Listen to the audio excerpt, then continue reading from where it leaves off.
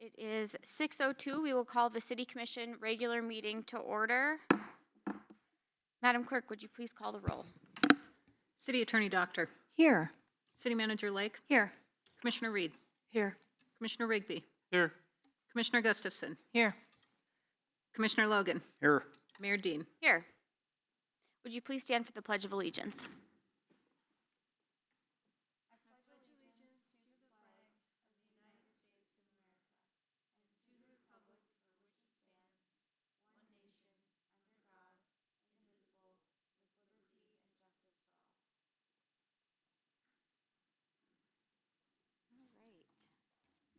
Our first item on our agenda tonight is a City of Helena proclamation. Is Tim McKee in the room? Tim. I'm going to read the proclamation and then leave it up to you to say a few words and I'll come out and give it to you. Awesome, thanks.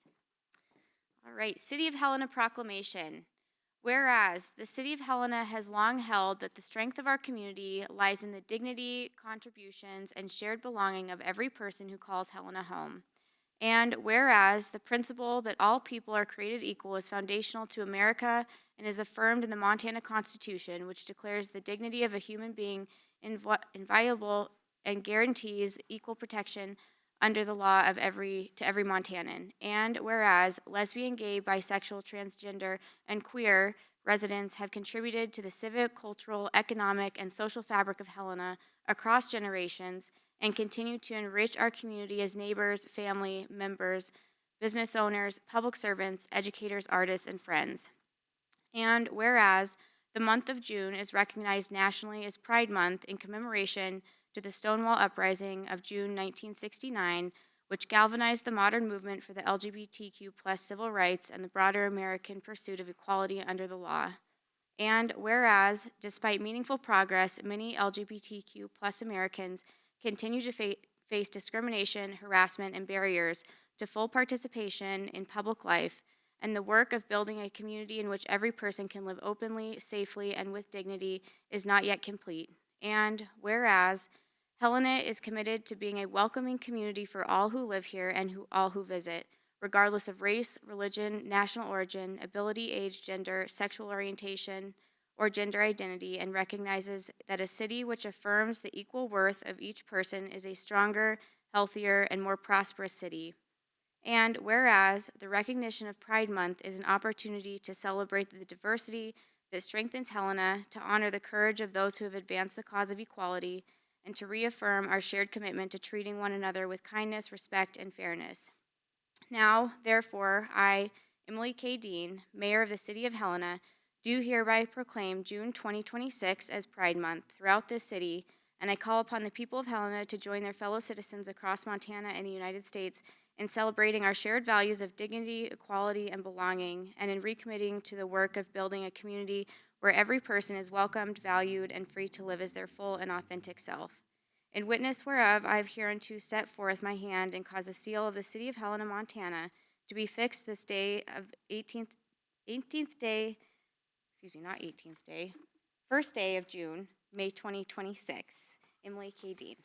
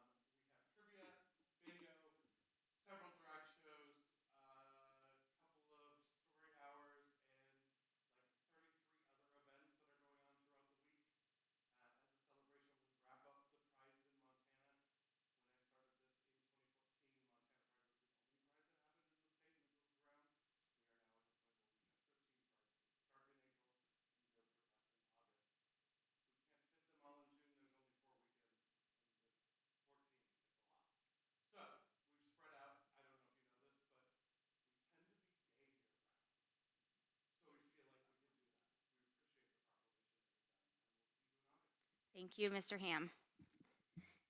All right, we will go ahead and move along to board and committee updates.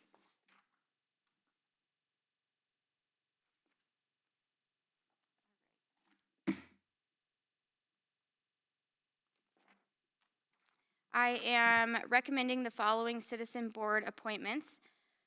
For the Affordable Housing Trust Fund Advisory Board, the reappointment of Sarah Shepard to a full 3-year term as a citizen at-large member of the Affordable Housing Trust Fund Advisory Board. The term will expire on January 31st, 2029. Also to the Affordable Housing Trust Fund, the appointment of Deanna Marby to his first term as the architectural representative on the Affordable Housing Trust Fund Advisory Board.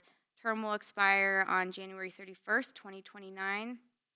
Citizens Conservation Board, the reappointment of Grace Carbeck to a full 3-year term as citizen at large to the Citizen Conservation Board. Term will expire on January 31st, 2029. Bill Roberts Golf Course Advisory Board, the appointment of Robert Schlack to a first term as a member of the Bill Roberts Golf Advisory Board. Term will expire on October 31st, 2029. And the Helena Urban Renewal Tax Increment Financing Board, appointment of Mason Bowditch to serve on as an interim term as a member of the Helena Urban Tax Increment Financing Advisory Board, the URD TIF. The interim term will expire on December 31st, 2027. Are there any comments or questions from the commission? Yes, Commissioner Gustafson. Thank you, Mayor Dean. A question for Clerk Claiborne. After these 5 appointments, do you have an update on what vacancies are still available on city boards and commissions, committees? Sure. Mayor Dean, Commissioner Gustafson, thank you for the question. Should these appointments be approved this evening, we will still have a number of vacancies, although I will admit that this takes a large bite out of them. So thank you for all the efforts and advocating for the community to get involved. In fact, we're having a listening session tomorrow night to talk a little bit about boards and committees and how to be involved with local government. With that, I would say, should these appointments be approved this evening as recommended by the mayor, we would have 2 vacancies on the ADA compliance, 1 vacancy on the Lewis and Clark Metro Opioid Abatement and Governance Committee, 1 vacancy on the Affordable Housing Trust Fund Advisory Board, 2 vacancies on the Business Improvement District, 3 vacancies on the Downtown Renewal District and Tax Incremental Financing Advisory Board, 1 vacancy on the Golf Advisory Board, 1 vacancy on the Planning Commission, 1 vacancy on the Tourism Business Improvement District, and a number of vacancies still on the Helena Citizens Council. Any other questions or comments? All right, I'll entertain a motion. Mayor Dean, Yes, Commissioner Rigby. I move to approve the board appointments. I don't have my language in front of me. You can just say as read. As read. Is there a second? I'll second. Thank you. It's been moved and seconded. Madam Clerk, would you please, actually, before I do that, is there any public comment on board appointments? Okay, seeing no public comment, Madam Clerk, would you please call the roll? Commissioner Reed, Aye. Commissioner Rigby, Aye. Commissioner Logan, Aye. Commissioner Gustafson, Aye. Mayor Dean. Aye.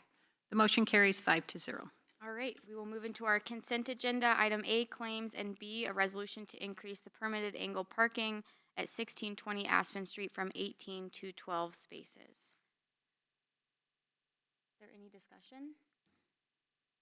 Seeing no discussion, is there any public comment on the consent agenda?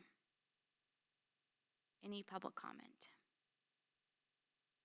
Okay, seeing no public comment, I'll entertain a motion. Mayor Dean, Yes, Commissioner Reed. I move to approve consent agenda items A and B. Second. It's been moved and seconded. Madam Clerk, would you please call the roll? Commissioner Reed, Aye. Commissioner Rigby, Aye. Commissioner Logan, Aye. Commissioner Gustafson, Aye. Mayor Dean. Aye. The motion carries 5-0. All right, communications or proposals from commissioners? Anything from commissioners? Yes, Commissioner Reed. Thank you, Mayor Dean. Just a brief announcement that I may get slightly inaccurate, and I'm looking to Chamber of Commerce Director Cagliasham, in case I do. The State Civics Bee will be held in Helena this weekend, and I believe we have 9 finalists. Thank you, from around the state. 9 middle school students, including 2 from Helena, so I hope we can all wish them luck. It will be at the Montana Historical Society, and a pretty exciting thing for our community. Thanks. And one of them happens to be a Reed. He did get second place, third. He did excellent, as did Audrey, who took first place from Helena as well. All right, any other communications and proposals from commissioners?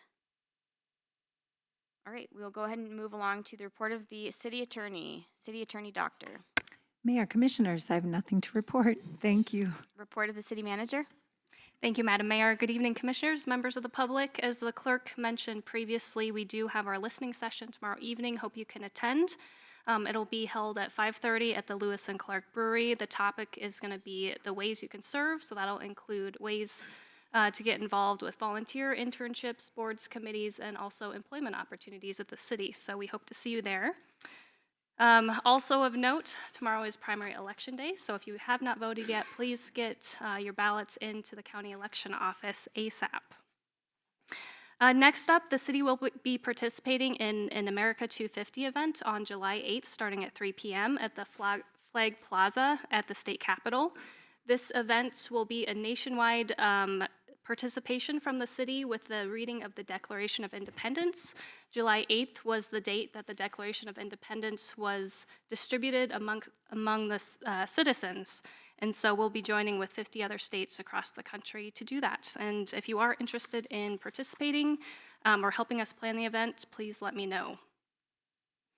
At our next commission meeting, I do want to highlight, we announced previously that the Chamber of Commerce and the City of Helena were partnering on a exciting new award. It's called the Spirit of Helena Award. This award celebrates individuals who demonstrate exceptional service, leadership, and commitment to our community. And so next meeting on the 15th, we are excited to be able to present our first nominee. And as a last update to the commission, staff continues to work on a proposal related to our public safety levy. We do anticipate bringing proposed options and information forward to the commission for discussion within the next few weeks. So we look forward to discussing details with you soon. And that concludes my update for this evening, and happy to take any questions you may have. Thank you. Any questions for the city manager? All right, seeing no questions, we hope to see everybody at our listening session tomorrow. We will move along to communications from the Helena Citizens Council. Yes, Ms. Hammer, and I from what I understand, the recommendations are getting moved to next week, but correct me if I'm wrong. Thank you. Good evening, Mayor and Commissioners. My name is Diana Hammer. I'm on the Helena Citizens Council. The draft recommendations that you have from the HCC regarding the city's budget, those were the draft ones. But we met last Thursday and we significantly revised our recommendations, and I believe our chair, Ben Kuiper, sent them to you after our meeting, so you should have them. If not, we'll make sure that you get them. And I'll just review briefly. We included our top priorities. Number 1 is transportation, especially non-motorized transportation. Our second priority is housing, affordability and availability. And the third is community development and land use. So I think you'll see that our budget recommendations kind of reflect those priorities. And specifically, we had a comment, we still don't have an HCC coordinator. We haven't had significant support for almost a year now. So that's one. We are also concerned about the city budget, and continuing to draw on cash reserves is concerning to us. And then we have specific comments, again, on transportation, recommendations that the commission adopt the recommendations of the Citizens Conservation Board, recommendations about Parks and Rec, open lands, police, fire, and then on public works. And some of these do include some ideas for revenue generation, which I hope you find interesting. And we look forward to presenting next at the admin meeting on June 10th. Thank you. Any questions? Any questions for the HCC? Yes, Commissioner Reed. Thank you, Mayor Dean. I'm not sure who this question is for. I don't think I've received the updated recommendations. I don't know if they were sent. Does I anyone have believe them? they were sent to the clerk of the commission on Friday, and they will go in our next agenda packet. Is that accurate? Mayor Dean, Commissioner Reed, correct. Both myself and the deputy were out of the office, and those items were sent to us in our inboxes on Friday. So they will be distributed according with the upcoming agenda. No. Okay. All right. Thank you. Any other questions? Yes, Commissioner Gustafson. Thank you, Mayor Dean. Question about the coordinator position, because I thought the clerk's office was fully staffed and that a staff liaison has been assigned to the Helena Citizens Council. And so maybe that is a question for the clerk.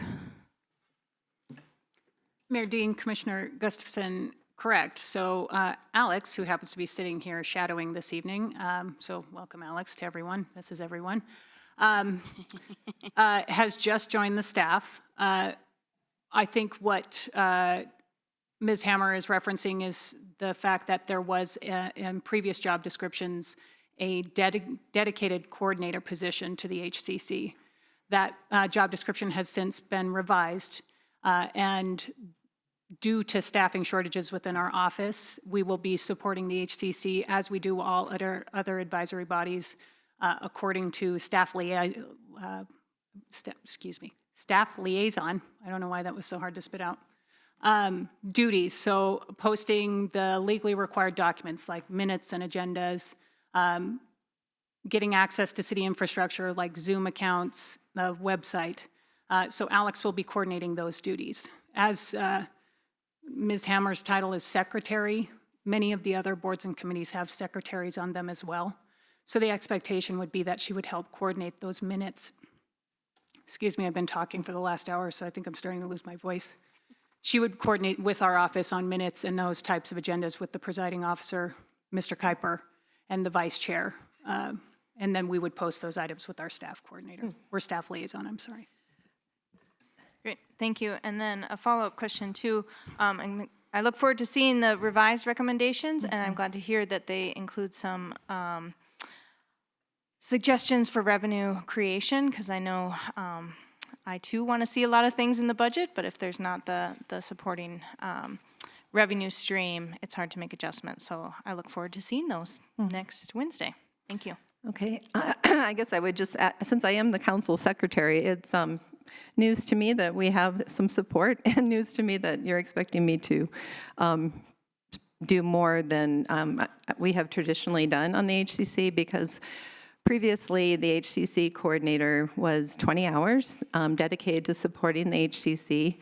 That position was revised without consultation with the HCC last spring. And since then, we really have had no significant support from the for the HCC from the clerk's office. So thank you. And I think next week, there's an opportunity for us to discuss. Last year was in the budget is when we went from a part-time admin support. We were hoping to get more than just half an extra FTE, but that was what we could afford given the demands of the office. So we are now one full-time FTE with HCC coordination and liaison built into that, like our other advisory boards. But I think that next week during the HCC updates and budget discussion will be a good opportunity to discuss that. Any other questions? All right, seeing none, we will go ahead and move along. We are going to start our regular items. We will begin with regular item A, consider open lands recommended major projects for 2026. Parks Director Doug Smith and Open Lands Manager Brad Linksather.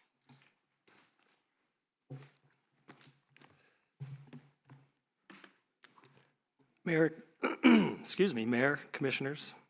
I have Danae's voice as well today. Apologize in advance. We are here today to discuss with the Commission the major open lands project for 2026. After hosting multiple listening sessions in 2025 and then early 2026. And then this is our fourth commission meeting. Multiple commission meetings with our most previous meeting presented to the commission on the admin meeting on Wednesday, May 27th, and answered all questions at that time. Our open lands manager, Brad Langsether, and I are here today to answer any questions, but we're here to submit a proposal for the commission to consider. Staff proposes the commission to approve 4 open lands major projects for 2026. And at this time, we're here to listen to and answer any questions the commission or mayor may have at this time. Yes, City Attorney Doctor. Mayor, Commissioners, if with your permission, would like to take just a minute to correct some things that I saw inaccurate in the record from Wednesday, May 27th. I've reviewed the record for this matter, including another read of the management plan, which is 120 pages, and updates, including Appendix P, which is Helena Open Lands Public Involvement Process for Recreation, adopted June 8th, 2020, which I think is what Commissioner Gustafson was referring to in her comments last week. I got the thumbs up, thank you. And perhaps there were others that were referring to that process as well. I also prepared by reading many of the public comments that were received, and both recently and in response to the Open Lands Project.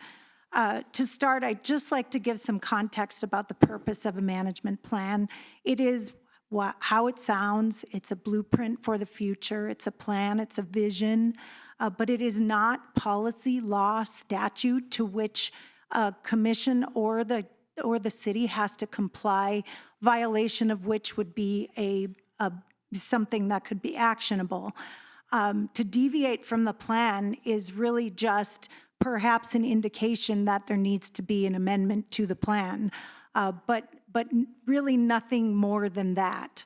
I think, for example, you heard Mr. Langsether refer to some changes in dates and months during that process, also to the absence of the HOMAC committee now for reasons outlined by the mayor, which include it wasn't actually created lawfully at the time it was created. Regardless, it is important to note that if there are changes to that, it isn't a violation of policy or procedure. It's really an indication we probably need to update the plan. If you read the specific master or management plan that I'm referring to, you'll see how very far we've come in the Parks Division for and open lands for trails, and how some aspects are no longer applicable, like I mentioned already with the HOMAC committee.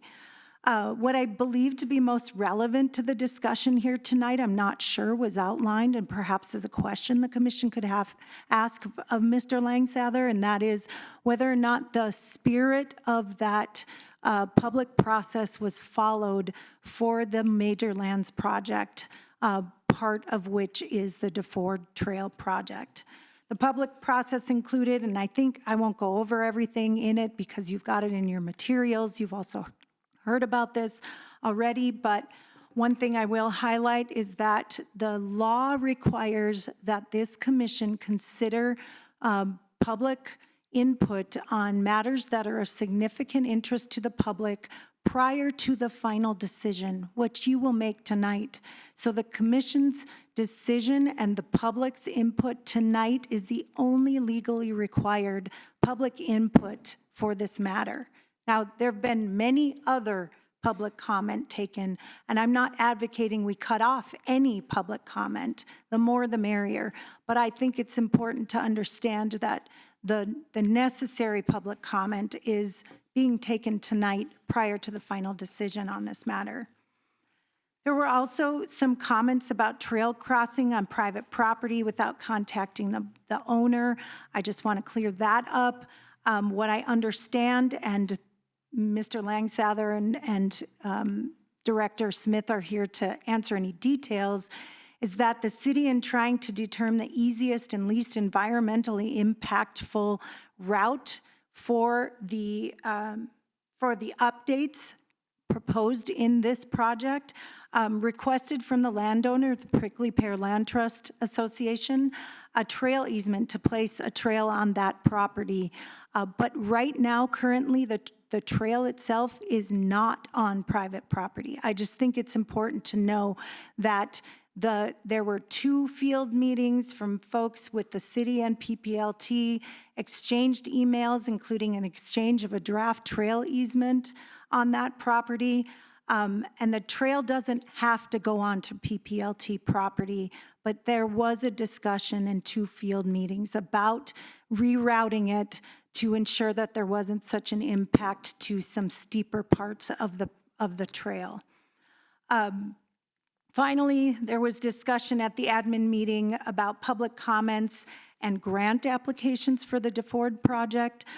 Just a clarification that the city, in many of the departments, including mine, apply for grants prior to this commission ever hearing about them. Part of the reason is there's a limited time frame for grant applications, sometimes only 2 or 3 weeks, and there is no certainty that anyone's going to be granted the grantee of a grant.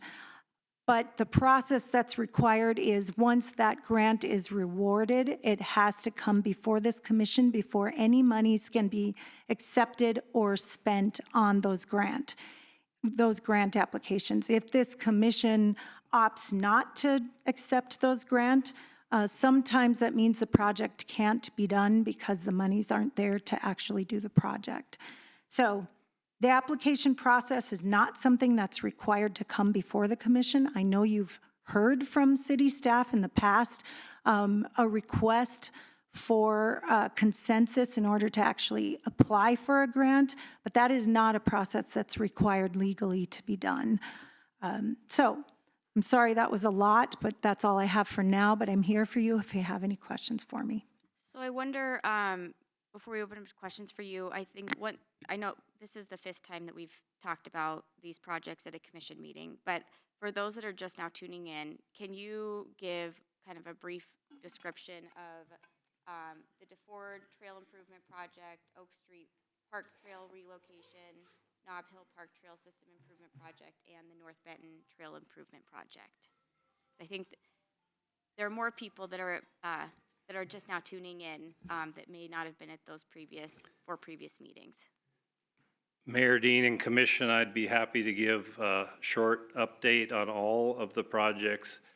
So as many of you know, the DeFord project that we're proposing involves simply relocating the current parking area to an area which no longer requires automobiles to back into the lane of traffic. In fact, our plan will involve rehabilitating the current parking area and the area where we're getting overflow parking, which is approximately 7,000 square feet, and the relocated trailhead parking area entrance, exit, and parking stalls would occupy about 8,000 square feet. So in a sense, we're moving our current full parking situation when it's filled with cars to a location that's a lot safer and can facilitate the trailhead use.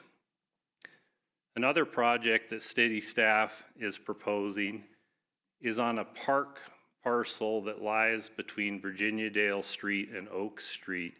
And this is a parcel that was deeded to the city with the Recreation Purposes Act in 1980 from the Bureau of Land Management. We did a survey last year and discovered that we had a situation where the current trail is coming on to the Virginia Dale Walkway. It crosses a very short segment of private property. And to avoid that situation, we're going to relocate the trail where it can intersect the Virginia Dale Walkway without crossing private ownership. A third project that staff proposed was on a open space parcel that is out by the South Helena exit. It's the Nob Hill Park.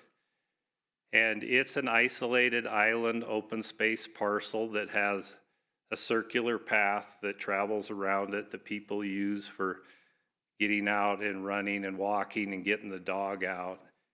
We had a situation in 2018 where an adjacent landowner donated a city lot to the Parks Department, and that will allow us to create an access directly off the Saddle Drive sidewalk. So folks coming from a westerly direction can get into Nob Hill without having to walk clear up to the water tank on Daybreak Street.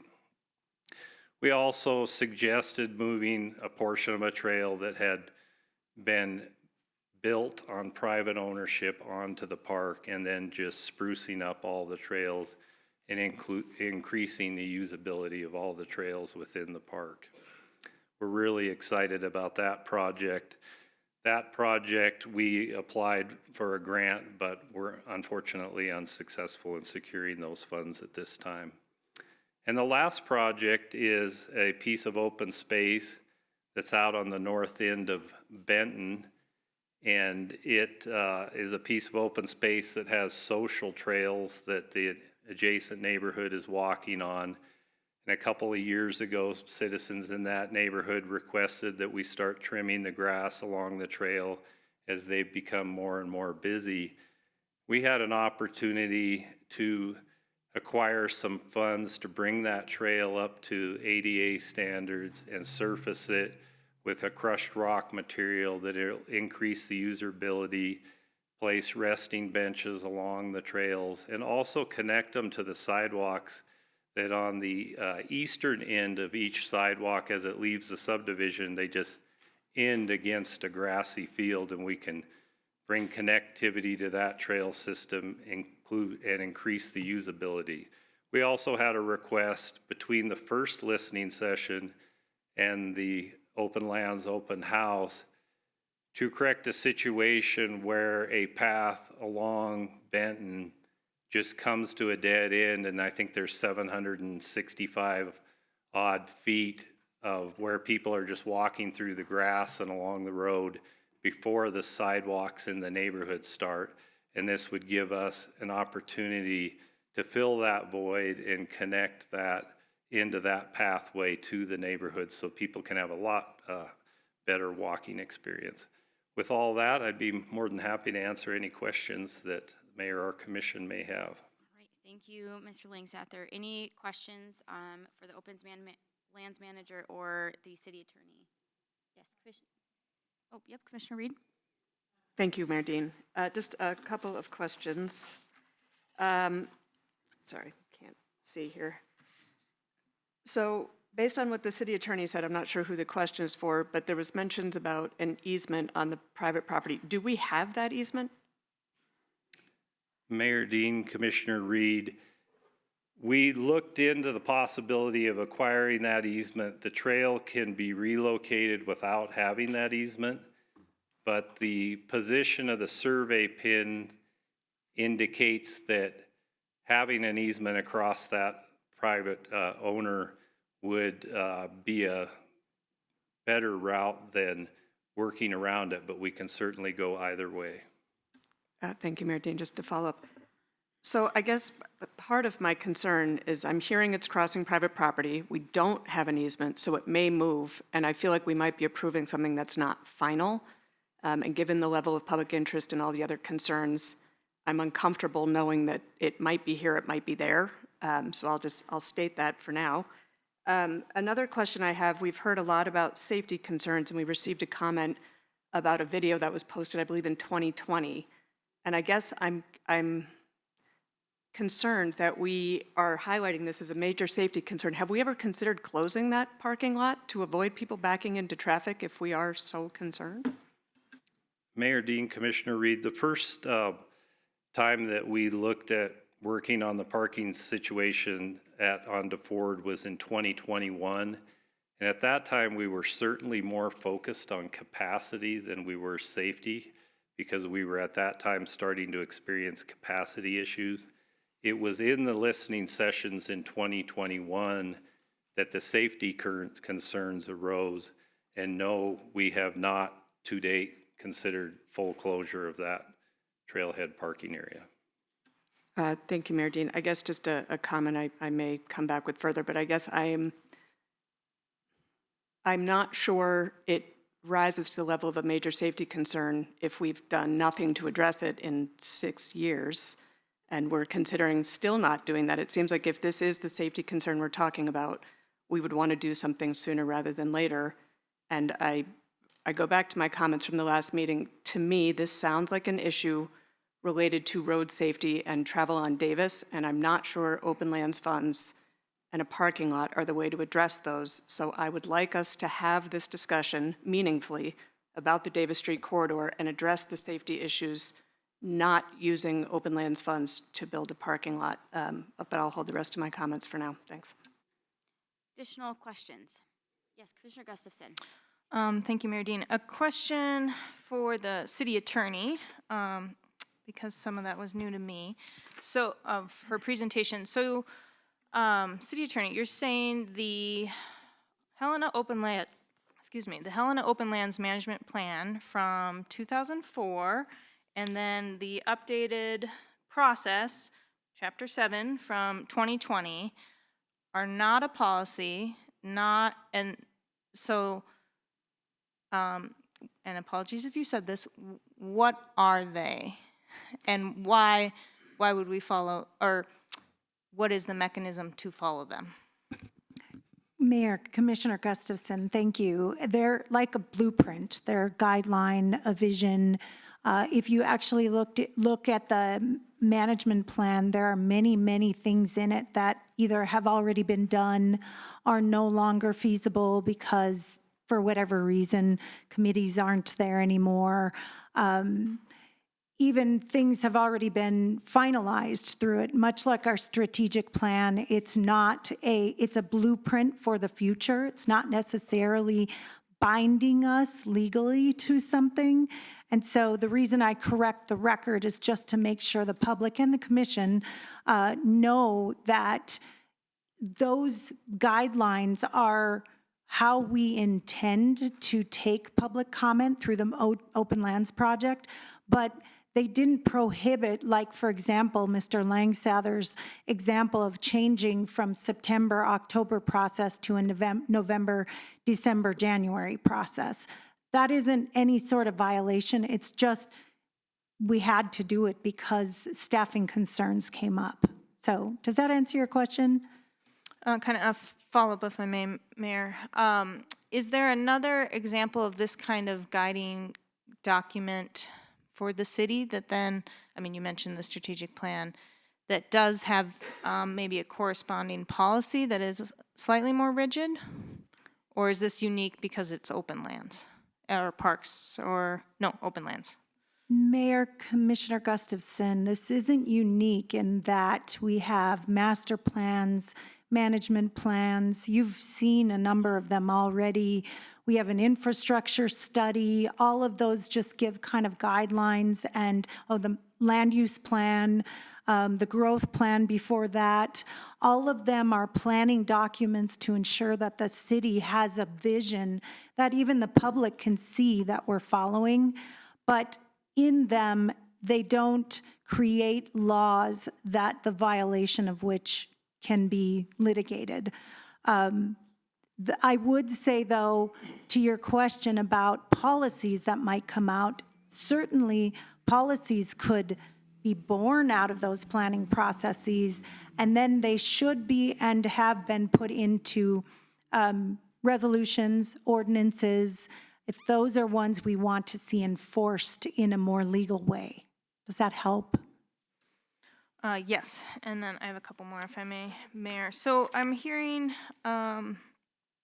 you say, City Attorney, that we should ask not, if we're following the proposed public involvement process to the T, but if we're following the spirit of the process.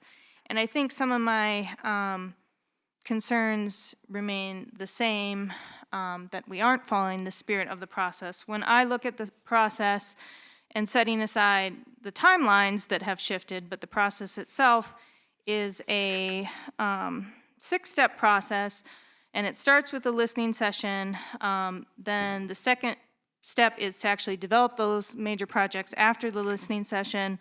Then step 3 is an open house and a chance for the public to respond to those developments. And then the final projects are proposed to the commission in step 4, and then in step 5, we approve it, and then step 6, implementation. And so the part that I'm struggling with is the listening before drafting and having then an open house that shows we've listened. And I think there is a difference between public notice, public comment, and public involvement. And our parks and open lands are, this seems fluffy to say, unique and special, but an opportunity for more public involvement beyond just the minimum for public comment and public notice. So I'll ask the question maybe to our open lands and park staff. Do you feel that the process that you did followed the spirit of this resolution? And part 2, did you respond throughout the year that you've been working on this based on comments that you've heard? Mayor Dean, Commissioner Gustafson, I certainly feel that the process that we followed with the first listening session in December of 2025 and the second Open Lands Open House on January 15th of 2026 followed the spirit of the public involvement process. We followed the same process that we went through the previous year, where we publicly notice it with a release, a PR release, put it on various media platforms, and send emails, in this case, to over 400 stakeholders that have shown an interest in open lands projects, and then open up to comments through both sessions. So between the 2 sessions this year, as we previously discussed the 4 projects, we actually had slight changes that occurred on each project due to public comments, and that's pretty typical of the process. It was very typical of the process the year before, that publics looked at the projects, they came to the meetings, they had comments, we looked at maps, and we changed things to a certain extent if it made the project more sound. And I think that is the spirit of the process. Thank you, Mayor, if I may. Let's let the city attorney really briefly. Yep, go ahead. Mayor, Commissioner Gustafson, another thing that I'm not sure was outlined that is worth mentioning is that the HOMAC committee hadn't been in existence for probably 3 years, at least 2 years by this point, but instead the City County Consolidated Parks Board has taken quarterly updates on projects from parks, including this one. So if you add in the Consolidated Parks Board and the conversation that they had there, where there was no concerns raised by that board, and which included many of the stakeholders we're talking about here, that is an intentional replacement of the HOMAC committee in that process. So while Mr. Langsather didn't mention that, that is a place where there was also a vetted process, including these trails programs. I did check today, and that City County Parks Board was on September 3rd, and the grant was discussed. It was actually the day before you were going to defend it. And there were not any comments on the project at that time. Okay, thank you, Mayor, and thank you, City Attorney.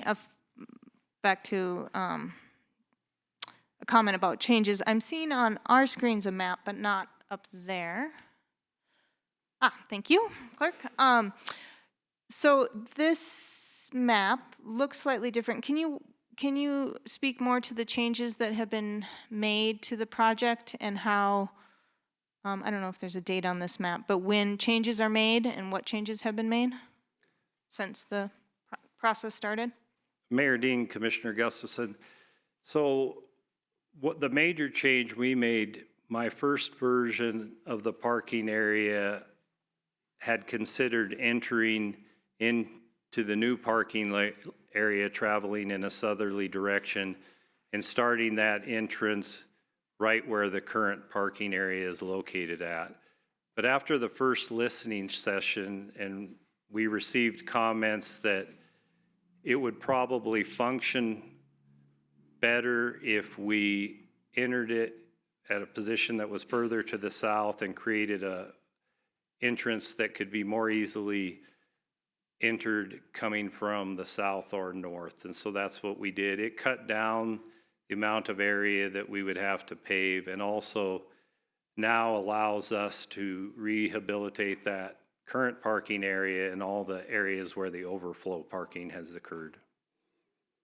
By rehabilitate, I mean that where the current parking area is, we would bring in topsoil and reseed with a native grass mix, rough up the area where the overflow parking has been occurring, and also seed it with grass, and then position a rail fence next to the road that would come to the entrance so that we would no longer have overflow parking within the park.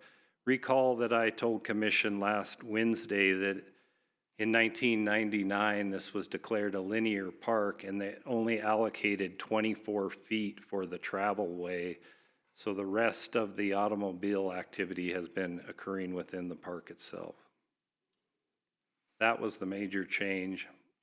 As far as the earlier comments about the location of the trail, I want to let Commission know that we're talking about literally a movement of the trail, a matter of 15 feet, whether we use the current route and stay on Parks property or pursue a crossing of Prickly Pear Land Trust property. This DeFord Trail can be relocated either way. Okay. Mayor, I have just one more question that I realized I probably should have asked back in March when you first presented. But when projects like this happen on parks or open lands, do they follow the same process where you get a building permit and get approval? It's kind of awkward here since this is a dirt road, for curb cuts. Is there a process for curb cuts if there were curbs and stormwater retention and some of those other things that we would see with other building projects? And I can't remember the terms we used, something about impermeability, the percentage of an area that gets covered. How does that happen with parks projects? Mayor Dean, Commissioner Gustafson, as we proceed through this process, it's a step-by-step process. First is approving the major project itself. The second step would be to approve the grant that city staff have applied for to fund a large portion of this project. And the third step would involve working with community development to get a building permit for off-street parking. Additional questions? Yes, Commissioner Rigby. Thank you, Mayor Dean. I would like to, ask the question now. I thought about it, and I don't think I wasn't going to bring it up because I didn't think it was part of the plan on what we were trying to do here, but since safety is obviously the guiding factor in this, I also thought about shutting the trail down as well, if that's been an issue over time. But I don't think that's ultimately what the community would like to see. And then also shutting it down, in my opinion, when I thought through it, would probably make it a little bit less safe, more dangerous. We're all creatures of habits. By the amount of public outreach we've gotten, people seem to really like this trail. So I don't think that shutting it down would be a good idea. And if we were to, what would that process look like in shutting down the parking lot? And yeah. Mayor Dean, Commissioner Rigby, ending parking at this location would involve putting a barricade adjacent to the road north to south that would not allow vehicles to have room to park. And as I mentioned last Wednesday, city staff felt that that was a slippery slope to climb, that we could end up creating problems with vehicles trying to park in places that are even more dangerous than where they're parking at right now. the most logical step, and the Transportation Department has advised me as to this subject, is you first deal with what's creating the safety issue, and in this case, that's vehicles backing out into the traffic lane, and then you look at a solution. In this case, park staff looked at relocating the current parking area and putting it in a location where people no longer had to back out. It would be directional travel within the parking lot, and people could look up and down Davis before they re-entered the traffic lane. I will remind Commission that this was a solution that was brought to us by an adjacent residence that has a bird's eye view of what occurs at this parking area, and it was a solution that came to them after seeing a park project that had occurred about 24 months prior on Lime Kiln Road. Thank you, Mayor Dean. And then I wanted to ask about the grant funding, because that's obviously contentious point number 2.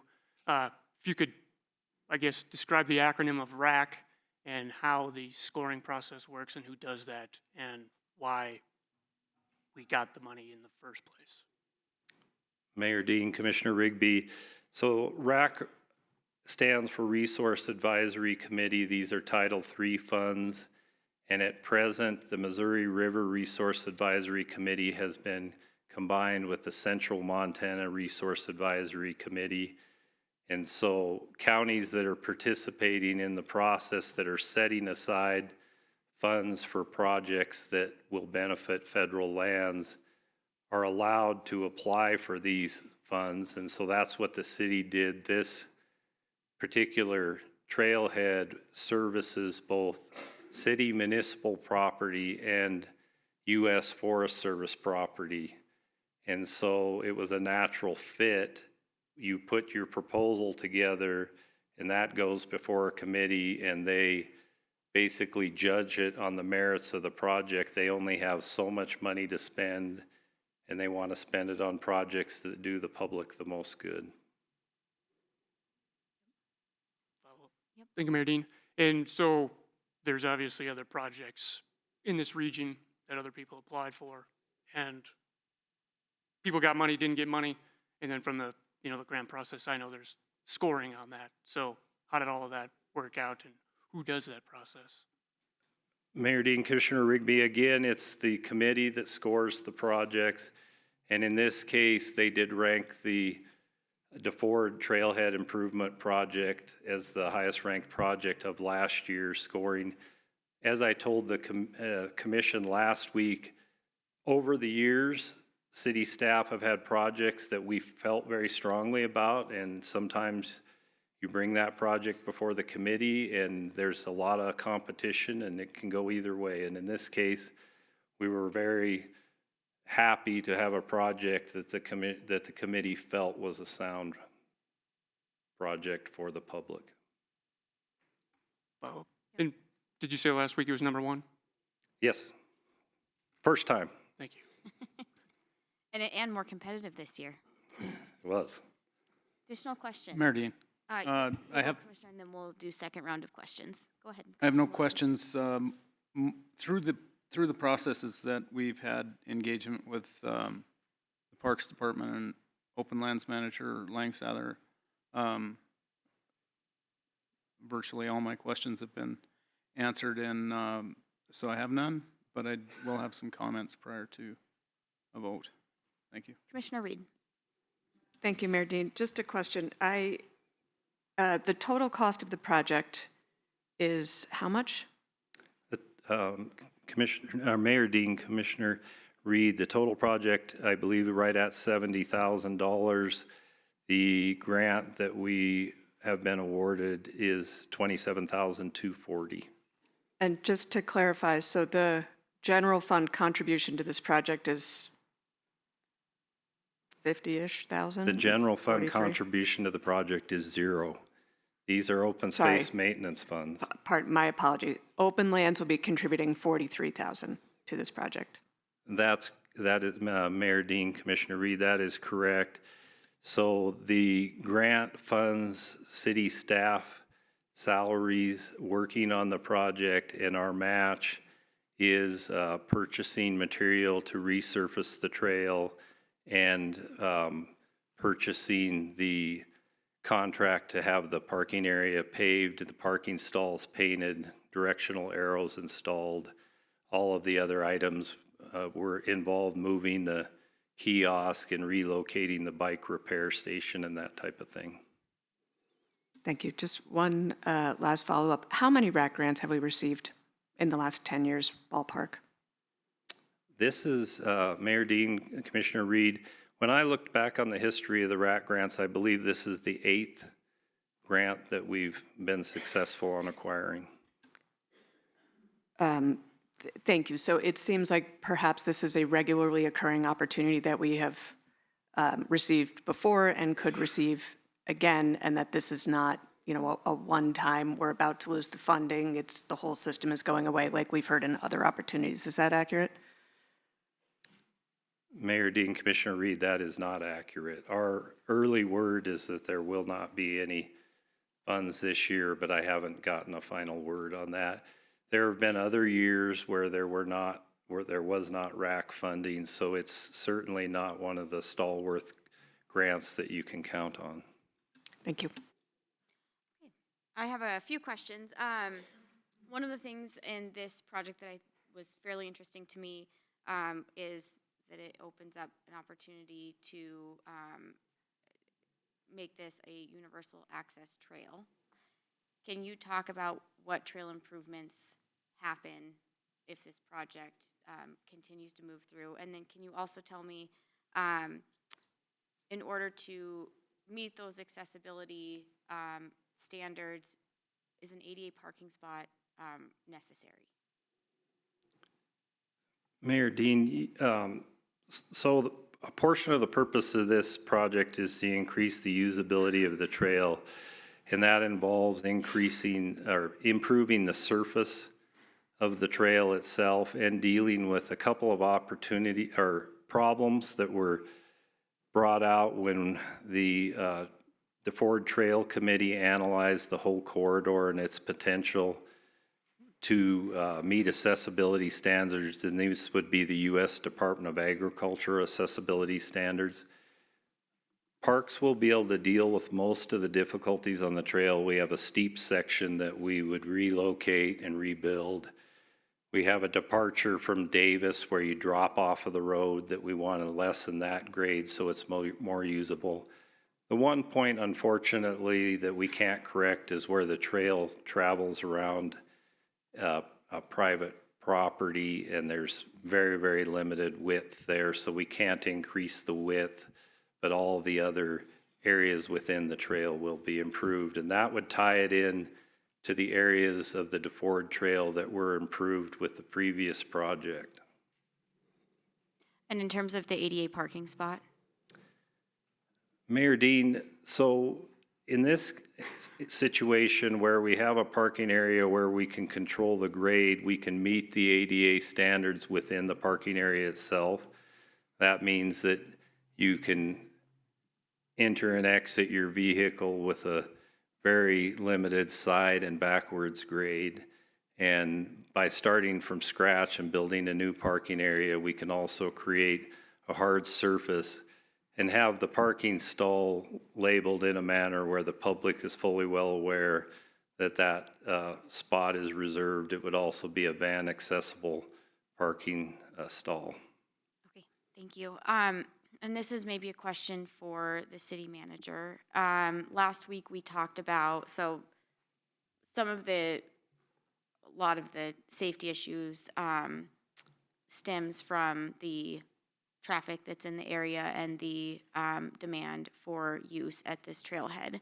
And I think this is an example of a project that, or a challenge that impacts multiple departments. But some departments do have more flexibility and maybe items within their control that are more affordable in addressing the safety issues than others. One of the things that we talked about was having transportation start looking at the challenges of traffic separately. And I don't know if you want to defer this to Director Knopke or not, but can you maybe talk about, or can someone talk about, like, what are the process steps to be able to address this in multiple departments? Thank you, Commissioner Dean and Commission. Director Knopke, would you like to address that? Thank you, Mayor, Commission, and City Manager. Sure, we've looked at the corridor. The speed is set at what normal dirt roads would be outside of an urban area. We looked at the possibility of some traffic calming devices on the road, but with it being an unimproved road, it presents some challenges. Some of them that you will hear is speed bumps, dips, but those often contribute to increased maintenance because they hold water, or when it's plowed, they're made of dirt. You can get more permanent ones, and we haven't looked into the feasibility of that. But ironically, one of the traffic calming measures that comes up from now and then on internet searches is actually not maintaining the road to the level of nice and smooth, allow the potholes and the washboards to have some traffic calming. But that's typically not what the city proceeds with. This was an area that was brought up for dust mitigation. A couple of years ago, the commission allocated money to not only this dirt road, but every dirt road in the city of Helena to be graded and sprayed with magnesium chloride to decrease that dust on an annual basis. So as far as some of the safety concerns, I can't remember exactly where the sign is, but through the kind of curvy section that's a little bit south of this, it is signed at a supplementary speed of 15. There's a number of safety improvements that could be, but they would be very costly, and we're still investigating how much right-of-way jurisdiction, however you want to look at it, actually falls within the streets division and the street maintenance money. So we'll be getting back to the commission on that piece of the project. But as far as safety goes, it's just kind of like around schools, to get children, a buffer between the children and vehicles or whatever, you create a buffer. And the Parks Department is creating that buffer now. Again, the streets were only allocated 24 feet to basically put a road through there, and that's basically the top. What you see now is basically a 24-foot top. I mean, it's less in some areas and more in others. So we have very limited scope through that area. If we were to improve this road to city standards, there would be a lot more right-of-way and improvements that would have to go in. Now, granted, this isn't, urban setting, so we may have to come up with a modified section that addresses more of a rural recreational road versus your common local street or collector. Have we done any traffic counts around here? Mayor and Commission, there has been counts. I just don't have them Okay. off my. I was just curious if we knew how many were actually going to the trailhead and how many. I mean, there's a lot of development in and around, so I was just curious. Mayor and Commissioner, I can tell you over the years, traffic has increased. Some of that due to recreational opportunities. There's, and others are to residents using the road and recreational users that are using the roads to access, Jefferson and other county Okay. property. Thank you. Appreciate it. All right. Any additional questions before we move to public comment? Yes, Commissioner Gustafson. No. Go ahead. No, I didn't. No other questions? Okay. Mayor Dean, I Yes. do have a question for us, I guess. Yes. So we're focusing on the DeFord project. There's 3 others. I'm assuming, based on comments at previous meetings, that others are comfortable with those 3 major projects. I would, is there any Mayor Dean? opposition? Yes. Yes, my plan is, following public comment, to make an amended motion that would allow for consideration of 3 of the 4. Okay. All right. We will go ahead and move to public comment. Just a brief reminder, we do have a 3-minute limit on public comment, so please be sure to, there will be a timer up on the screen, and if you're on Zoom, you'll see it on the Zoom screen as well. So just please be respectful of everyone in the room so that we can be sure to hear everyone in a timely manner. All right, so with that, we will entertain public comment. Is there any public comment? Go ahead. Yep, step on up. Mayor Dean, Commissioners, my name is Mary Hollow, spelled Hollow, Director of Prickly Pear Land Trust for the last dozen years or so. It's unfortunate, honestly, to be up here tonight. PPLT believes that this was entirely avoidable, and I have a few items I want to point out. First and foremost, and I checked while I was sitting back there, nobody from PPLT has heard directly from Mr. Langsather months ago before all of the recent information came out.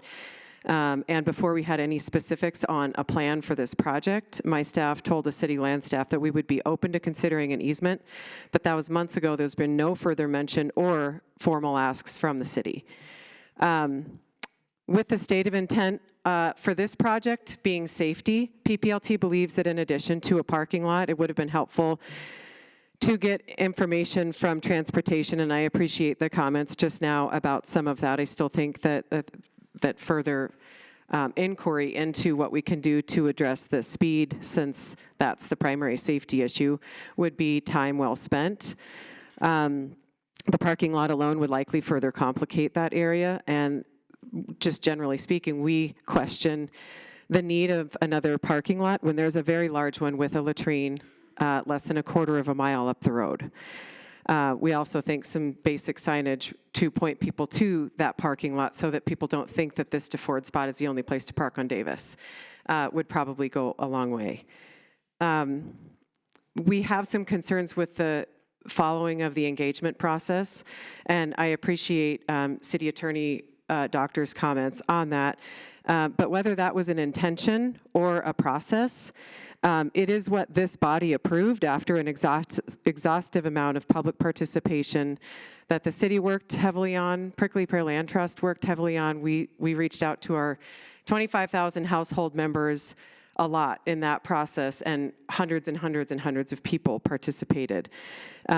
So I think that it would be in the best interest of the city and the citizens' trust in it to hold ourselves accountable to the high standard of that intent and the process that we all approved together. Clearly, there is some difference between how people feel that was either followed or not followed, and I think that's feeding some of the discomfort with this project. We need to have a better way so that neighbors have the basic information about projects when they're happening in a neighborhood. And this is one where, you know, we still get a lot of phone calls when something like this starts to happen. And I was shocked at how many people in the neighborhood didn't know. In the absence of successful outreach and public engagement in processes like this, we end up with confusion, distrust, public discord. So the map that we're commenting on is the one that shows the trail crossing on PPLT land. And I wasn't aware of, I was going by what was in the agenda and what was in the packet, so I'm commenting on that one.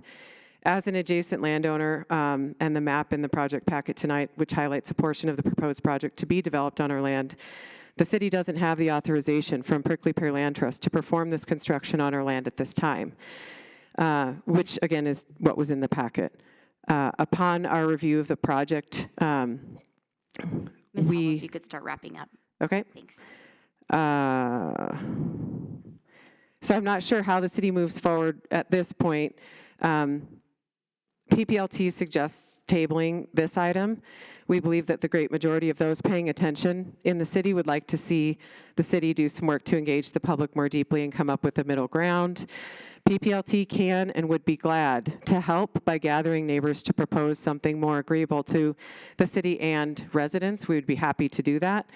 And in the meantime, let's look into pivoting RAC dollars, which you can do, towards other items like some of the ones in the 2025 and 2026 project list, which haven't been completed. Thank you. Yep, thank you. Thanks. Just a reminder, we're at 3 minutes, but I very much appreciate everyone's comments. All right, next public comment, please.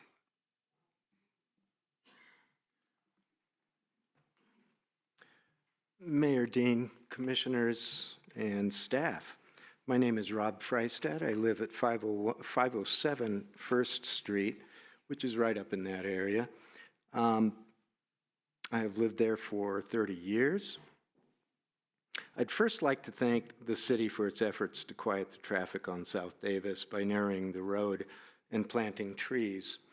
But I'd like to comment on this particular project, which I urge you strongly to deny. First of all, there is a signpost by that parking lot. No place on that signpost has there been any mention about this kind of development, and I wonder if you would be hearing by quite a few more users of this area if there had been some publication of this kind of change. I happen to be one of the people who initially proposed this trail some close to 30 years ago. It was proposed as a handicapped accessible trail. It goes through an area that is very suitable for a handicapped accessible trail. It is not. It was not built as a handicapped accessible trail, and it has only deteriorated over the years to the point now where it is absolutely not handicapped accessible, not even the flat portions because of all of the rocks and asphalt that come through that trail. I'm in opposition to the paving and expansion of this parking lot at the base of the Eagle Scout Trail. It would destroy a lovely wild area of open space. And while I applaud the planning for the future, there is an overabundance of parking available in this gulch. Just 1/4 of a mile up is the old shooting range parking lot, which is almost never used. Paving a parking lot on unpaved Davis seems ludicrous. Because Davis Gulch is unpaved, neighbors have complained for 30 years about the dirt in the air in this area and to the north, where we all pay for paved roads. Paving the parking lot will not remedy that problem. Vehicles backing into Davis from this parking lot creates no more hazard than cars backing onto any road in this city or any other city from the many driveways that access roads. The city's Open Lands Division instead should prioritize noxious weed mitigation, forest management, and trail maintenance.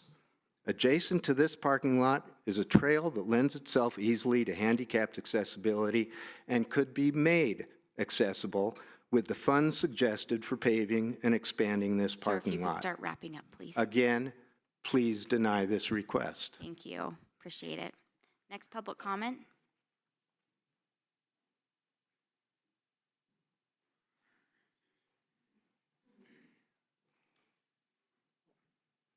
Mayor, Commission, Byron DeFord of the DeFord Trail. And what I have seen is when the trail was built, 2 parking lots were built there. And that was great. There was by inference, one would expect there only to be 6 parking spots in that parking corral. A few years later, the shooting range trailhead was put in. It has, 3 handicap parking spots. What didn't happen was anything put where overflow parking is right now, any signs suggesting people can go up the way farther. So people from town, from out of town, have no idea that they can park farther up the gulch. And if we build this parking lot, it's there. That's the problem. It's not going away. If we try something else and it doesn't work, well, then we can do that. It seems to me there's a disconnect between perceived safety and real safety. Real safety is the fact that I have 3 verifiable car incidents on Davis Street. One was pulling a car with a wrecker out of the ditch right in front of my house. The second one was the Lampings having a car come into the ditch on there. And the third was 2 trucks racing up, breaking the parking lot on the shooting range. So that's real. I've seen the videos of the parking or this perceived safety situation. It is people being careful parking out because that's what you need to do. I think by allowing the overflow parking lot, we've created a safety situation, and now we decided we're going to have to do some paving and put 17 parking spaces in there. Do we need 17? What's wrong with the 6 we have? I don't understand how increasing traffic makes it safer. Thank you. Thank you, sir. Next public comment.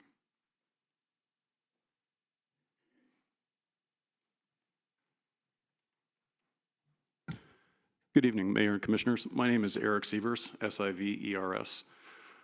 Disclosure, I'm on the board of the Montana Bicycle Guild, and in way of history, I was previously a member of HOLMAC. I was on HOLMAC from 2015 through 2021, and in the last 2 years, I chaired that body. So in that time, I have witnessed a number of open lands projects that unfortunately I've had to come and speak to you in front of because the conversation around them got to be pretty heated. I'm thinking, for example, the Beatty Street Trailhead. I'm thinking of the Ambrose ADA Trail on Mount Helena.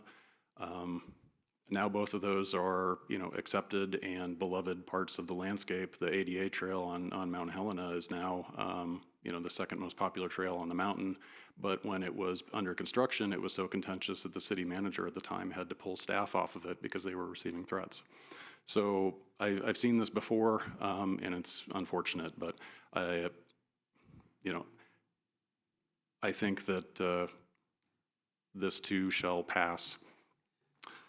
I want to highlight the fact that despite claims to the contrary, the public process was followed. And I can speak to that because during the Chapter 7 rewrite process, the process itself for the city to engage the public was the result of a smaller working group. There were about 10 of us who worked together to come up with the Appendix P process. And I was one of those members. This process was followed. Obviously, without HOLMAC, it wasn't followed to the letter because HOLMAC doesn't exist. But I am comfortable agreeing with Manager Langsether that the spirit of that process was followed. 2 things can be true. I'm hearing a lot of frustration that the Transportation Department isn't doing more or isn't taking steps to address safety concerns on Davis Street. But that doesn't mean that the Open Lands program cannot address concerns that fall within their portfolio, and I commend them for taking steps to do so. And then finally, not everybody has the opportunity or the means to arrive at a trailhead on foot.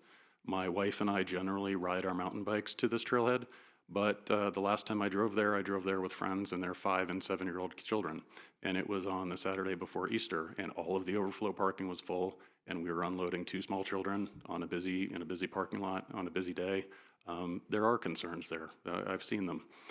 Telling people that they can go up the road to the old shooting range parking lot and leaving the current situation is just going to add more traffic to Davis Street and exacerbate the current situation. And also, people who are looking for an ADA experience from old shooting range would have to cross Davis Street there to go north on the DeFord Trail because that requires a road crossing of the live Davis Street Road. Thank you. Thank you, sir. Next public comment.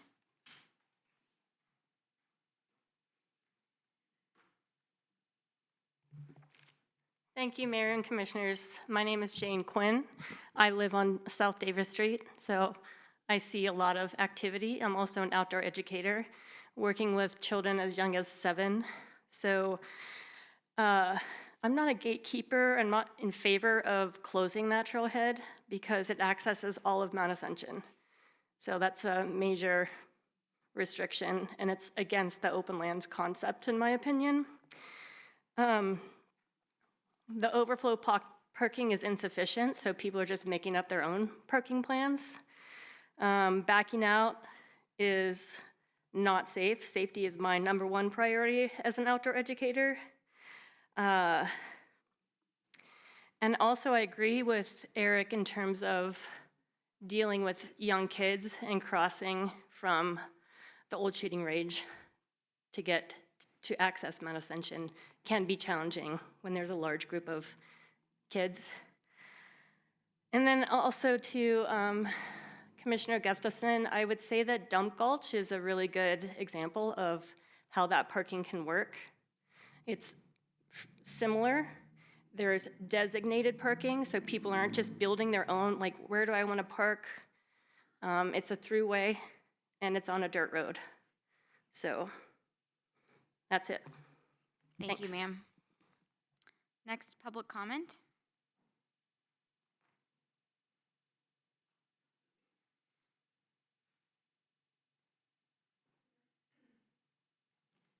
Good evening, Mayor and Commissioners. Thank you for your service to our community. My name is Peggy Hollow Phelps, HOLLOW-PHELPS.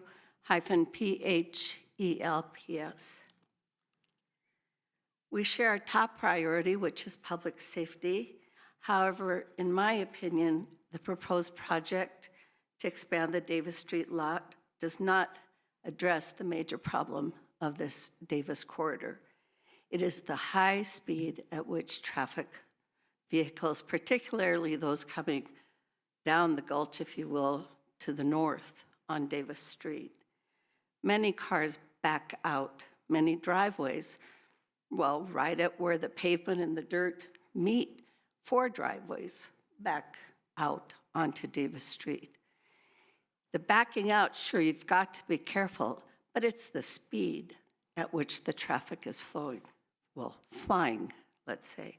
I submitted comments today. I don't know if you've had a chance to see them. But just about 4 years ago, in September of 2026, I participated in the Neighborhood Traffic Program Calming Walk, and there were many recommendations that came out of that calming walk. When I hear the words discussed, I don't know what the status is of those recommendations now, nearly 4 years later. I'd be interested to find out that information. But when I hear words such as costly and challenging to slow down traffic on Davis Street, then my heart starts to pump a little bit faster. I can think on Montana Avenue between 6th and Broadway when one person sadly and nearly tragically was hit by a vehicle. It was in a very short time that there's flashing pedestrian crossing lights, flags on the pedestrian crossing signs. Nothing like that has happened on that Davis corridor where the traffic is flying into town to the pavement. I would say nothing. Until just recently, you bet, I appreciate that calming bulb out, but that's past. That's a part of it. But so much more could be done to address the true public safety, which is the high speed that vehicles travel. Thank you. Thank you, ma'am. Additional public comment?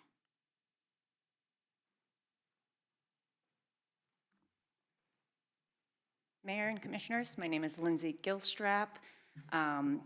And similar to Eric's comment, I've been involved with part of the original membership or small working group that was the public involvement process for major projects on our open lands, as well as the Upper DeFord working group for the UA Trail. So I'm familiar with this process and how excited, we all get about changes on the landscape. What I'm hearing right now is it seems like there's 2 different issues. The biggest issue seems to be safety related and it's along the Davis corridor, so Davis Street and Davis Gulch Road. That's a transportation issue that needs to be addressed. I think of that as being a much bigger, large-scale project that impacts that entire neighborhood. And then I look at this as an open lands project, because that's exactly what it is. We've got parking happening on grass and vegetation, which, you know, there's a fire hazard with that, depending on, you know, the height of the grass. And that's gonna continue to happen.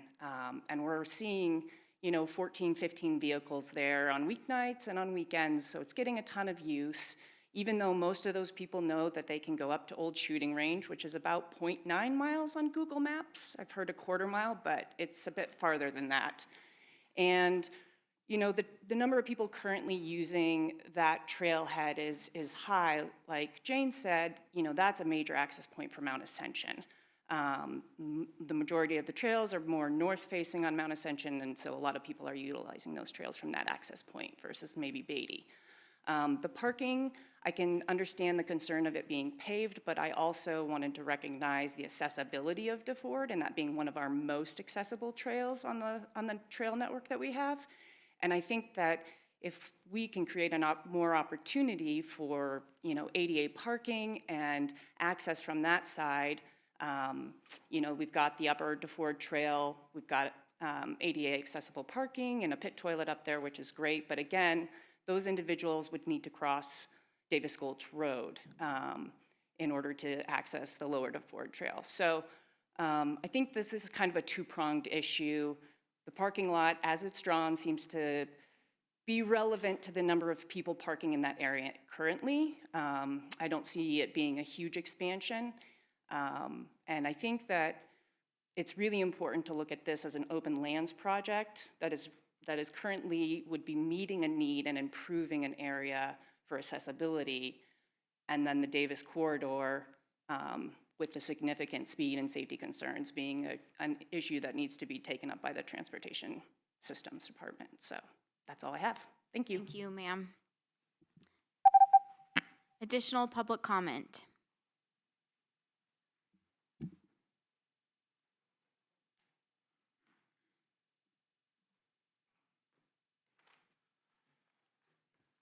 Good evening, Mayor Dean, Commissioners.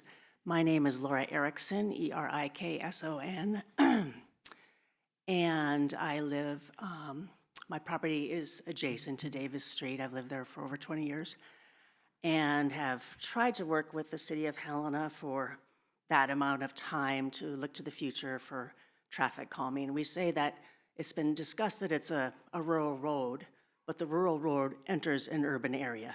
So let's not forget that we have a neighborhood that this rural road goes to. Two things I want to mention. Thank you to the city for partnering on that traffic calming feature that was recently completed that abuts my property. It doesn't solve the issue, but it's the only thing I could do. It's the only thing I could help with. In regards to the safety issues of backing out from those parking spaces, I have 4 grandchildren, and I take them all over to beautiful city spaces. We go to Exploration Works, we go to the library, we go to the new Heritage Center, we go to all the parks.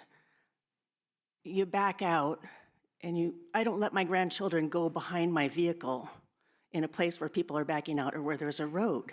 I think it's a basic common sense that you don't let children run behind a vehicle and that you go slowly, you back out if you're going onto a street or into a parking area. I think that, as was previously stated, it's the speed of the vehicles that are causing the safety hazard, and until transportation can figure out a way to reduce that or just modify it so it's safer, I think building more is not gonna help. We have to address the root issue, and that's the number of people using Davis Street, driving too fast and not paying attention to all the recreationists using that area. Thank you. Thank you, ma'am. Is there additional public comment?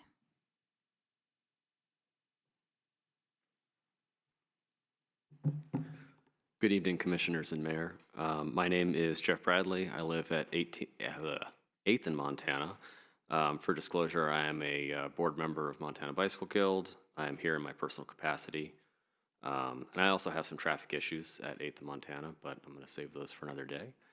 I do want to speak in support of all the projects that were proposed by City Open Land staff tonight, focusing my comments on Davis Street.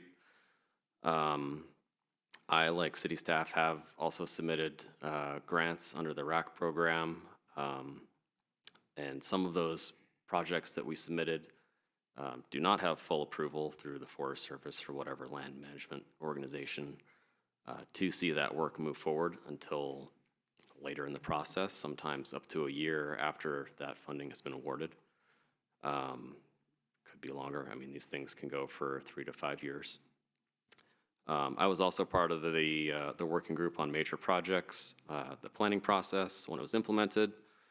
I understand some things have changed due to some practical considerations, but I do think this process is very robust in terms of a city process that exists. I did participate this time around. I received notices, paper mail, email, and otherwise Facebook notices. My comments and concerns were heard and addressed during that. I do really hope that others that are in the room right now and that are not in the room that have submitted comments to the commission do look to that process in the future to help work out issues and concerns prior to this. I have heard concerns from organizations tonight that did participate in the process but did not raise the concerns they're raising now. So again, early participation is a good thing. This lot, as others have said, is very similar to the lots on Lime Kiln, lots on McKelvey. I do think this is going to help with safety. It's got some good design elements to it, trying to shield the lot from the traffic.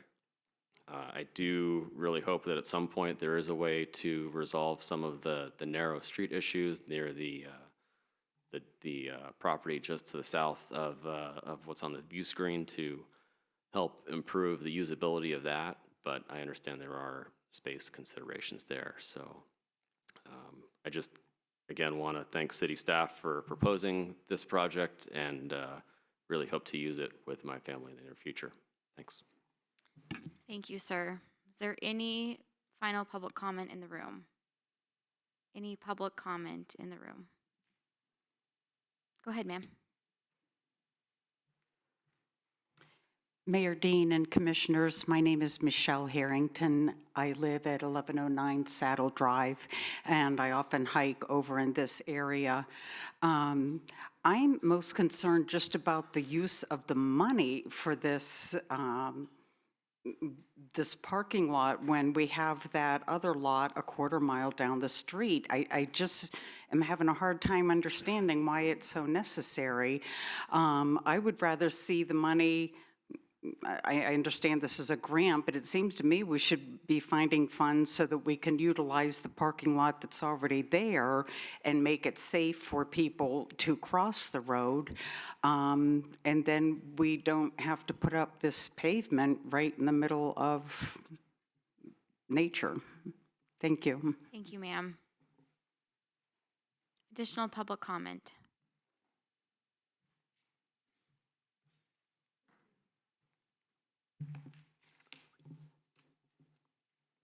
Mayor Dean, Commissioners, Colin Phelps, PHELPS. I'm a resident of 545 South Davis Street. As a resident who lives less than a quarter mile from the trailhead, I can certainly empathize with the people who have testified in support of the project due to their concerns about backing out of the parking lot and the safety of their children while utilizing the parking lot. Because I have those very same concerns for my own children while they are playing in their own yard and backing out of my own driveway every single day. While I acknowledge the safety concerns associated with using the parking lot, it is imperative for the city to recognize and acknowledge that the safety issue is not the parking lot. The safety issue is the vehicles regularly traveling in excess of 45 miles an hour up and down the Davis Street corridor. The proposed parking lot does nothing to address the underlying safety issues of speeding vehicles. In fact, creating 18 new parking lots will very likely only compound the underlying safety issue by increasing the public's ability to utilize the trailhead, which in turn will increase vehicular and pedestrian congestion on Davis. To be clear, I strongly support increasing public access to public lands and recreational opportunities for everyone, but not at the expense of public safety. The city's public safety concerns for the users of the DeFord Trailhead parking lot apply equally to the hundreds of residents who live on Davis Street and the thousands of pedestrians that utilize the entirety of the corridor to access recreational activities beyond the DeFord Trailhead. Increasing traffic and congestion by creating a larger parking lot does nothing to address these issues and makes them worse. If public safety is the true concern for the city and the commission, then they should take steps to meaningfully address the underlying cause of the safety issue. Doing so would address both issues at the same time. Public money, especially open space maintenance funds, should not be used for the proposed Ford Trailhead because it doesn't address the city's safety concerns. And as has been previously mentioned, there's an ADA large parking lot that sits empty just a few blocks up the road.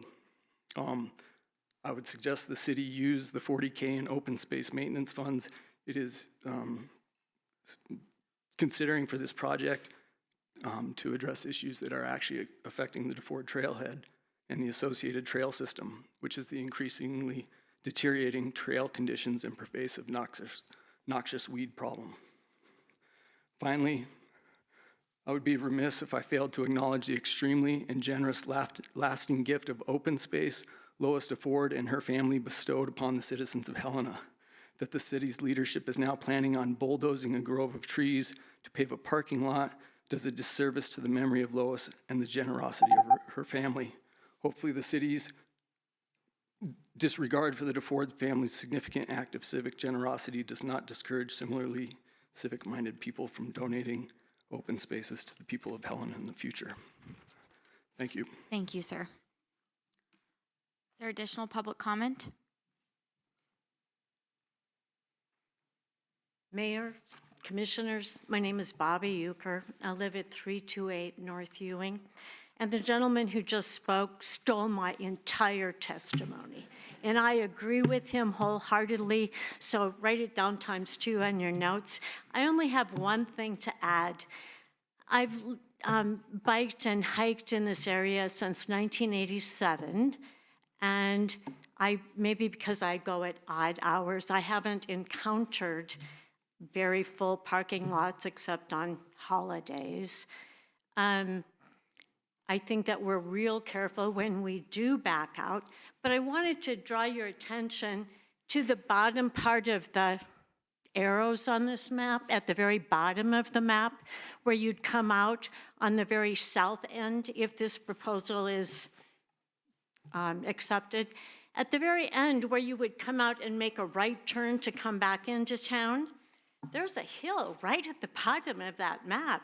It's going to be hard as hell to make a right-hand turn with those vehicles coming at you at 45 miles an hour.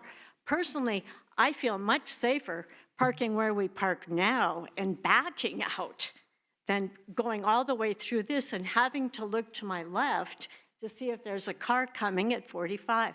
I really urge you to address the safety on Davis. And we love all of our trails. We just want to keep them safe for everybody. Thanks. Thank you, ma'am. Additional public comment? Any additional public comment?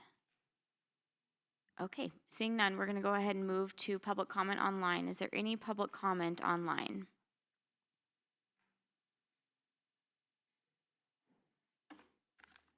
Mayor Dean, excuse me.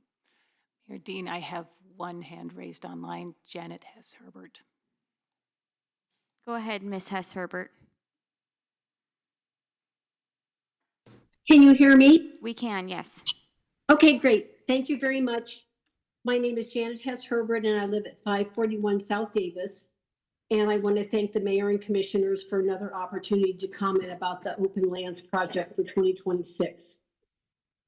I'm not going to discuss the merit of this project tonight, but I would rather focus on the public involvement process of the lands program. After a bit of digging, I landed on Chapter 7 of the Open Lands Management Plan, and specifically to Appendix P, adopted on June 8, 2020, the Helena Open Lands Public Involvement Process for Recreation. It's 4 pages long. It was created by hard work of a group of dedicated publics from the hiking and biking communities. I'm sure it was not easy work, but they found a way forward. It lays out a time frame, and I want to say right now, the intent was not followed in this process by any means. The time frame was supposed to be from September to December, with a heavy emphasis on public communication and participation. It included a listening session, open houses, committee meetings, and to ensure all ideas were heard, projects were refined, and highest priorities were recommended. Communicating and engaging the public's priority number 1. Meeting notices were advertised in a variety of ways, and they were supposed to be included and posted at trailheads. If they had been posted at trailheads for this particular project, I would have seen this months and months and months ago. They were not. In addition, Holmac was the front and center in this process.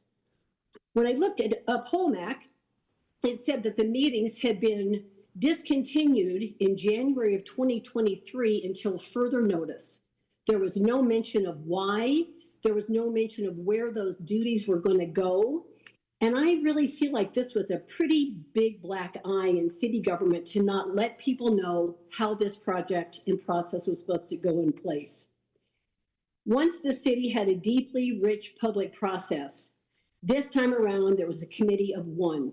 And I hope you all remember that these projects and this proposal was applied for a grant in July of 2025, 6 months before the listening sessions that occurred in December and January of 2025 and 2026. I request that the DeFord project is paused. I feel there is a working group that's necessary to look at all city departments, publics, and other interested parties to address the issues related, as people have mentioned before, which is traffic. Appendix P needs a new home if we're not going to have Holmac anymore, and I think the public needs to understand why Holmac disappeared. And finally, I want to leave you with the thought that I was a state employee, and I'm a retired state employee and I was for 32 years. We all need to remember when we work for city, state, or federal governments, the public is our #1 customer. And that is who we serve, and their input is very, very important for these processes. And it was completely ignored in this process right now. Thank you very much. Thank you, ma'am. Is there additional public comment online? Mayor Dean, I have Claudia Bickle. Ms. Bickle? Hi, thanks so much, and sorry I couldn't be there earlier. I just wanted to, I don't know if this was discussed, but I heard people mentioning a complete blocking of the Eagle Scout trailhead parking. And I don't know that we need to go that far. I don't know why we can't just put up signs saying that the illegal part is illegal or block the illegal part off. That would go so far to reducing the congestion there. And along with that, as has been said, I think already, signs directing people up the gulch. And primarily, I guess I would advocate for a pause on this. I know perhaps the public process seems to have been addressed in some way, but really from where I sit, it wasn't. And there's just many angles and possibilities for solutions that I don't see have been addressed. It seems like we're jumping to the most drastic first without trying other solutions, not to mention the traffic issue, which has already been discussed extensively. And I just thank everyone for their comments and would advocate for a pause on this. Thanks. Thank you, ma'am. Is there any additional public comment online? Okay, seeing no additional public comment, is there any final public comment? Any final public comment? All right, we will come back to the commission for additional questions or comments. Mayor Dean? Yes, Commissioner Reed. Thank you. Could I ask a question of the city attorney? Go ahead. Thank you. City Attorney, we have heard from an adjacent landowner that the project proposed before us in our packets shows a map that crosses their land and we do not have permission. I'm feeling like we cannot approve a project that is included in our packet where we do not have permission to cross that land. Can you please give me some guidance on that, please? Mayor, Commissioner Reed, I was referring earlier when I was talking about that the project does not need to be on that property. It was proposed to go there in order to, and the trail right now is not on private property. It can be contained completely on city property right now. It was just when they were looking at the feasibility and where to put the trail, that was the most ideal place. And so that was what it was identified as, but it does not need to be on that piece of property. Mayor Dean, if I might follow up, I guess what I'm saying is if we move to approve a project, the project as shown right now, we cannot approve the way it has been presented. And theoretical, it could be moved. I'm a little uncomfortable approving a project where I don't know what it looks like. So is there an opportunity for us to reconsider the project with a map showing an accurate depiction of what it would look like if we did not cross private property? Mayor, Commissioner Reed, you can make a motion if you were so inclined to actually include the trail not on that property, and that would be what the direction would have to be for the department, and still approve the project. But we wouldn't know what that would look like. I guess City Manager and Manager Langsather, can you maybe talk about how those determinations are made? And maybe while you're at it, can you talk about when you're starting to design and develop projects like this, how you get to what the options are? Mayor Dean, Commission, I'd be more than happy to answer that question. If you will refer to the map that is part of your packet, you will note at the bottom of the map clearly indicates that the location of the new trail is approximate and will likely be moved based on project needs. That's a standard item that we put on maps because prior to constructing a trail or a parking area, we know that there may be slight movements of items right before we come up with the final route. Again, city staff looked at a possibility of leaving the DeFord Trail and crossing property that's now owned by Prickly Pear Land Trust. There seems to be some episodic amnesia occurring because city staff met with Prickly Pear staff on 2 different occasions on site, and we have an email with a trail easement document addressing this situation. Can I, and maybe the city manager has that, do we know, I was a little bit confused. Do we know when the last time that conversation happened? Thank you, Madam Mayor and Commission. If you give me just a moment, I can find that for you. Okay, thanks. Mayor Dean, if I might question while she's looking that up for Mr. Langsather. So looking at the map that we see up here, seems to me the parcels involved are City of Helena open space, 2 of them, and City of Helena right-of-way. Am I reading that wrong? Mayor Dean, Commissioner Logan, so there is a survey pin that is located just on the eastern side of the current DeFord Trail. And again, one route that we explored was leaving the DeFord Trail and crossing to the east of that pin, and that would require a trail easement from Prickly Pear Land Trust.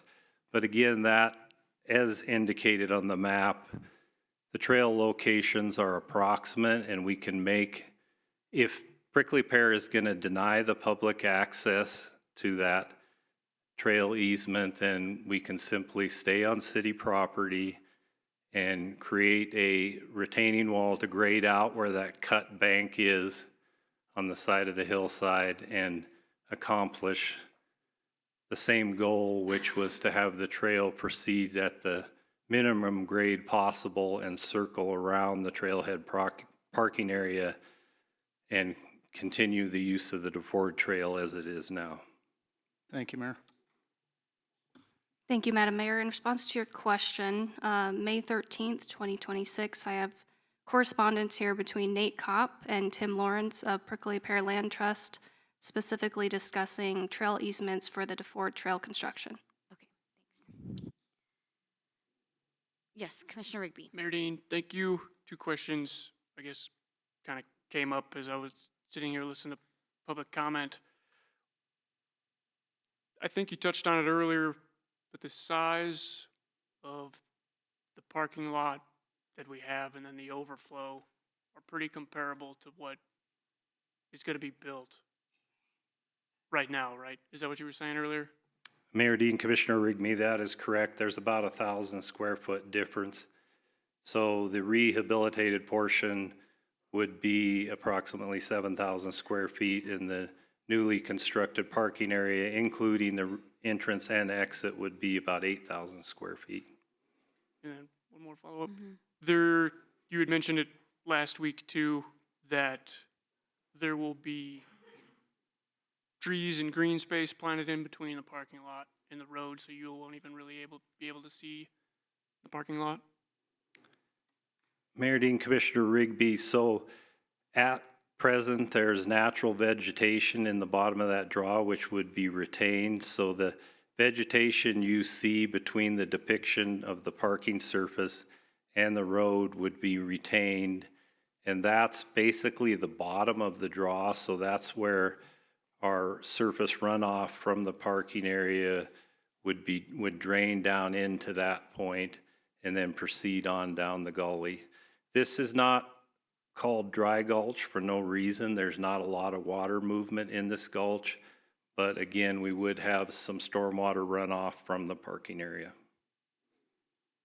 Yes, Commissioner Reed.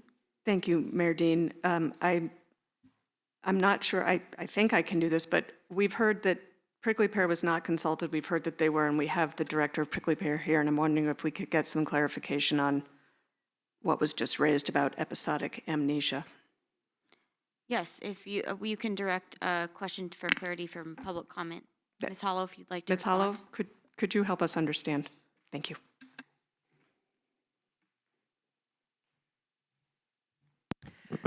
Mary Hollow, Prickly Pear Land Trust Executive Director. I'm going to restate what I mentioned from Nate Kopp, who's my Trails and Parks Director. I have had no direct conversations with Mr. Langsather.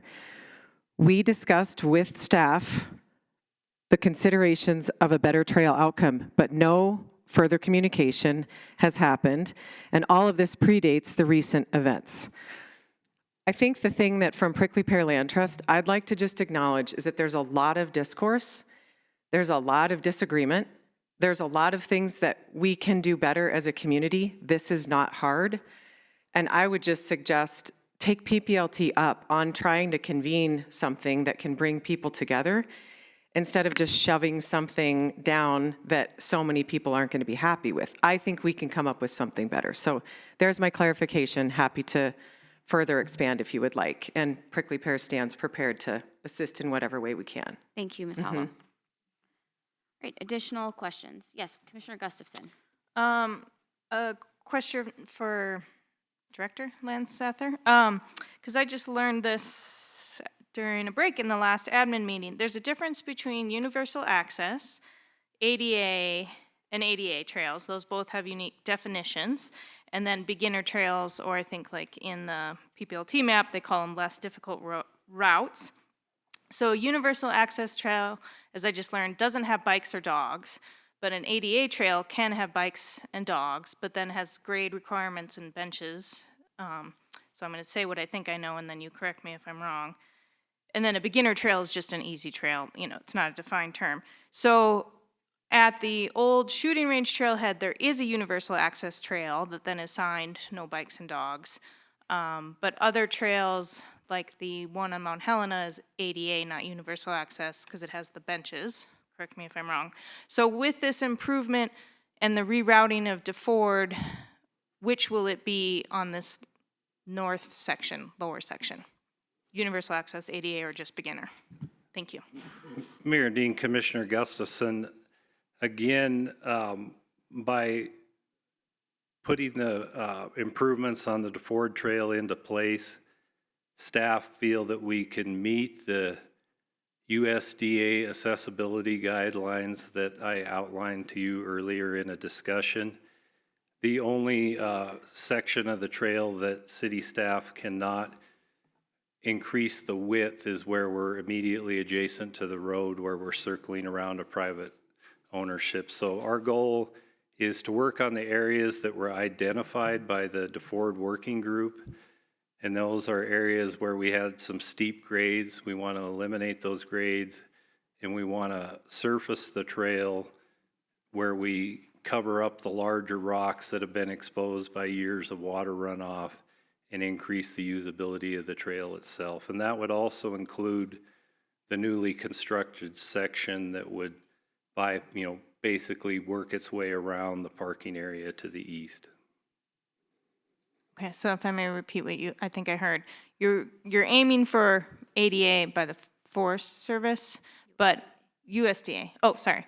You're aiming for it. You might not get it because of other property constraints, and so probably will end up as a beginner trail. And you're not aiming for universal access, because I thought I heard that. Mayor Dean, Commissioner Gustafson, that's correct. We would be working with the USDA accessibility guidelines, where you attempt to keep the slope of the trail under 5%, where you can accomplish that.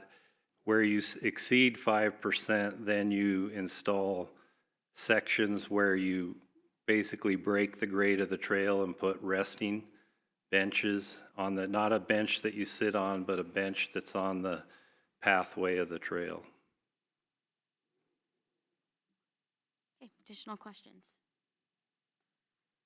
I have a few. So I think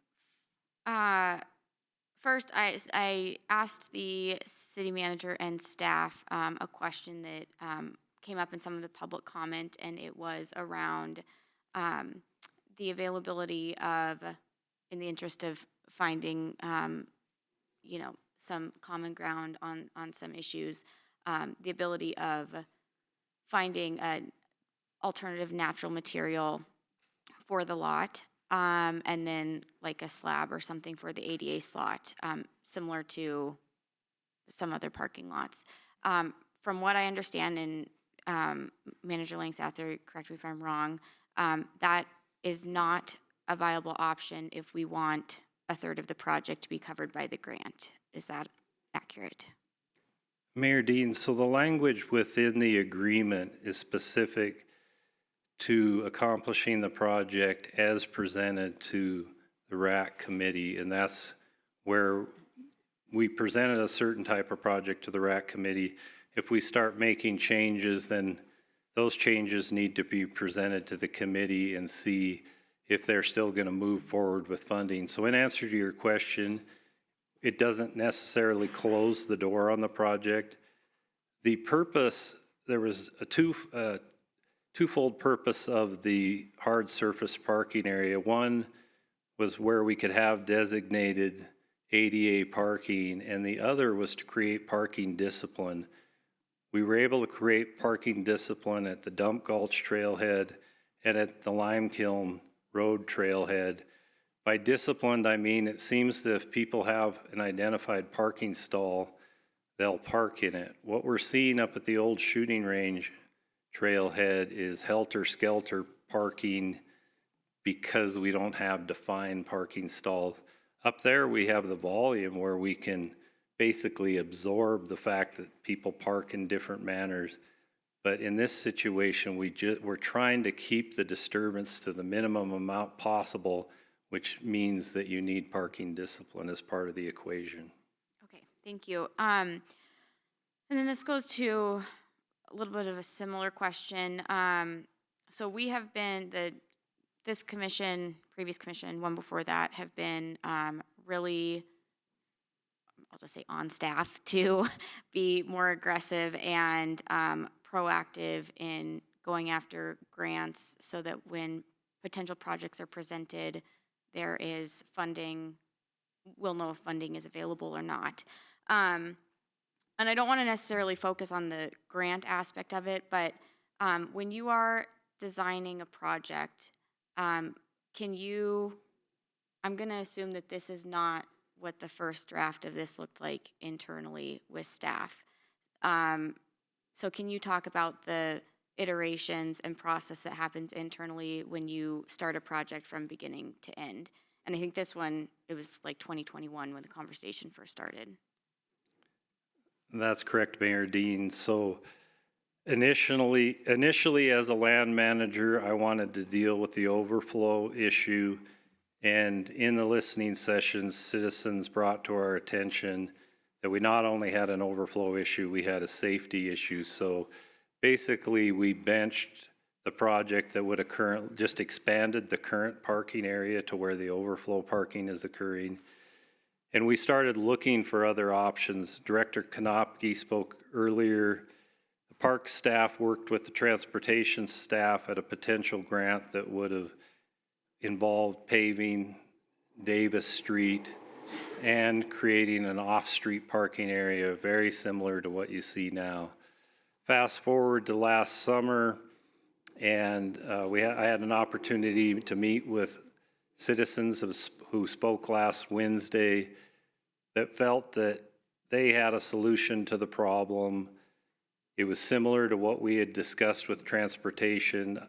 I again touched bases with Director Konopke, and knowing that it was outside of the right-of-way, Director Konopke was fine with me moving forward and looking for opportunities to create an off-street parking option. And so that's what city staff did. Okay, thank you. And then this is just my final question, I think. So these issues are often very, I think one of the words was heated. There are a lot of, there's nothing Helenans love more than our open lands. And I think that has become, that when I walk away from the commission, and whenever that happens, that is the one thing I will know, is that everyone in Helena feels very passionately about our open lands, and for good reason.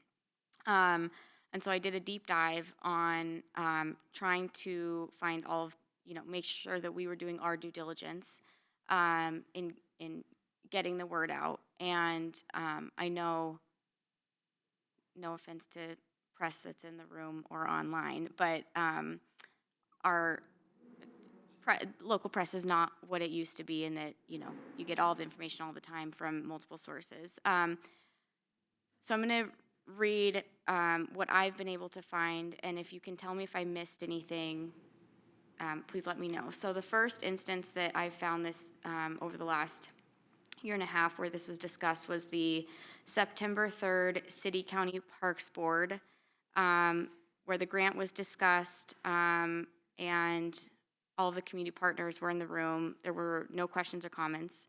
Then there's and I believe you presented to the RAC committee on September 4th, which would have been their own public meeting. December 4th, the city put out a press release for the Open Lands Major Projects listening session. December 12th, I was really grateful to see PPLT also posted the notice for the listening sessions on their Facebook. December 15th, Montana Free Press included the listening session in their newsletter. December 15th, Helena Parks had their Facebook post noticing the listening session. December 18th was the actual listening session. January 9th, the city's put out another press release for the second listening session. January 9th, the city put out a social media post regarding the listening session. Also, January 9th, Nonstop Local ABC Fox aired a piece about the listening sessions. January 15th was the second listening session. Then coming to the commission, our first meeting where we discussed this was on March 4th. It was an admin meeting in which it was included in the capital improvement projects, major projects. Then the March 18th admin meeting, March 23rd regular meeting, May 27th admin meeting last week, and then we're here today. In addition to our Be Heard Helena site that was up during the listening session time block and the emails we've been getting. Are there other opportunities that I may have missed in that list? Mayor Dean, yes, there are. So prior to each listening session, whether it be a listening session or open house, I have city staff post a notice at the trailhead that the meeting is occurring. And I believe that's 20-some different locations that we post that the meeting's going to be occurring. Now, it's not like the lost dog poster that sometimes stays on a trailhead for an extended period of time. When the meeting's over, city staff remove those. So that's been part of our process, is also posting a letter-sized announcement of the meeting at the trailheads. Okay, thank you. Appreciate that. All right, that concludes my questions. Are there any additional questions? Any comments? Mayor Dean? Yes, Commissioner Rigby. So a question, I guess, to follow up on talking about changes. It sparked my interest on Mayor Dean's question of changing the pavement to aggregate. And so if we were to change where the trail would go, is that something that would have to be pre-approved by the RAC grant if we were to move it?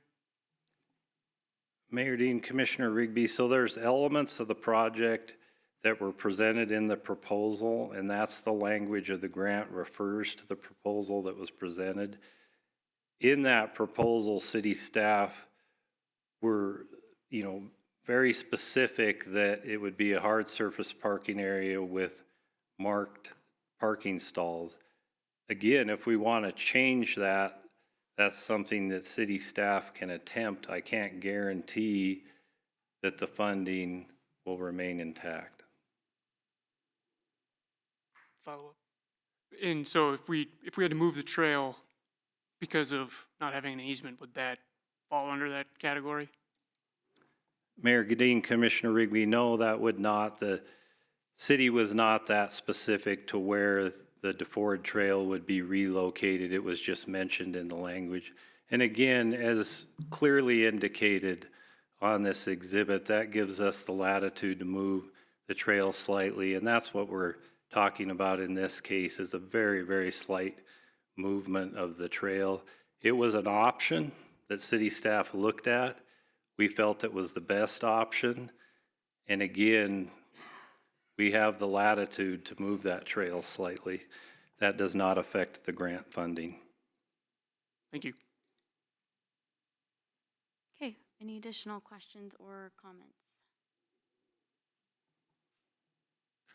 Okay, I will entertain a motion. Mayor Dean. Commissioner Reed. I move to approve the open lands major projects for 2026 with the following amendment. I move that we remove the parking lot section of the DeFord Trailhead project. Second. It's been moved and seconded. Are there any comments? Mayor Dean. Yes, Commissioner Reed. Just to be clear, I very much support improving this trail. I support the other three projects. I think over the course of this evening and several meetings before this, we've heard a number of things that concern me, including that it's, the map is approximate and that 15 feet doesn't matter and that it crosses private land, but it doesn't have to. And I find those things quite concerning, as noted by you, Mayor Dean. people care about open lands. 15 feet and moving a trail makes a huge difference to this community, and I don't know why we would rush. I believe Director Langsather previously stated that there was no urgency to this grant. We didn't have a particular hard deadline, and I don't know why we would not take PPLT up on the offer to convene a group to make sure we're doing this project right, and that if safety is what we're worried about, safety is what we are addressing, and if access is what we're worried about, access is what we are addressing. We are in the middle of doing a parks plan right now. I don't know why we wouldn't wait to see how this fits in with larger priorities. It feels like we are sprinting towards excavating a hillside, and we can't stop once that's started. Once that thing's gone, it is gone, and this feels really uncomfortable for me to think this is the map, except maybe it's not, and that we don't really know what it's going to look like, and yet this is one of our open lands major projects with the very scarce funding we have. So I'm asking that we please pause one piece of this project and really address the concerns that have been raised by the community. Thank you. Before we move to roll call, Commissioner Reeder's comments prompted. So it was my understanding that we had a month before, by the time we had to accept the grant. Is that accurate? I asked, the last meeting, I think.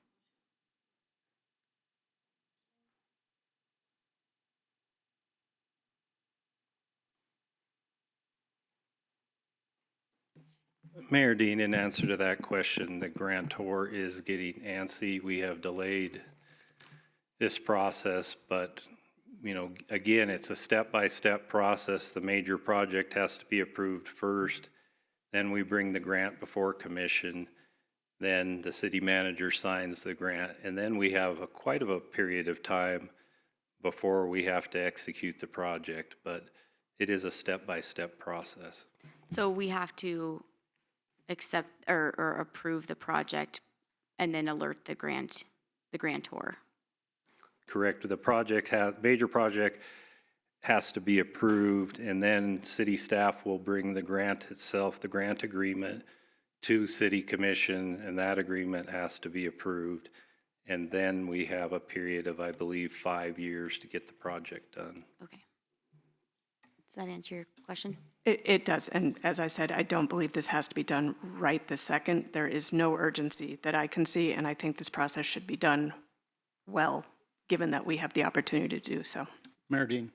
Commissioner Logan. Question of process here for us tonight. So we have a motion before us to consider open lands recommended major projects for 2026 with the exception of an amendment sort of lining out the DeFord project.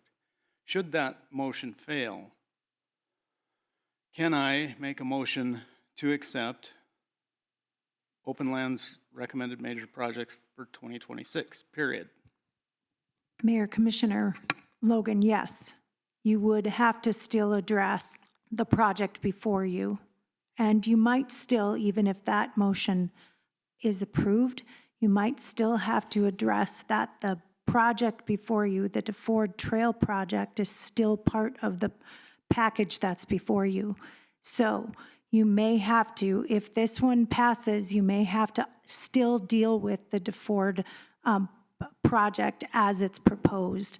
And so I would propose, if you're willing to take a suggestion, to excise the entire DeFord project out of this, out of the proposal, because it'll be a cleaner discussion for you. I'm concerned that when you're taking pieces and parts of one of the projects, that it's gonna make the record a little unclear. So my proposal would be that you amend your motion to just exclude DeFord out and then deal with DeFord separately. Thank you. I'm happy to amend my motion. Go ahead. Mayor Dean, I move to approve the open lands major projects for 2026 for, projects, the Oak Street project, the Nob Hill project, and the North Benton Trail Improvement projects. Second. It's been moved and seconded. Mayor Dean, Yes. follow up, please. So just to be clear, should this motion fail, am I able to make a motion for all four? Mayor, Commissioner Logan, yes, you are. Okay, thank you. Mayor Dean. Yes, Commissioner Gustafson. Comment before we vote, because it feels like we're about to vote. I just wanted to give my rationale before we vote, and to repeat some of the things that I've expressed in previous meetings. I agree that the DeFord Trail itself needs improvement. It is in desperate need of maintenance, and it's not meeting its original mandate or goals of being a trail. I agree that this is an area of high use and of high interest, and I think that we want to continue to make our park system as accessible as possible and to have multiple entry points into our park system. I think that is important. I agree that the road is an issue. There is a definite safety concern. Speed is an issue. And this one's a little repetitive, and I agree that we need to have a variety of formats of trails, whether they are officially designated universal access or ADA, or if they're just have a gentle designation of an entry trail. I do think that's important to have a variety of trails for a variety of different users. From the very beginning, one of my main concerns was the parking lot. I just wasn't convinced that a parking lot was the only solution to the problems proposed, and that a second parking lot in that area, after we had so recently put a parking lot at the old shooting range, was the best use of resources. I had mentioned it in the previous meeting. I am looking forward to the comprehensive parks master plan that is in development now, and sounds like for 18 months. I hope the public gets involved in that. I do think a master plan is important when we think about our system holistically, and what kind of access sites we need, where and when and what kind of funds. I don't see, I wish I had a crystal ball and we could tell what the future of funding looks like for parks and open lands, but right now it doesn't look great. And so how we use the limited dollars that we have in the best ways. For example, I think some alternatives, if we're thinking about increasing parking or access via parking, would be on the west side of town. I know we're waiting for some development to wrap up, but on Silverette, and the LeGrand Trail, that's another accessible trail that doesn't have a designated park, or needs parking improvements. I also think that we have a lot of plans that talk about connecting our existing parking infrastructure with our trails system and how we can do work. Another plan that comes to mind is the I just blanked on the name of the plan, but the plan that looked at what we should do with Cruz Avenue. I think there's a lot of potential there, and Dale Harris Park to make another access point in an already sea of pavement. So I'll stop there. My point I'm making is about holistic plans, and I think that's important, especially with use of funds. I appreciated learning more about the public process and how it was followed. As a new, anyone, when we get a meeting packet, we need to start with the information that was provided in the packet. I think there's areas for improvement to provide better information in the meeting packet. How many people were involved, who was reached out to, what kind of comments of support. The meeting packets that I saw continued not to change and had just 5 emails in it, 4 against and 1 in support. So, doing simple math, that made me think that, I can't remember if it's 6. But anyways, that just a small number of people had commented when maybe it was the opposite, and I appreciate you going through, Mayor, the list of public comment opportunities. I know public comment is public involvement is a two-way street. The city needs to set the stage and the public needs to show up, and we need to continue to do the best we can, and sometimes maybe we need to do better. My other issue that I've brought up before is the timing of grant funds. I get that staff needs to apply for grants when they're available. My concerns are that applying for this grant early then inhibited their ability to adjust the project during the listening sessions, open house, and the refinement in steps 2, where we're listening, then we're refining, and then we're finalizing. It felt like this timeline was we're finalizing and then we'll listen, and how grants can either support projects or set projects in stone. So those are all the things that are, I forgot to mention the Helena Forward Plan, because again, I'm trying to go to the tools that have already been put in place, and there's some great goals set up in our land use plan about how we improve access to our trails, and not just parking, but through transit opportunities, alternative transportation. I think there's a lot of potential there that we can do some improvements to access that way. That concludes my comments. Thank you, Commissioner Gustafson. Mayor Dean. Yes, Commissioner Logan. Thank you. So I won't be supporting this motion, but I do want to offer comments about that. We received a public comment today that was in support of the project, and embedded in that comment was a link to a video, and I'm going to ask the city clerk to put that up above. And maybe share with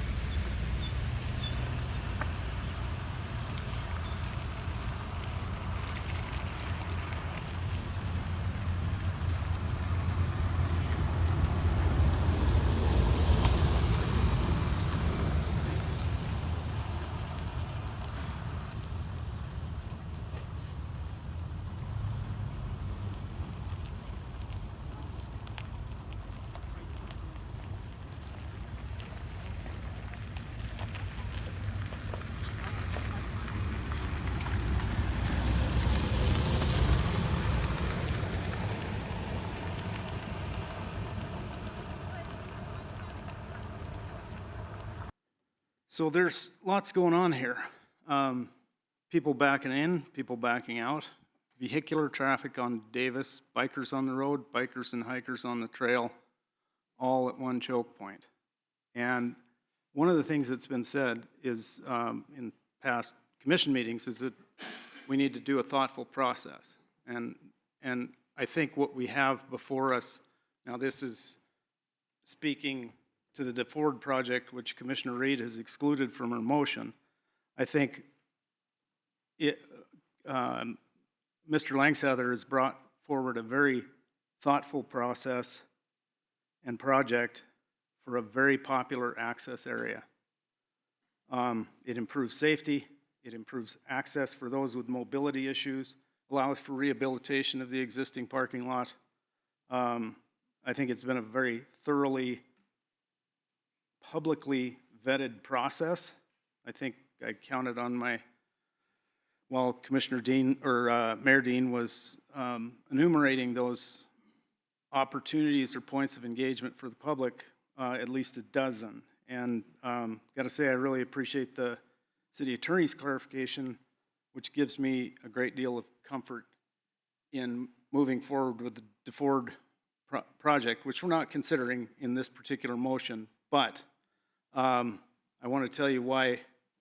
Those are my comments as to why I'm not going to support her motion to amend out the DeFord project. So, thank you. Mayor Dean. Yes, Commissioner Rigby. Thank you.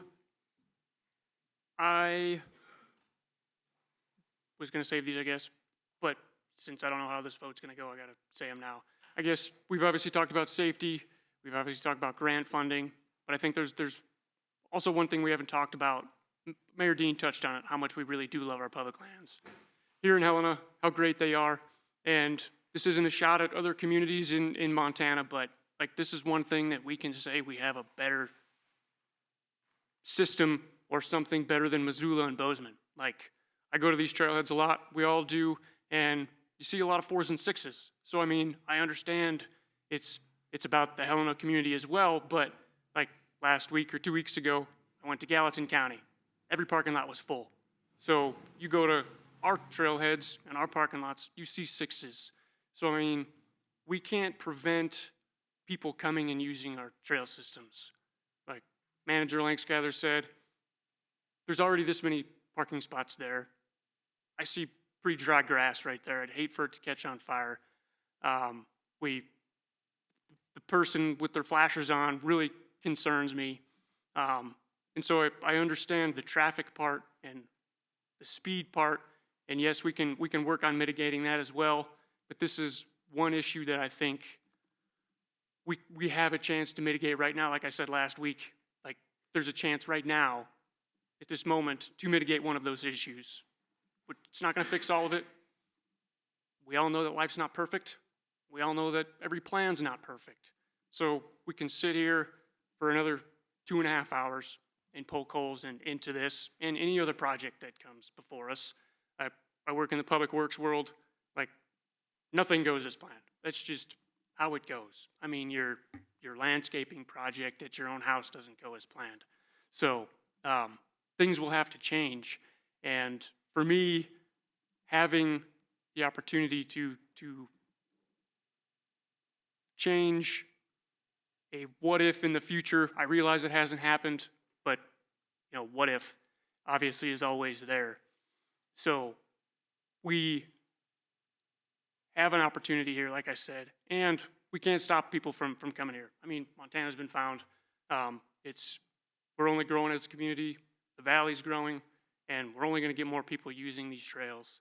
And so to mitigate an issue of people coming here more, that I have to, you know, support the parking lot to get people from backing out, because that's one fix to a giant pie that we have is a problem. And I will stop rambling because I think I got my point across. Thank you. Thank you, Commissioner Rigby. I was going to save my comments, but I'm not sure how this vote will go. So I will say them now. I have been listening very carefully to all of this perspectives shared in this process from the listening sessions until now. And I want to be sure to not conflate two separate issues. It does not mean that they are not connected, but they are, we have very limited ways of how we address issues. And so in the city, we often try to tackle challenges from multiple departments to have as much impact as possible and to be able to address challenges that in a manner that might be accessible and less expensive than larger projects. And what I'm speaking to is, I think, the definite need for traffic calming and the definite need for folks to start following posted speed limits. I'm very supportive of a discussion about lowering the speed limit. I think there are legitimate traffic concerns, and as I said last Wednesday, I would like to get a better understanding of the actual data behind traffic patterns here. Who is using the road? How are they using the road? How often are they abiding by the law? And how we can evaluate how we pay for safety upgrades, because transportation infrastructure is often much, much more expensive than other types of infrastructure, like parks infrastructure.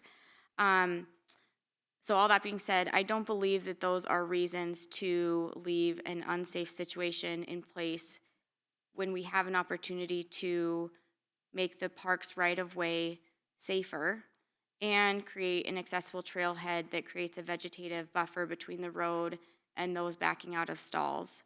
I think trail improvements in this proposal will make DeFord a more accessible trail to beginners, families, and our aging community. I don't want it to be lost in this conversation that accessibility is a core value of our strategic plan, and we are an aging community.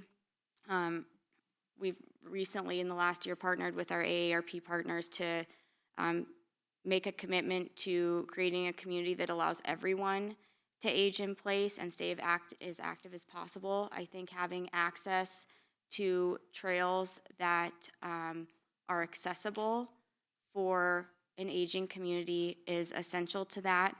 Helena's Open Lands should be a place that's safe and accessible for everyone, regardless of where you live in town, and I believe supporting the DeFord project moves us in that direction. I'm happy to vote for this in 2 different motions, but I do think that we should not, and this is something I've learned in this job, if we want to make progress for our community, we really cannot let perfect be the enemy of the good. And I think that we have an opportunity to take an unsafe situation and an opportunity to make something more accessible for everyone in our community, and I think that we should take that opportunity. Mayor Dean, Commissioner Logan. prior to taking a vote, I would ask for a restatement of the motion so we're all very clear on what we're voting for or against, please. Mayor Dean, I move to approve the open lands major projects for 2026 here we go again. North Benton, Nob Hill, and Oak Street Park.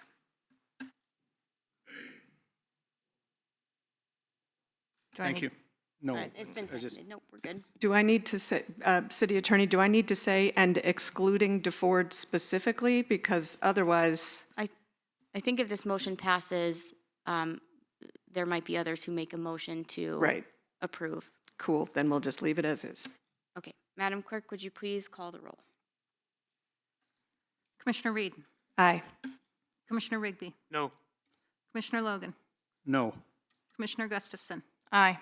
Mayor Dean. Aye. The motion carries 3-2.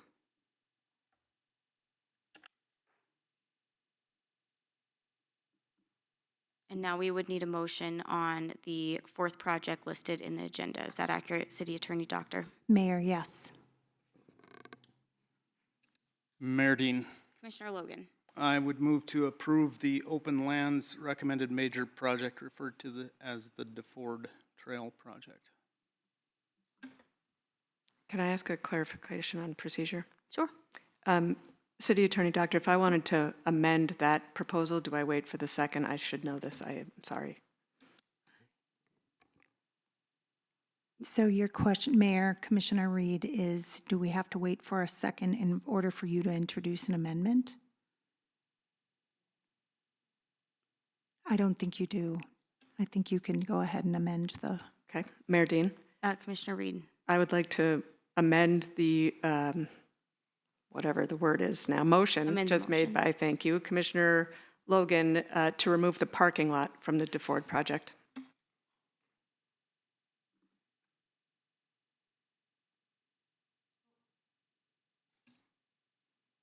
Second.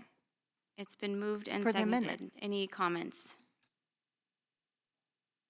I will make a comment. I will not be in favor of this motion to amend. I think that providing safe access to the trailhead is important. I think that I want folks who have accessibility issues, when we update a trail to meet USDA accessibility guidelines, that we should ensure that that means when they get to the trailhead and enjoy the trail. Mayor Dean, question? Commissioner Logan, yep. So what are we voting on now? The amendment? We're voting on the amendment. The amendment to exclude the parking lot, Yeah. correct? Okay, thank you. And Mayor Dean, if I might, just a quick comment. I think I am all for accessibility and access. I do not believe we have tried anything, including signage, at the existing structure to address some of those issues. And I, again, believe that rather than excavating a hillside, there are a number of intermediate steps we could take to address these concerns. Mayor Dean, Commissioner Gustafson. a comment. back to the previous comments about, and the viewing of the video, I find it interesting that we can all see different things in a video. We approved in our consent agenda angle parking, and then later we're gonna be considering angle parking on the street with one of the justifications of traffic calming, that on-street angle parking does traffic calming, and we all see that probably every day when we go to the Blackfoot or Park Avenue. So when I see that video, I saw the cars slow down, brake, and were calmed by the presence of the backing up into there. I do acknowledge that they could have not stopped, but just wanted to comment since the video was shown. Thank you. Commissioner Rigby. Thank you, Mayor Dean. Getting pretty top-heavy here, so I need to ask questions now, too. So is there a way for me to make an amendment to get the parking lot back in? Mayor, Commissioner Rigby, you could deny this amendment, and then it would go back to the original motion, which was to approve the entire project. Thanks. You know I had to ask. Great. Seeing no additional comments, Madam Clerk, would you please call the roll? And this is on the motion to amend. Correct. Commissioner Reed? Aye. Commissioner Rigby? No.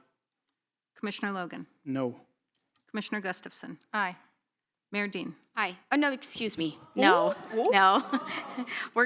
We are in hour 4 of our meeting, so no. And now we will go back to, I was thinking in my head, you got to keep these straight. So now we'll go back to the original motion to approve. Madam Clerk, would you please call the roll? Point of clarification, Mayor Dean, did we get a second? I don't have one marked. Oh, I don't believe we did. Is there a second? Second. Second. It's been moved and seconded. Madam Clerk, would you please call the roll? If you give me just a moment, I need to make a couple quick notes. It's okay.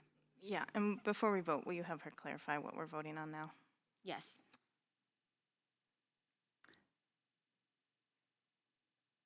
So just for clarification of the record, I have Commissioner Logan's original motion was to approve, and just because I have the transcript in front of me, I did, and then it rolled past. Commissioner Logan's motion was to approve the major project named or called the DeFord project. Is that correct, Commissioner Logan? As we have previously approved the other 3. So my motion was to approve also the DeFord project. And that was seconded by Commissioner Rigby. Commissioner Reed? No. Commissioner Rigby? Aye. Commissioner Logan? Aye. Commissioner Gustafson? No. Mayor Dean? Aye. The motion carries 3-2. Okay. It is 8:40. We are going to take a recess. We still have 1, 2, 3, 4, 5, 6, 7, 8, 9, 10, 11 items to get through. Let's take a 15-minute recess and then we will come back.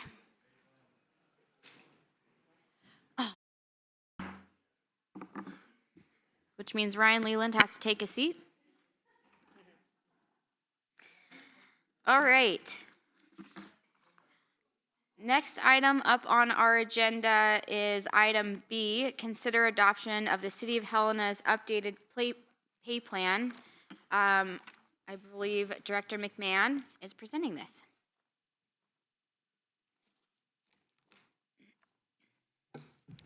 Good evening, Mayor Dean and Commissioners. Tonight I'm bringing in front of you the request to adopt the city's proposed pay plan and the associated policies. So I will make a comment before I get started. On the agenda item, it says, consider adoption of the City of Helena's updated pay plan. I'd like to also add and policies. The policies were included in your packet for review, so it's not like I'm sliding something in without you knowing. It just didn't get on the adoption language on the agenda. All right, so at last Wednesday's commission Administrative meeting, we discussed an updated City of Helena pay plan to include an updated pay matrix and position evaluation methodology. The pay plan supports the City of Helena's strategic plan to be an employer of choice by improving recruitment and retention of excellent employees through offering competitive pay without infusing an untenable amount of new dollars into the system. If approved, the associated policies must be updated to reflect the process, policies, and procedures for updating the pay plan. I also took the opportunity to clarify and streamline a couple of policies. In your meeting packet this evening, I included 4 policies for your consideration. Policy 5.1, position classification and position description. This updated policy comports to the administration of the new pay plan. Policy 2, Policy 5-2, compensation step system. The updates to this policy clarifies new higher salaries and the administration of step increases throughout the pay plan. Policy 6.8 clarifies and consolidates the promotion policy from 5.2 into one standalone policy. This is a cleanup process. There are no substantive changes to the promotion policy. Same with Policy 6.11. I extrapolated the demotion language from Policy 5.2 into its own policy. Again, no substantive changes. That's just to clarify in our policy manual. So tonight, I'm asking the Commission to move to adopt the new pay plan and the associated policies. I'm happy to answer any questions you may have. Thank you, Director McMahon. Questions for the HR Director? Yes, Commissioner Reed. Thank you, Mayor Dean. Not a question, but for those who are not at the admin meeting, can you just remind, I'm sorry, I am looking at the wrong thing. And it could be in the memo. Could you just remind the commission and the public what the cost of the implementation is? I think it was like $33,000, but I can't recall. Yeah, that's correct. Mayor Dean and Commissioner Reed, the dollars to implement this from the general fund is $33,000. We did have some priorities that we had to make within our own budgets through the process in order to allow for this funding. I'm sorry, thank you, Mayor Dean. Could you, your last sentence, some priorities? Yes, so during the budget process, we as directors worked with the city manager and the finance director to reprioritize our funding requests and our budgets in order to fund the $33,000 out of the general fund. Thanks. All right.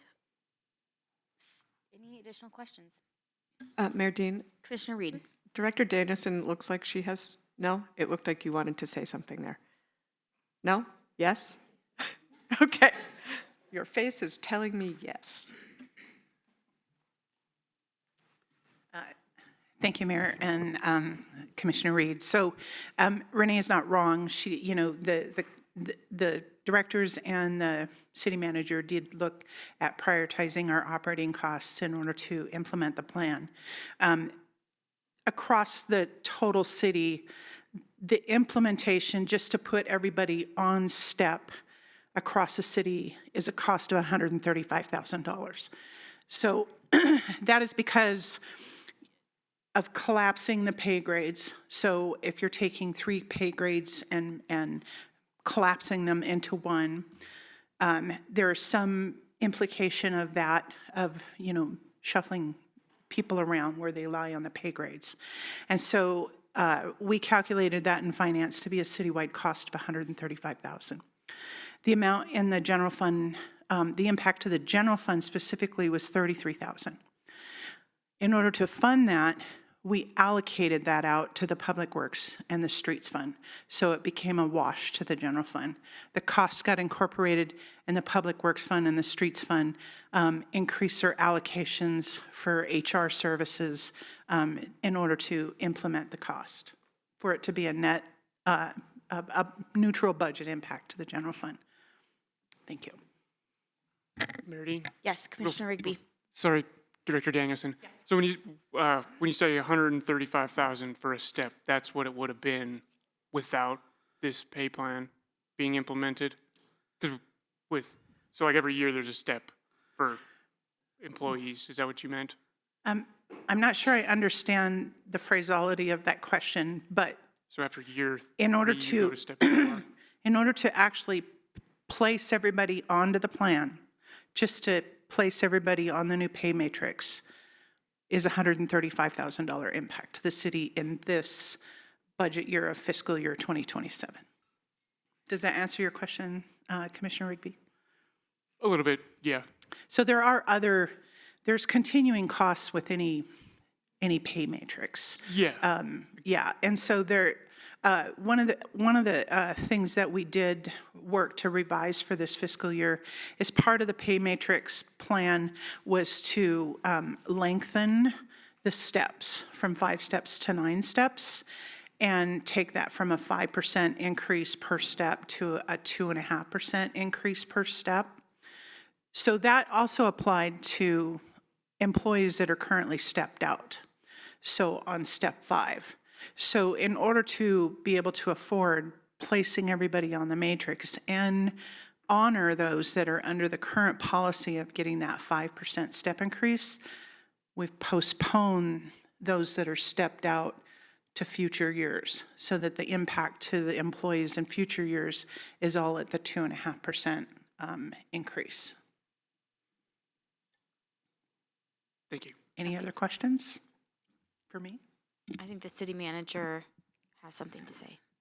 Thank you, Madam Chair and Commissioner. I think the question you were getting at is every year employees are stepped up.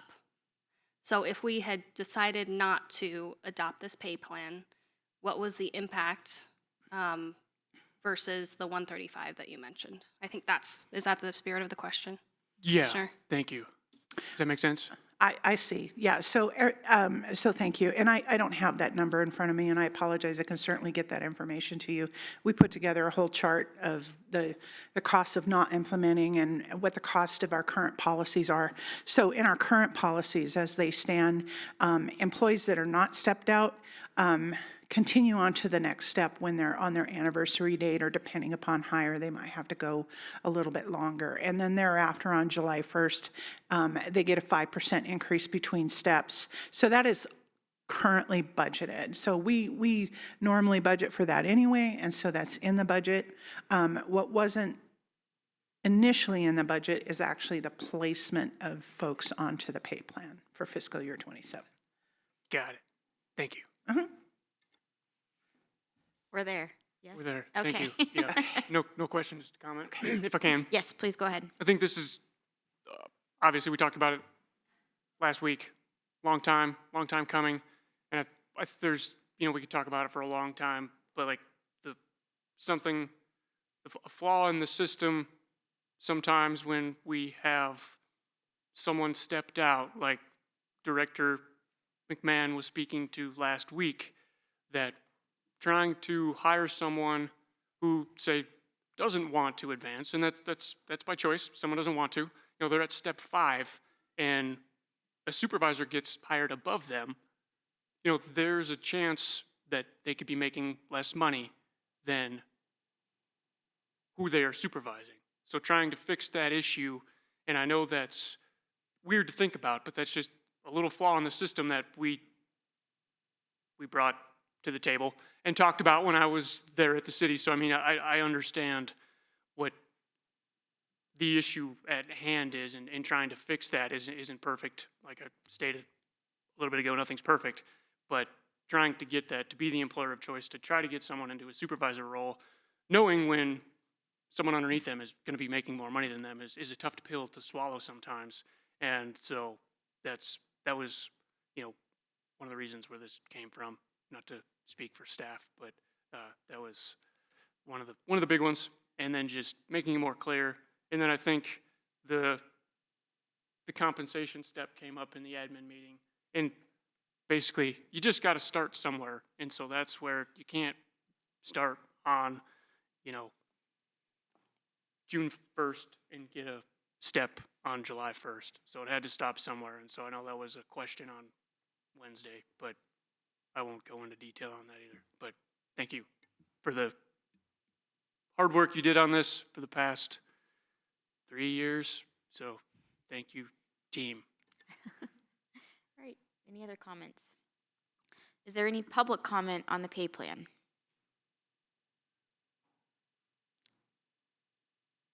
Any public comment online? Mayor Dean, I have no public comment online. All right. I want to give a brief comment before we move to, or there's a motion. I want to thank all of staff. I am looking at you over the monitor. This has been just a long time coming. HR, finance, all of the departments. This is one of those things, and I kind of have to giggle that this is an item that we don't have any public comment on, and yet it's an item that will literally impact all of the city because it is the people that provide the services on the ground every single day to the residents of Helena.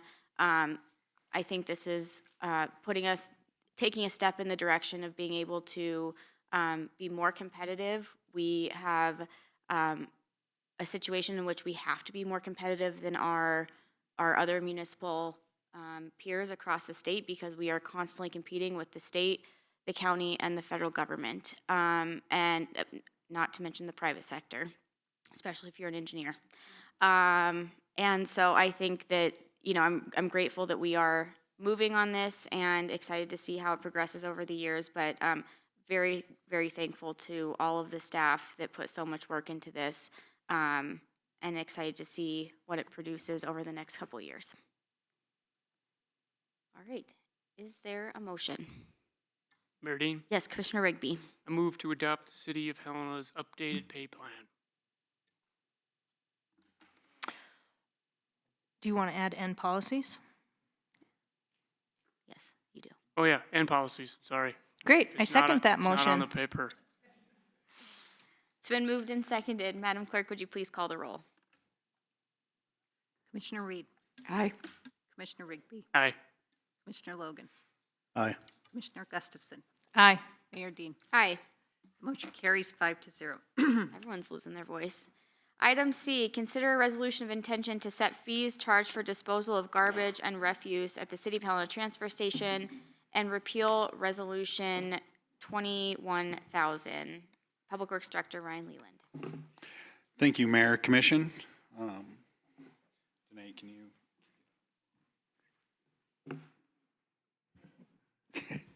Thank you. All right. So this is a resolution intention to consider setting fees charged for the disposal of garbage and refuge for the City of Helena Transfer Station, better known as the tipping fees, the transfer station tipping fees.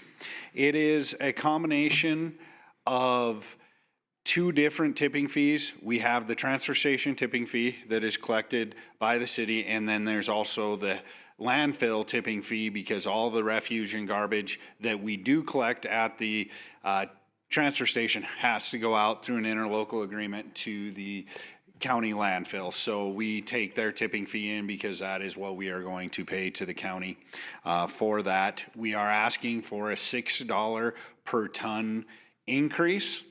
As you can see with the history, is we have continuously dropped that after we have become an integrated solid waste plan with the county where we took over management of it. We were able to streamline it, save some money. And so back in 2015, we were up to $70 a ton, a little over $70 a ton.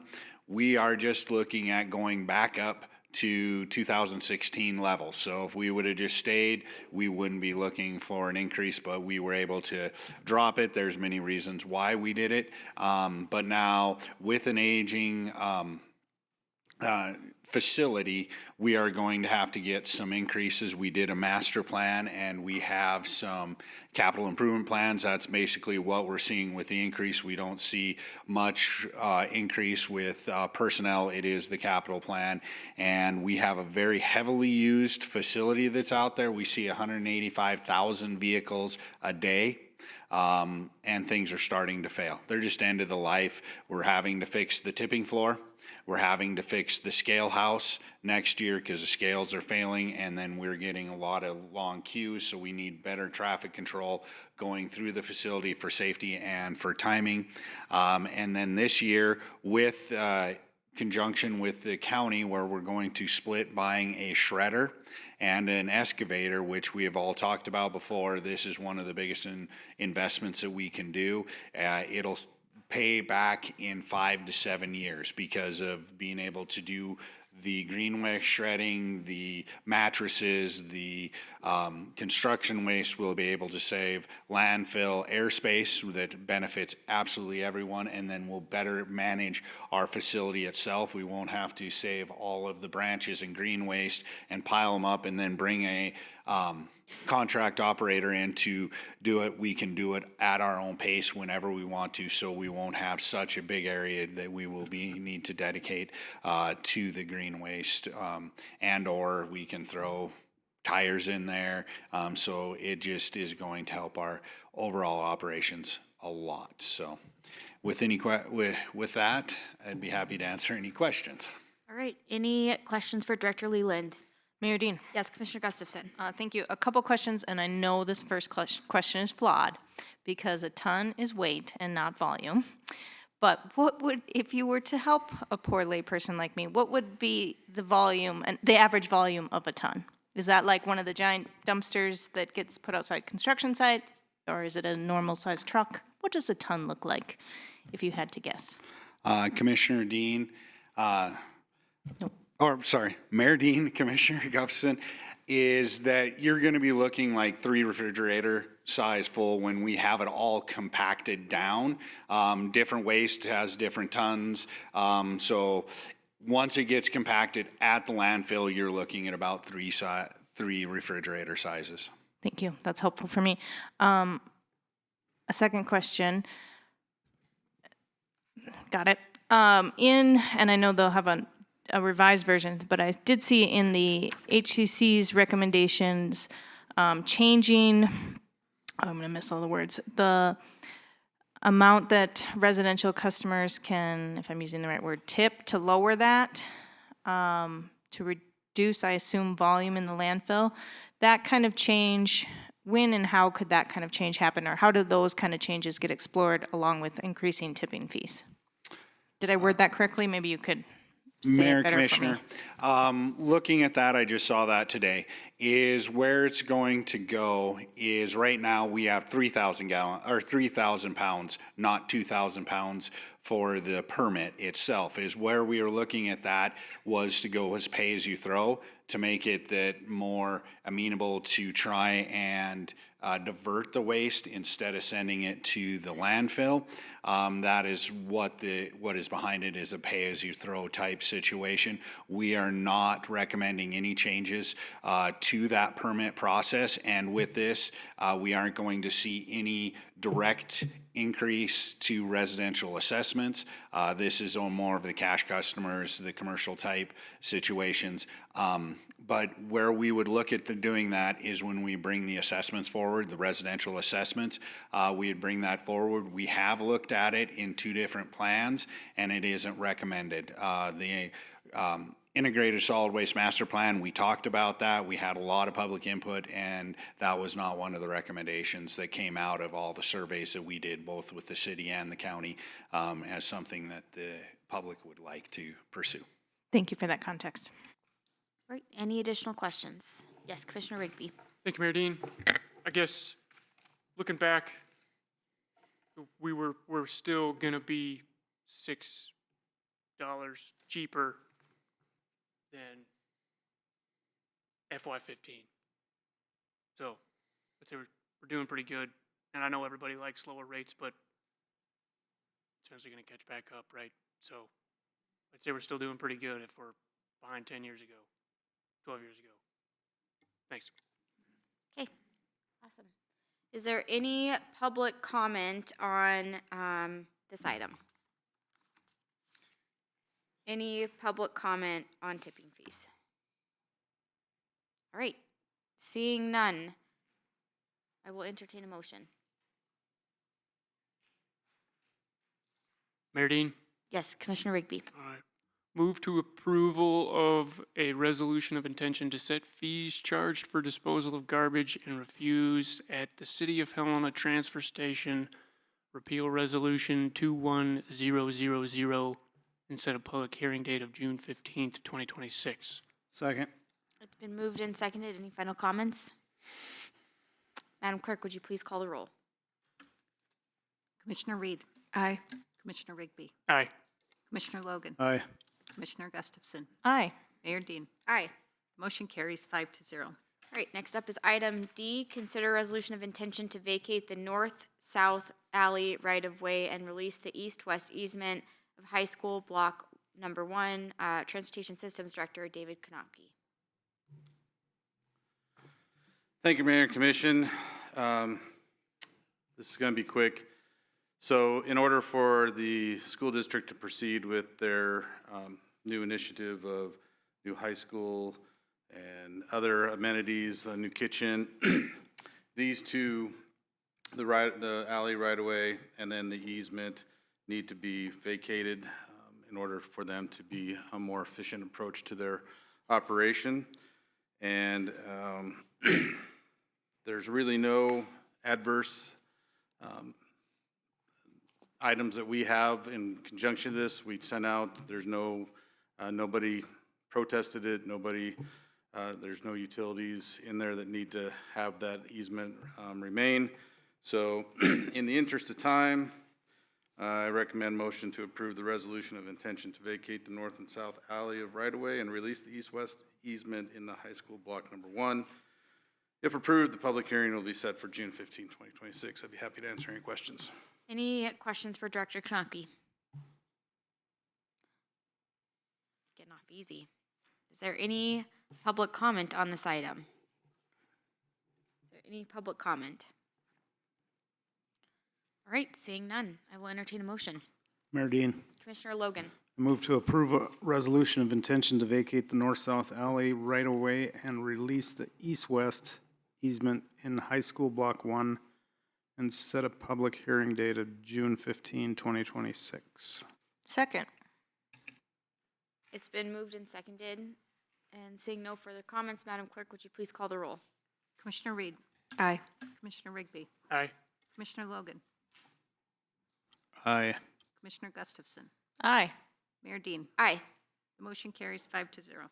We'll move on to item E, consider a resolution of intention to vacate the Cook Street right-of-way between High School Blocks 1 and 2. Director Konopke. Thank you, Mayor Dean and Commission. This again is to facilitate the new building in and around Helena High.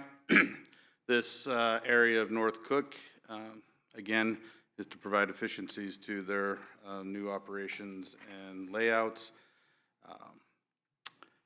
This has no specific advantage to the city, other than it will help them to redevelop the adjacent properties to the new high school and the district kitchen facilities.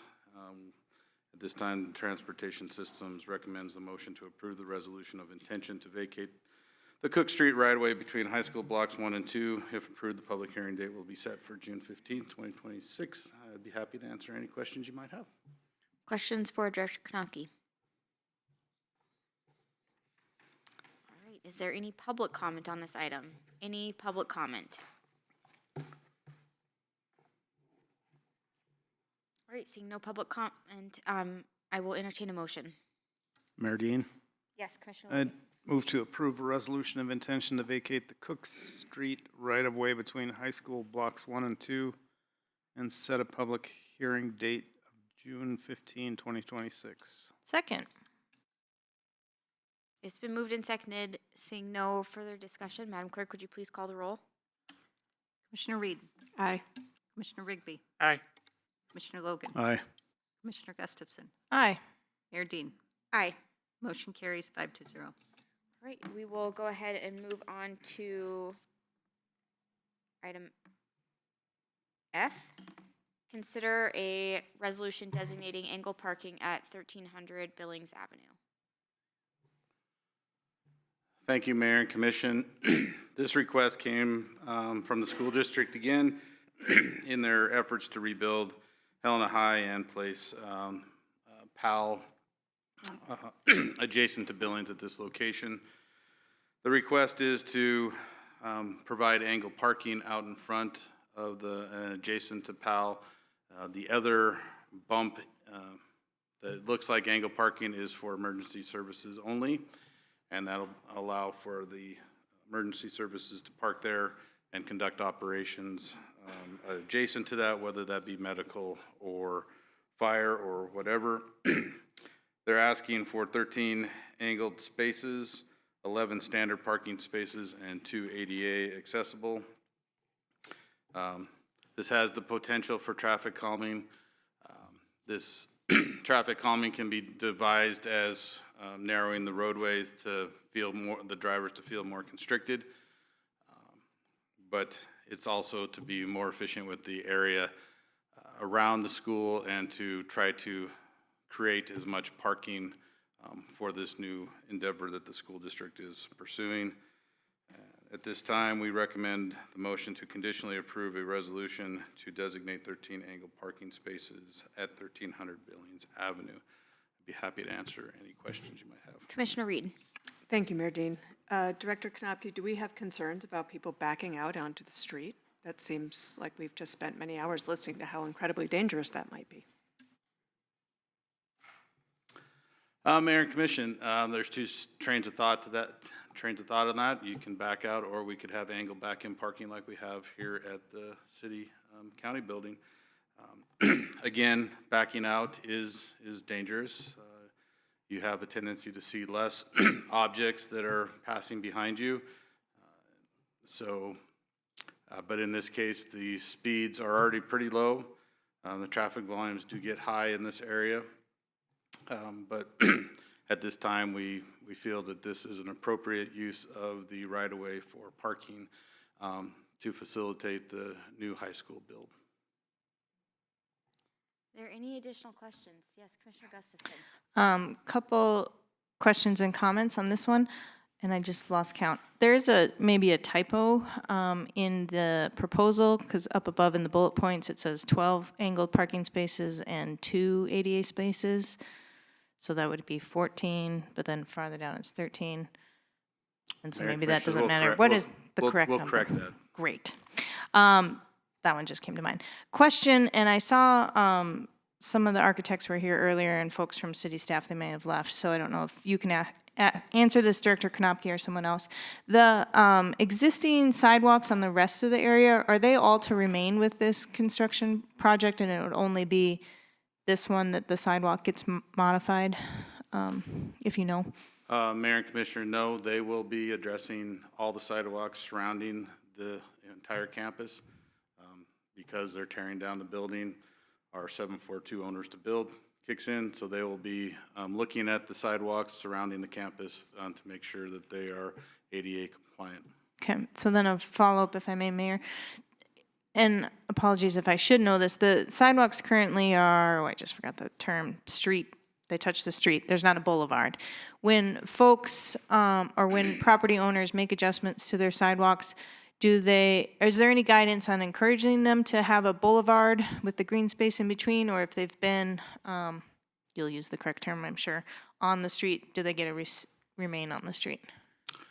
Mayor and Commission, so boulevard sidewalks is the preferred method in city code. That's what it's spelled out, 7-foot boulevard, 5-foot sidewalk. There is the variance process to do curbside sidewalk, which is what you're referring to, is the sidewalks up against the back of the curb. You know, if a homeowner is looking to rebuild or want to redo their sidewalks and they want to put in boulevard, then, you know, that's up to them.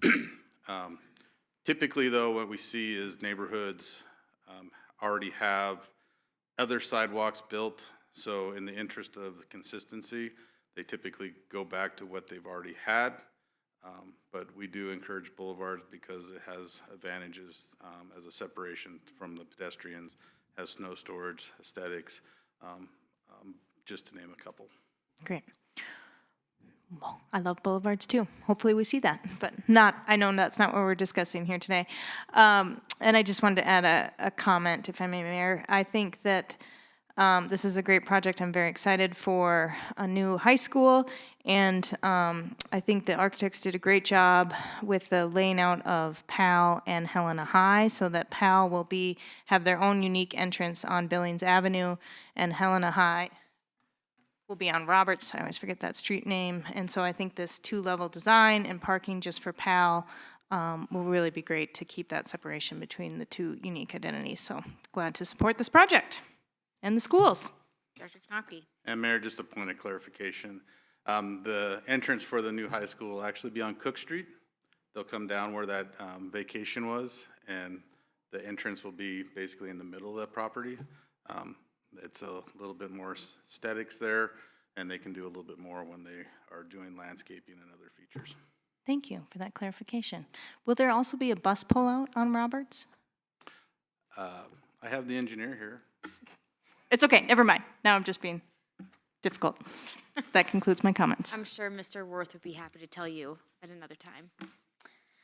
All right, any additional questions or comments on this item? Is there any public comment on this item? Any public comment? All right, seeing no public comment and no additional commission comments, I will entertain a motion. Mayor Dean, Yes, Commissioner Rigby. I move to conditionally approve a resolution to designate 13 angle parking spaces at 1300 Billings Avenue.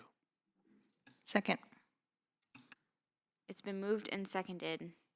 Madam Clerk, would you please call the roll? Commissioner Reed. Aye. Commissioner Rigby. Aye. Commissioner Logan. Aye. Commissioner Gustafson. Aye. Mayor Dean. Aye. The motion carries 5-0. All right, item G, consider a resolution of intention to amend resolution number 20071 to create an updated list of existing residential parking districts. Director Knopke. Mayor and Commission, this is my last one of the evening. As in 20071, an annual review of the residential parking districts is required. At the time of us creating the review, there were 3 districts that had not met that 50% criteria. Since then, the Benton South has met the criteria. So the Logan Street and East Broadway would be the only ones under consideration this evening. Again, Broadway had 1 of 3 permits that were sold, and Logan Street had 0. This was a process that was created back in 2014 when there was a big list of residential parking districts that weren't being used. And so in an effort to continue to whittle those down when they're not being used as frequently, this is that process. And a letter was sent out previously about the consideration, and then another letter was sent out that was in your packet about it being heard tonight. And then there'll be another letter sent out on, because the resolution, this is a resolution of intention, the resolution will be heard at a public hearing on the 15th of June. Great. Yes, Commissioner Gustafson. Mayor Dean, if I can just repeat what the director said. So we're only considering removing Logan Street and East Broadway Street from the parking districts. Okay. Do you happen to know how many need to opt in on Benton Street? Mayor and Commission. Benton Street numbers? Benton, I believe, had 11 adjacent properties, and they had 11 permits. Oh. But just to opt in, we would need 6 to get over that 50%. So just in the last week, they got the other 6 purchased? In the last month or so, yes. Okay. Right, any additional questions or comments? All right, seeing none, is there any public comment on this item? Any public comment? All right, seeing none, I will entertain a motion. Mayor Dean, Yes, Commissioner Reed. I move to approve a resolution of intention to amend resolution number 20071 to create an updated list of existing residential parking districts. Is there a second? Second. It's been moved and seconded. Mayor Dean, I have a question that I forgot to ask. Yes, go ahead. since this is a resolution of intention, does that mean that the Logan Street and East Broadway Street residents still have time to purchase more? Or now is the time ended for them to purchase residential permits? How do you measure time with residential permits? Mayor and Commission, I won't say a clock, but we will give them the opportunity, so if they come in, it'll just be at the public hearing. We'll give you an updated count of the permit status, and then if they do come in at 50% or more, then that would be our recommended motion, or to table, whatever we would do. All right, it's been moved and seconded. Madam Clerk, would you please call the roll? Commissioner Reed. Aye. Commissioner Rigby. Aye. Commissioner Logan. Aye. Commissioner Gustafson. Aye. Mayor Dean. Aye. Motion carries 5-0.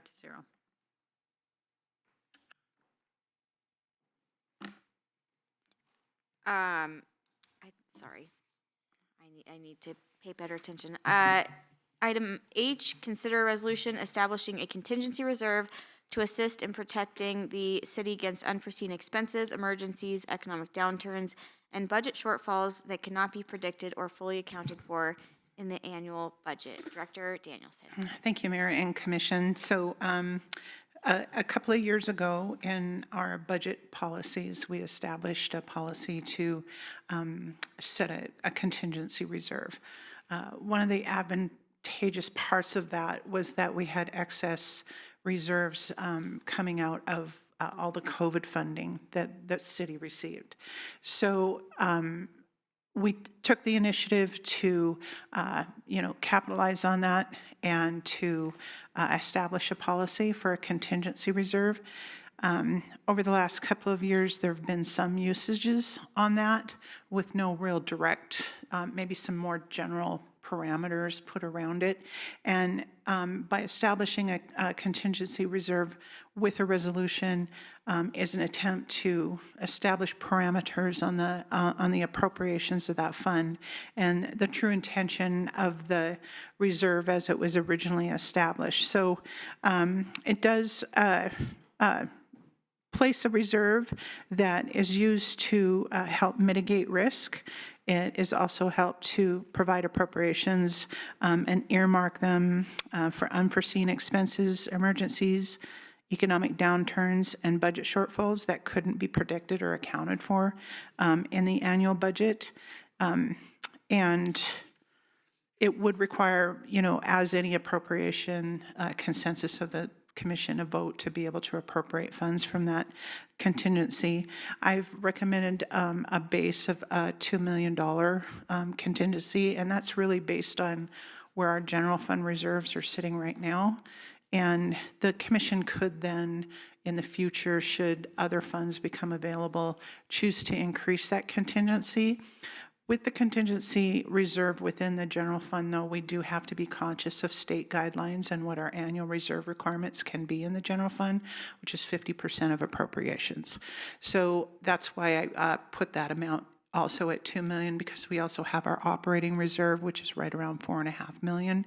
That still doesn't come close to our, 50% of our operations. However, it does help us to maintain that state reserve requirement. So this tonight is a resolution to be able to kind of formalize that contingency reserve. It will be reported within the general fund cash reserves on our annual reporting and in the budget. It just earmarks it into a separate account as more of a committed type of reserve that requires Commission to utilize it. Happy to answer any questions. Thank you, Director Danielson. Are there questions? Yes, Commissioner Reed. Thank you, Mayor Dean. Just two questions, Director Danielson. Unforeseen expenses. Are there any guardrails around that, or based on other, cities you've seen or other policies? Thank you, Mayor and Commissioner Reed. So I am leaving that at the discretion of the Commission. However, the true intent of the contingency reserve is to align with mitigating risk. So should the city face some kind of natural disaster, economic downturn, something that would put the city at risk, that would be the commission to make the decision as an unforeseen expense. I know that we've had, you know, it could be anywhere from a large litigation against the city to a wildfire to, you know, a windstorm. It's really there in order to kind of help bridge the gap in order to receive FEMA reimbursements when those, you know, when those emergency situations type happen. It does take FEMA a considerable amount of time to reimburse for expenditures. So to have that reserve to kind of bridge the gap until insurance reimbursements or FEMA reimbursements come in, I think that that's the true intention of the reserve itself. Thank you. And Mayor Dean, just a quick follow-up. In other, you know, policies you've looked at, is there like a, my words are gone, is there like a basement? Like, can you appropriate the entire 2 million at once? Are there any recommendations for not exceeding a certain amount in appropriation? And having just heard what you said about FEMA reimbursements, are there places where you would say if it's a reimbursement, you can use the whole amount?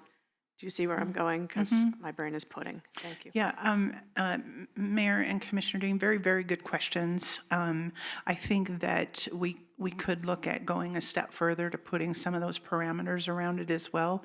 You know, not to, you know, a single event, or if it's a larger event, what would we use to, you know, reimburse the reserve? If you'd like, we can take, you know, a further look at that and put some more parameters around it in the future. Certainly open to that. Thank you, Mayor Dean. Just to comment, I'm fully on board with the concept. I would love to see, since this is just a resolution, is this the first step or the last step in the process? This is just a resolution to kind of formalize the reserve. Okay.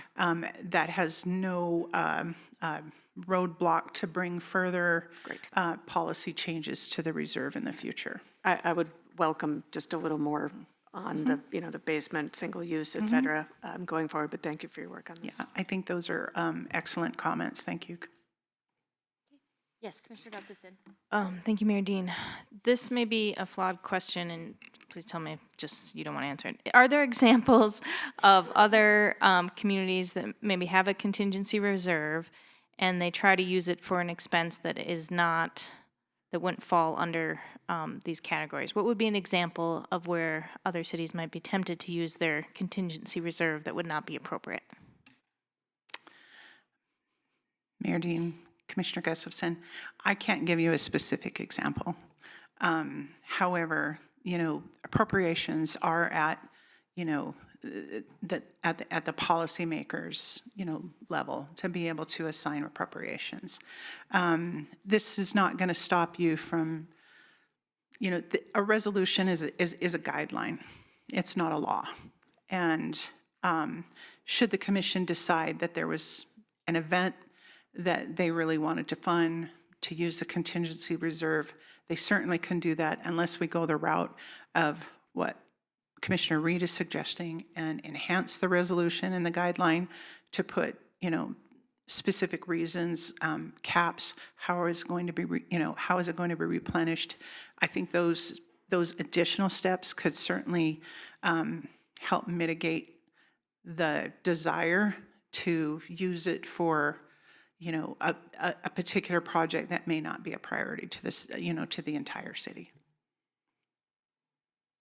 Mayor Dean. Yes, Commissioner Logan. I'll be supporting this resolution, but I think in the future it might be worth maybe tempering some of the subjectivity of the unforeseen expenses, emergencies, economic downturns, budget shortfalls that you might, a commissioner or commission might be tempted to rate it. Thank you. And Mayor Dean, and thank you, Commissioner Logan. And so I don't believe I'll have the opportunity to bring that forth before my departure, but I know that Manager Lake can certainly carry that forward with future staff. Mayor Dean. Yes, Commissioner Rigby. Thank you, Mayor Dean. So, like, I know you've explained it, but there's no fund, there's no money, there's no nothing yet. This is just our starting point, and we can refine it after you ride off into the sunset. And we can put guardrails and work with the city manager and staff. And so, am I understanding that correctly? Yes, Mayor Dean and Commissioner Rigobert, that's correct. Thank you. And I just want to thank you for putting this together. I know this has been on your docket for a while, and I'm grateful that you did that. All right. Is there any public comment? Any public comment? Seeing none, I'll entertain a motion. Mayor Dean. Yes, Commissioner Reed. I move to approve a resolution establishing a contingency reserve to assist in protecting the city against unforeseen expenses, emergencies, economic downturns, and budget shortfalls that cannot be predicted or fully accounted for in the annual budget. Second. It's been moved and seconded. Seeing no additional comments, Madam Clerk, would you please call the roll? Commissioner Reed. Aye. Commissioner Rigby. Aye. Commissioner Logan. Aye. Commissioner Gustafson. Aye. Mayor Dean. Aye. Motion carries 5-0. All right, we'll move to item I. Commissioner Dean, or sorry, yes, Mayor Dean, before Yep. we move on, can we confirm that there's consensus to move forward with putting more parameters around this fund in the future? Sure. Is there, I'm very much in favor of that. I think that some of the comments raised are worthwhile. Do I have to say, before we can use any of this contingency money, we need to refine the guardrails? Or is it? No, I don't think we need a motion. I think Okay. that we can just give consensus for staff to explore and provide options of tightening up the language.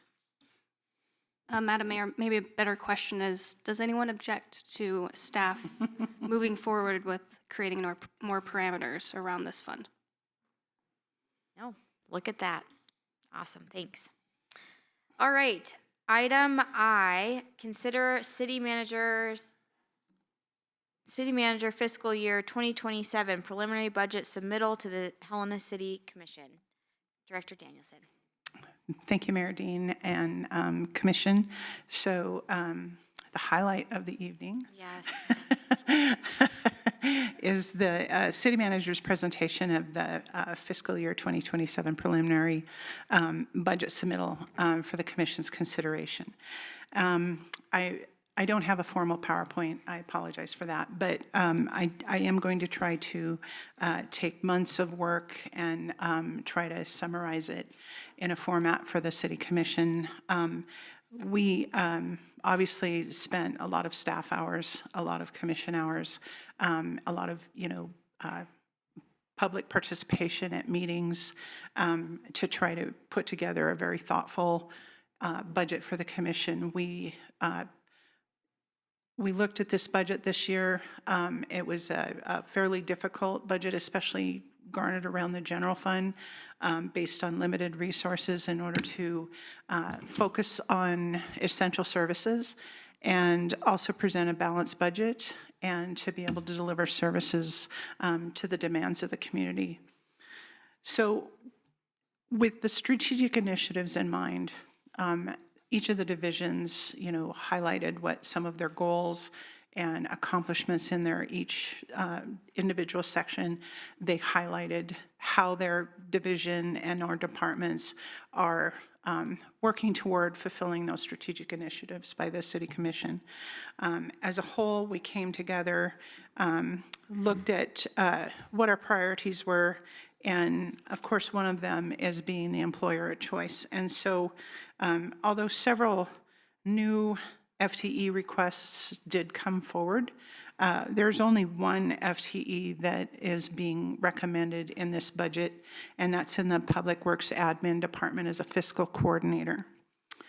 We also have representation of some changing circumstances within divisions where there are just some reclassifications of positions, and all of those go through a very thoughtful process with the Compensation Committee for reconsideration, and finally to the city manager for approval of that reclassification. So no additional FTEs there, just perhaps a reclassification.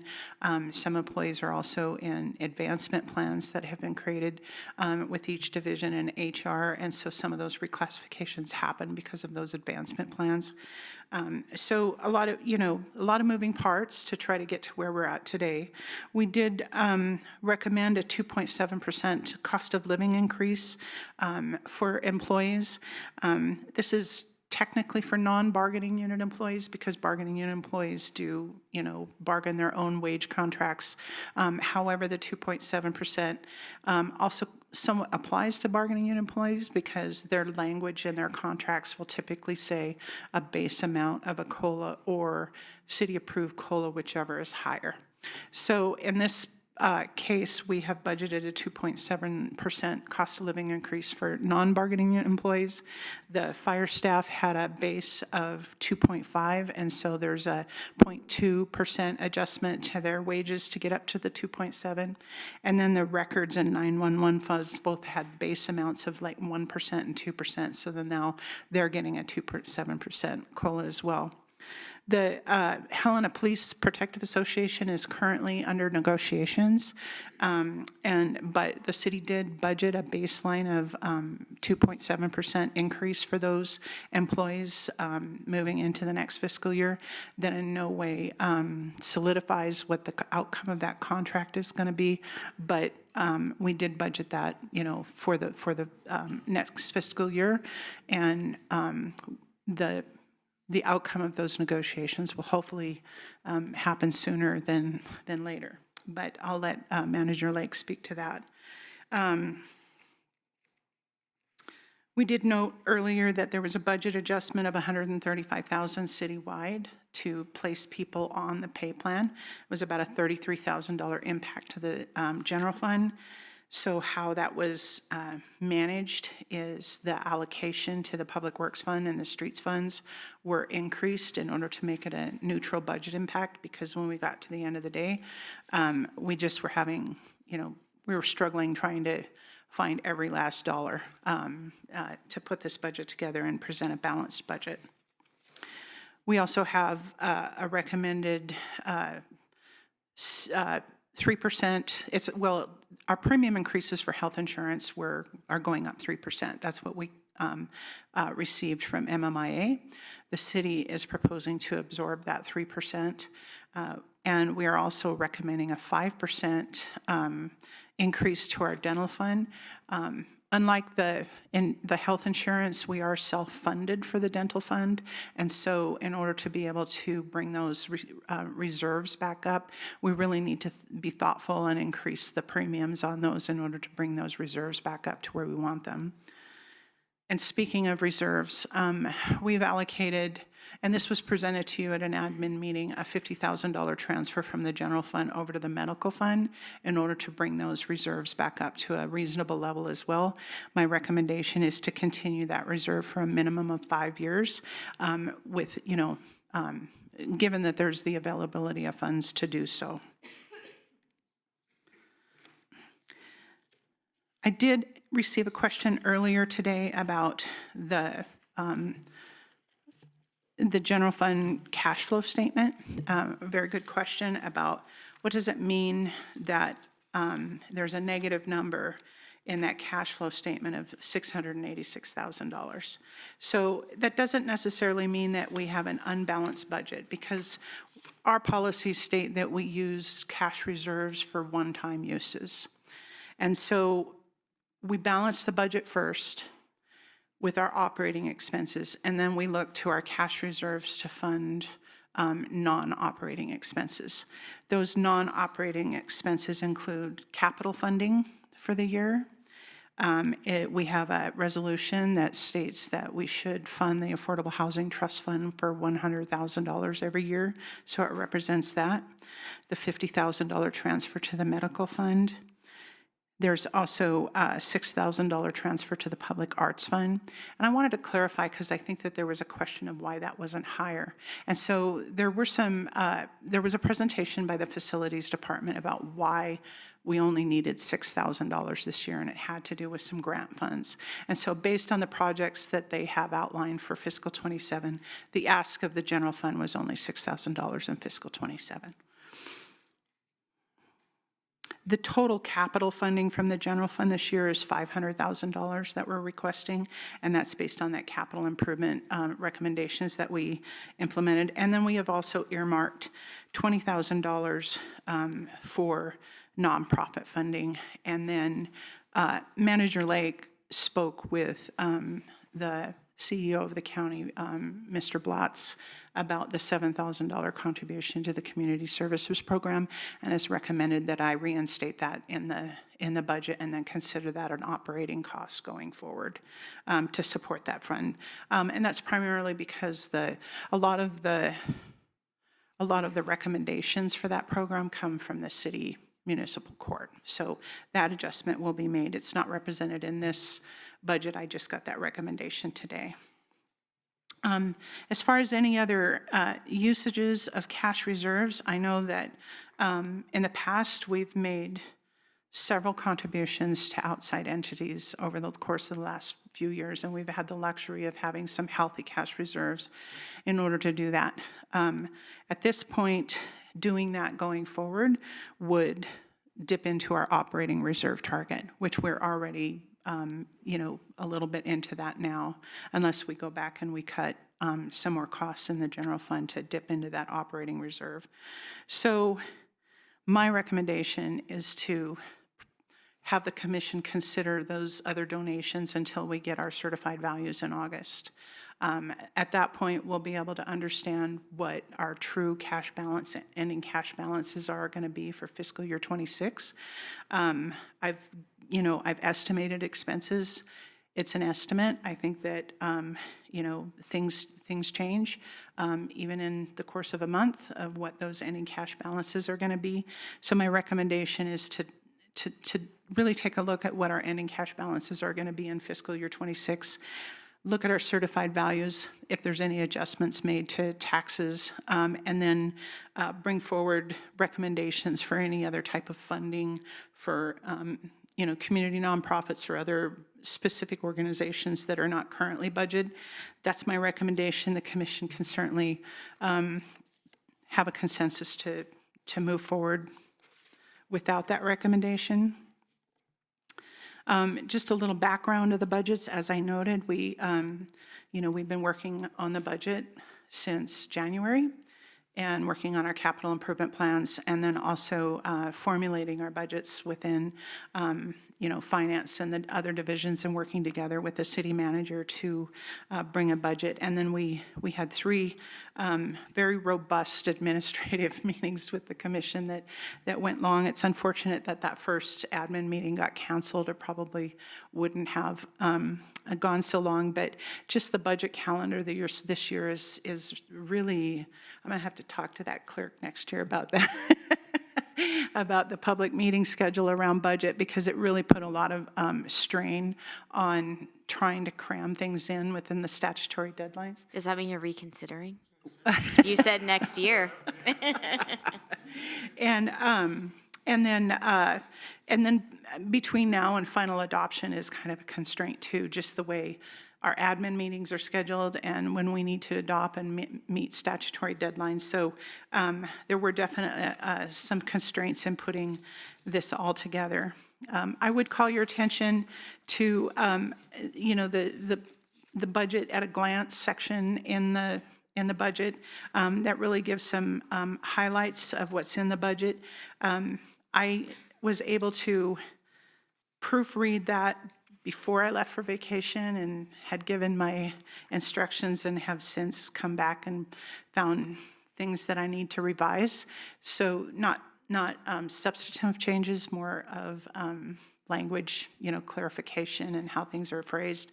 So there will be some minor changes between the presentation of the book now and when we deliver it for adoption on July or June 15th, but nothing substantive with that.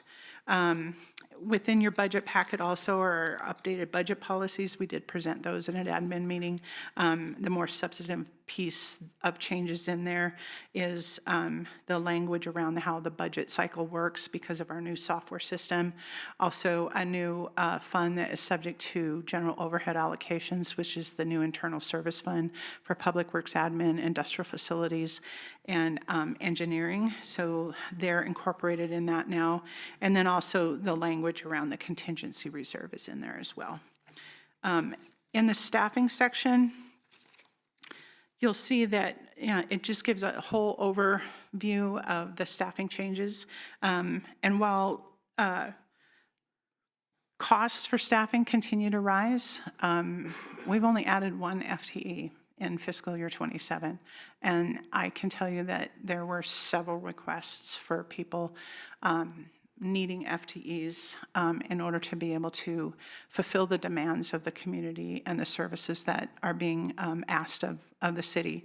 It is also noted in here that although the fire department is still authorized at 43 FTEs, 3 of those positions are currently being held vacant in order to fund the cost of living adjustments that they received in their contract. And so that, just there a lot of difficult decisions, a lot of tough choices, and really to focus on our essential services.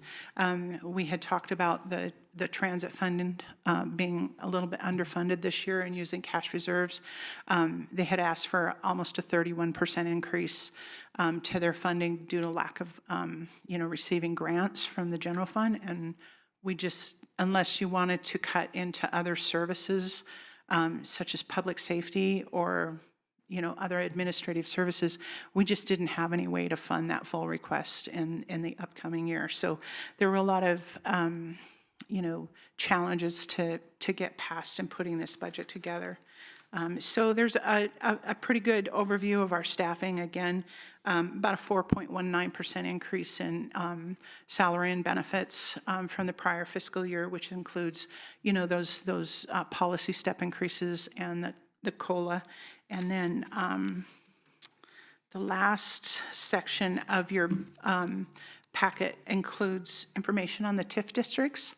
And so while we are expected to get some pretty substantial tax increases in those districts, those taxes are designated for those districts. And I have to tell you, sometimes I wish I could just dip into that for their uses, but we can't. And so the good news is that, the benefit of those districts is working, and there's development, and that brings, a new tax base to the city, and it eliminates blight in particular areas. So the TIF districts are working, and they're working well in the city of Helena. So that is all I have at this point. I know that was kind of an all-inclusive overview. I may ask Manager Lake if she has anything to add, and then I'm available for questions. Thank you, Director Danielson. I think just as an overall comment, I just can't say enough about the finance staff and how much work it was this year. We not only had a tight timeline to meet and a lot of deadlines, but we were dealing with limited staff and a lot of new folks that needed to be brought up to speed very quickly for a very important process. So Director Danielson, to you and your staff, I very much appreciate that. The other kind of group I'll mention too is our HR team leading efforts to lead our compensation committee. So any considerations for FTEs or adjustments in salary were brought through that committee to provide recommendations with equity of other similar positions in mind to ensure that we're staying in line with the pay plan and the overall long-term perspective for the city. So a lot of hard work by staff on all levels. As Director Danielson mentioned, there were sacrifices made, people not going to trainings, to conferences. There were departments that gave up things at a greater ratio than others so that we could afford some of these crucial needs for the city. So I very much appreciate staff for all their work. As you have heard, it was a difficult budget year, but we got to a balanced budget, and I'm very proud of all the work that staff has done. So really appreciate it, and happy to answer any questions you have.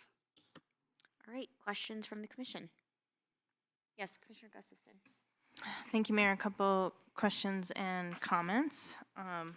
First, thank you, Director Danielson. I was one of the newbies, and so you guided me through this process gently, and you have responded to all my questions with patience, so I appreciate that. I just wanted to express my gratitude. And I want to repeat what I think I heard you say on the general fund cash flow review spreadsheet, and our beginning and ending cash, and then operating reserves. So we have, I'm at the bottom left-hand corner or right-hand corner of this spreadsheet, one of the first spreadsheets in there. So the operating reserve, that number, here's the question. How do you set that operating reserve number? Because it hovers around 4.6 million. Is that a percentage somewhere and I missed it, or?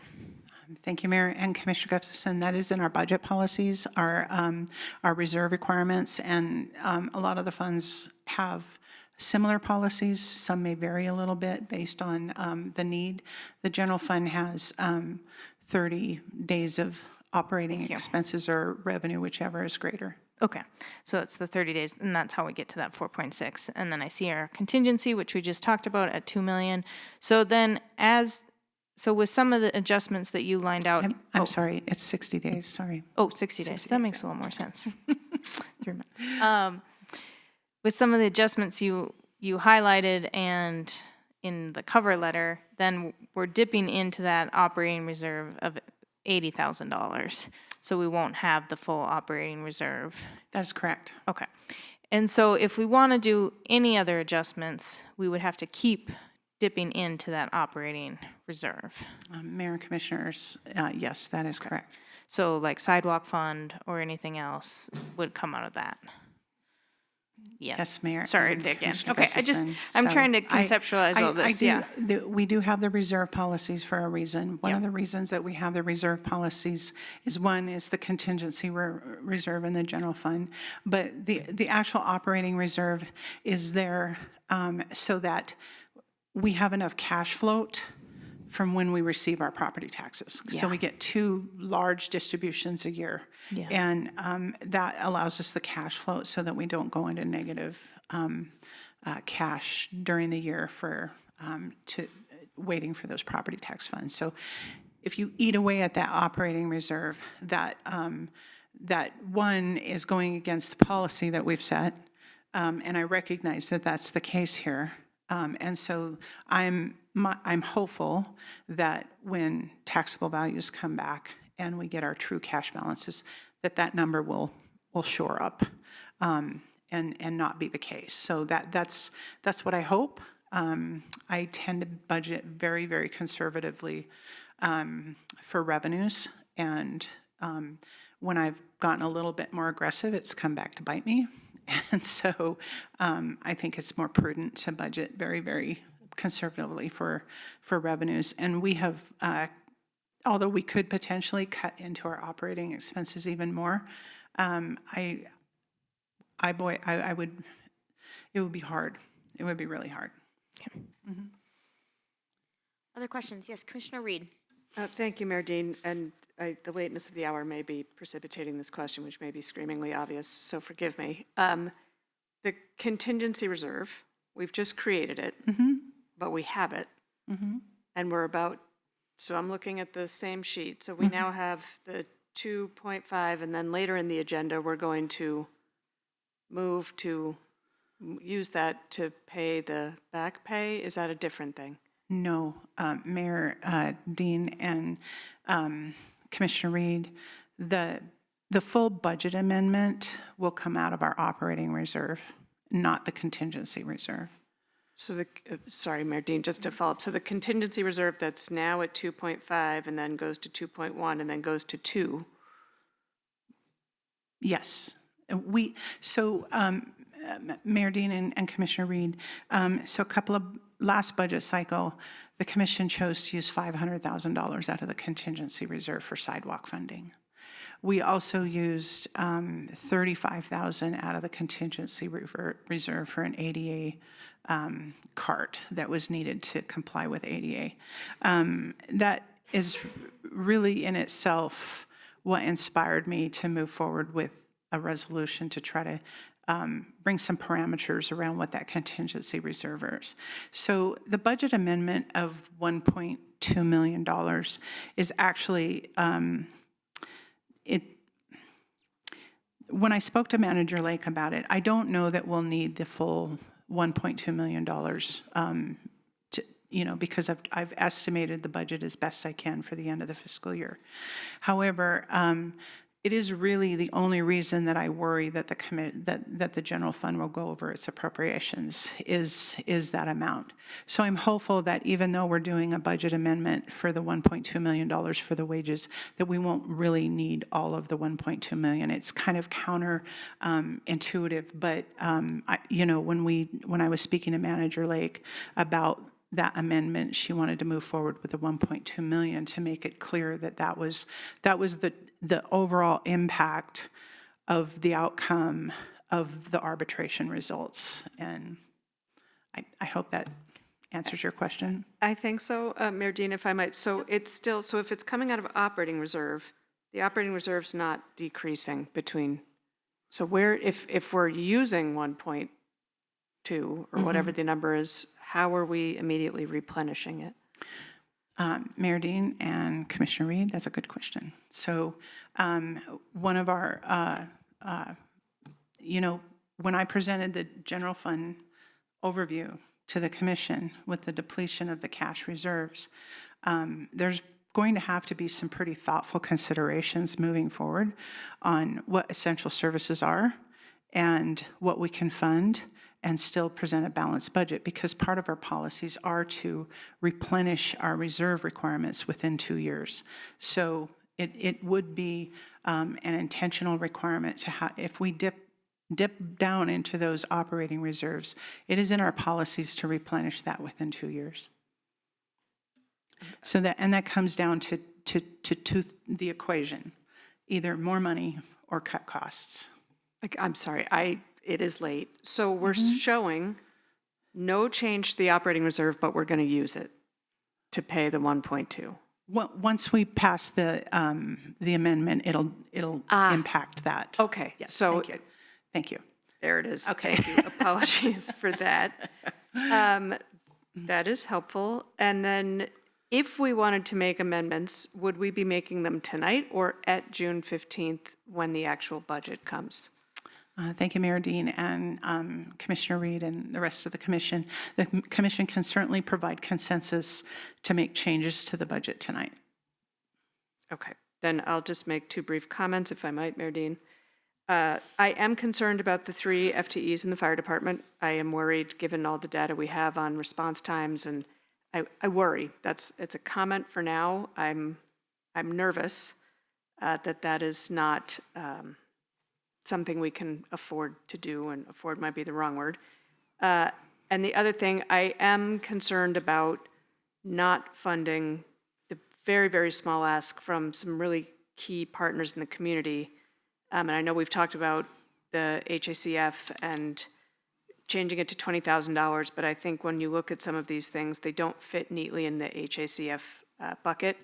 And I think, as an example, Symphony Under the Stars brings, I don't even know what the totals are anymore, but for the city to be considered a good partner for some of our, larger events, and the city of Helena to be,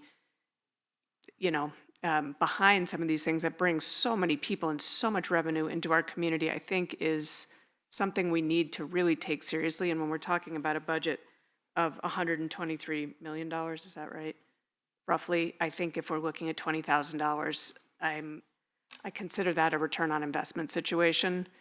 And so I would like to restore the funding, which I think is a total of $30,000 from the partners we are not currently able to fund, and consider those investments in our community. Because if we are not being good partners to the people who are bringing people into our town to increase our revenue, I think that is short-sighted. Thank you.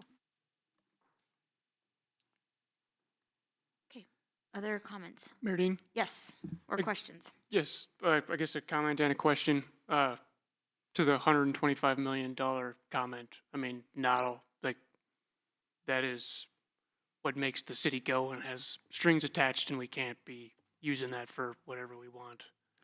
Mayor Dean and Commissioner Regan, that's correct. All of the additional funding for, things like Symphony Under the Stars has to come out of the general fund budget.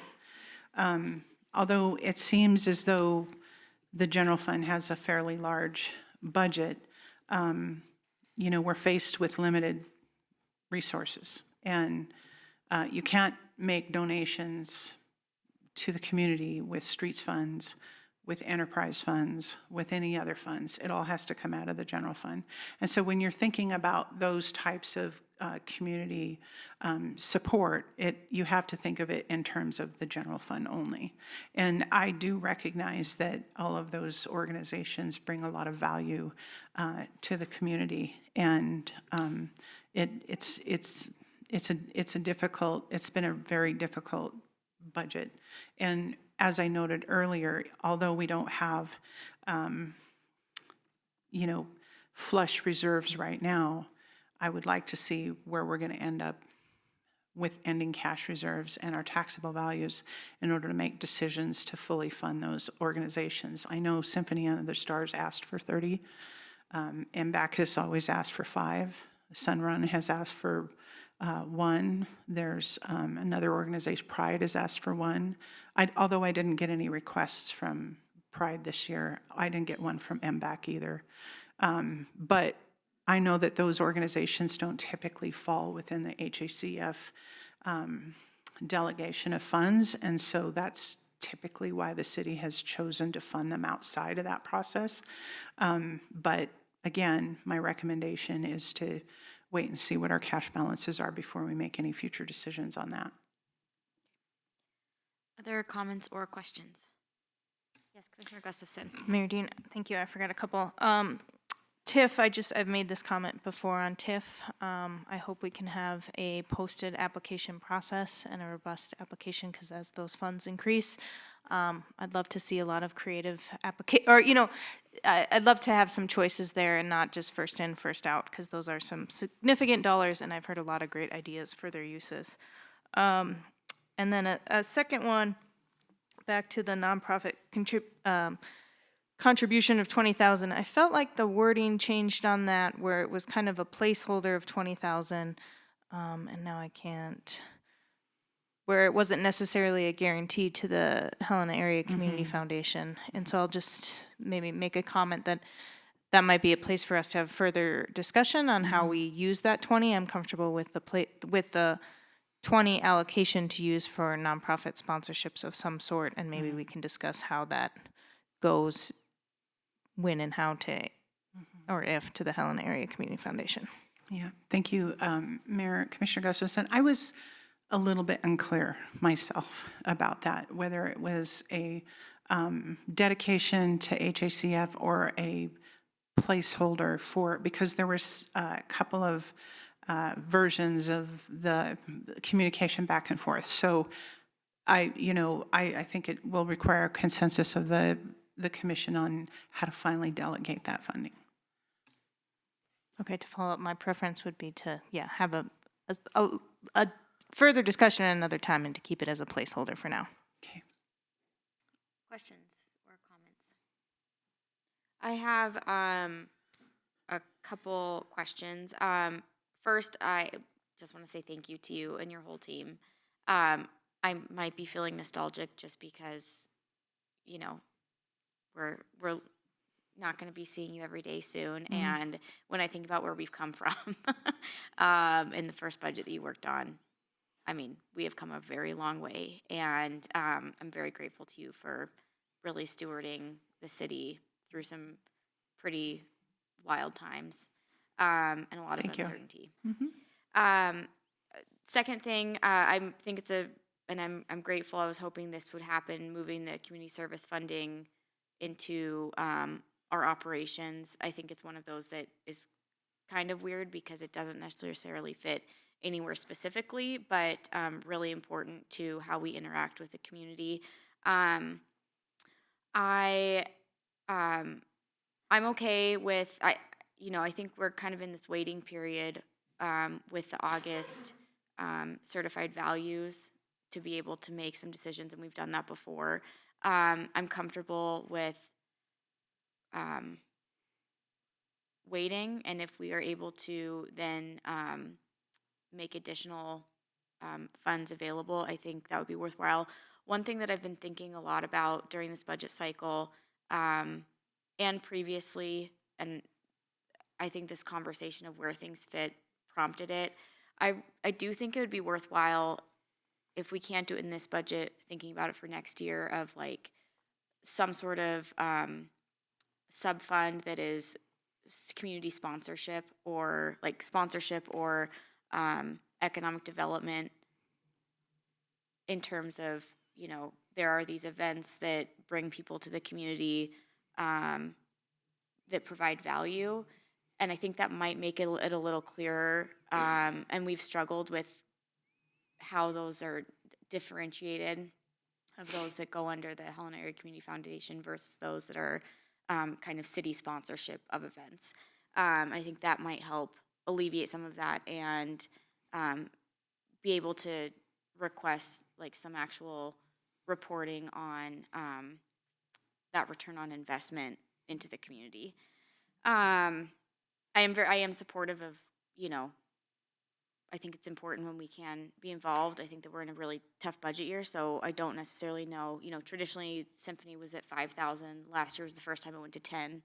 But we were also at the end of general fund savings and had a little bit more flexibility for some of those contributions.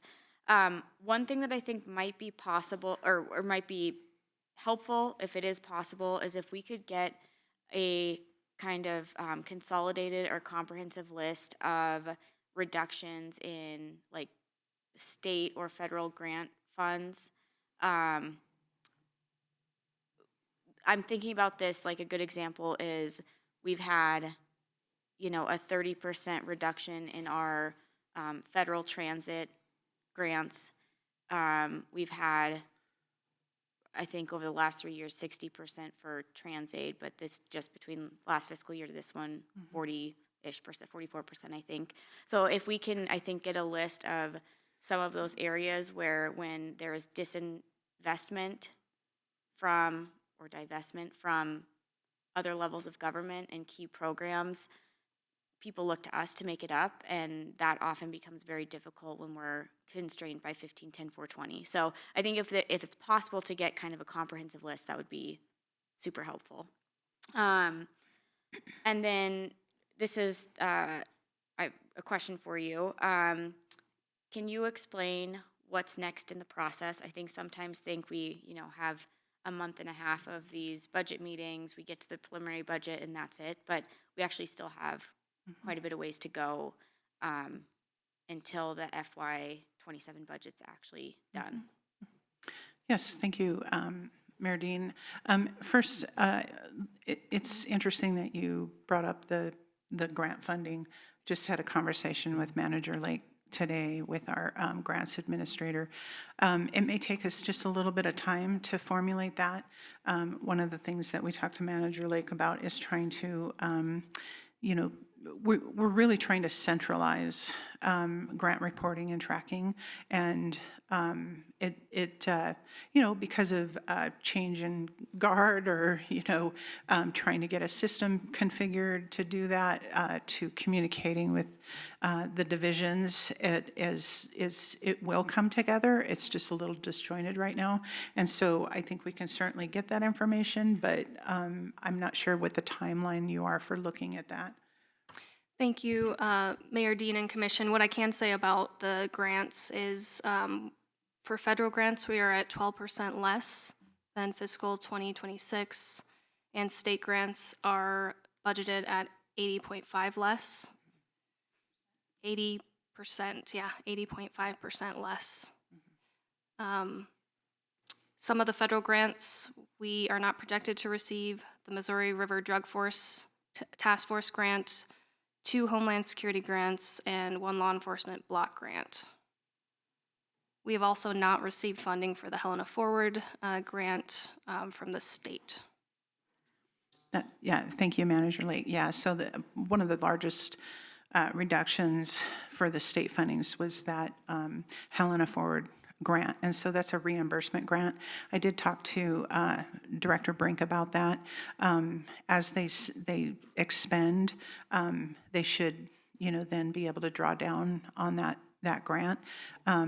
It is not going to happen in fiscal year 26, but that grant funding at the end of the fiscal year will be carried over to the next fiscal year when we do our carryover process. And so that brings me to But we're still our floating process. it Yeah. right now. We're still anticipated in receiving that grant. It just is not going to be in fiscal year 26. So in regards to process, so tonight is it's the city manager's, delivery of the budget. The commission can certainly provide consensus to edit or recommend any changes as long as there's consensus from the commission to do that. Then we can go back and update our final preliminary budget and bring that to the commission on June 15th for adoption at a public hearing. And that ends kind of the first phase of adopting. We then will wait for our certified values, and we will set then our mill levies and our tax levies at that time. And then we will bring, probably usually at an admin meeting, I bring, any final changes that might be happening to the budget. The commission can at that time evaluate whether they'd like to make changes, or the city manager can evaluate whether there's any changes to the final budget. And then that gets adopted by the end of August this year. Typically it's early September, but the way our statutory deadlines are, we don't have a meeting in line with the statutory deadline of adopting our final budget by the first Thursday after the first Tuesday of September. I've said that a lot of times so that I can remember. So we will adopt our final budget at the end of August. Interimly, finance staff will be working on assessments and calculating all the assessments. And so you get the pleasure of reading through about 30 resolutions to adopt our annual assessments. And those then, get incorporated in the next fiscal year as well. We've estimated, there may be some increases proposed for urban forestry and open lands, but I'm not positive about that yet. They will bring that information to you. And maybe Manager Lake knows more about those rate increases, but I haven't heard any final decisions on whether they're going to bring those or not. And then we also perform the carryover process. So over the last few years, we'd have some pretty hefty carryovers because of large capital projects, primarily in water and wastewater funds, which are typically most of our larger projects, multi-million-dollar projects. But we have some pretty substantial projects in transportation systems as well. And so how that works is because, you may have a project that might span 1, 3, or sometimes even 4 years. And so we come back to the commission to actually carry that commitment, that existing commitment over from one fiscal year to the next. And it's typically defined for capital. However, there are some contracts and purchase orders that may be presented as well that are existing, projects or services that are currently in place, that it's just the contract has, spans over 2 fiscal years. And so those carryovers will likely happen in July as well, and then be incorporated into the final budget. And then we get to start the whole thing over again. Yes. Thank you, Madam Mayor and Commission. I would like to point out first of all that Director Daniel said used the word "we," so just for the record. I have a second. Yes. No, but I guess maybe a request. It might be a Zoom call on my behalf. So. We'll take it. We'll take it. But a request perhaps, if the commissioners do have changes that they know they'd like to bring forward, I would request that we bring them forward tonight. Director Danielson is working very hard to wrap up a number of fiscal items for us before she departs. And I know it would be very useful to know those changes ahead of time before the 15th if we're able. So if you're able to provide those tonight, we'd really appreciate it. Thank you, Manager Lake. From my perspective, I really want to ensure that we have a placeholder for some of those like event sponsorship pieces. I feel like it's probably most prudent to get the final values because even with budgeting conservatively last year and the year before, we continue to be surprised at, particularly new values. Or new development, and statute says that they have 5 years to get it done, which I think is a real flaw in the law. But I want to ensure that we have the money there to, we're not signing a check for something that we can't necessarily back up. Thank you, Madam Mayor and Commission. Does anyone disagree with that placeholder suggestion? Mayor Dean? Yes. I do not disagree with that suggestion. The one thing I would just flag is that some of the events like Symphony and the Stars will occur in July. So I don't know if we want to consider Commissioner Gustafson's suggestion to, rather than designate it for HACF, we leave $20,000 available to consider prior to our final consideration once we know more about revenue.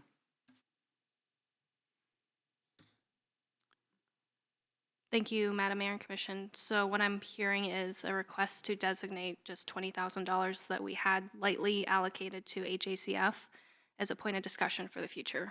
Any disagreement with that? I think that's okay. That's okay. I do not want to take HACF out of all of this, but I think that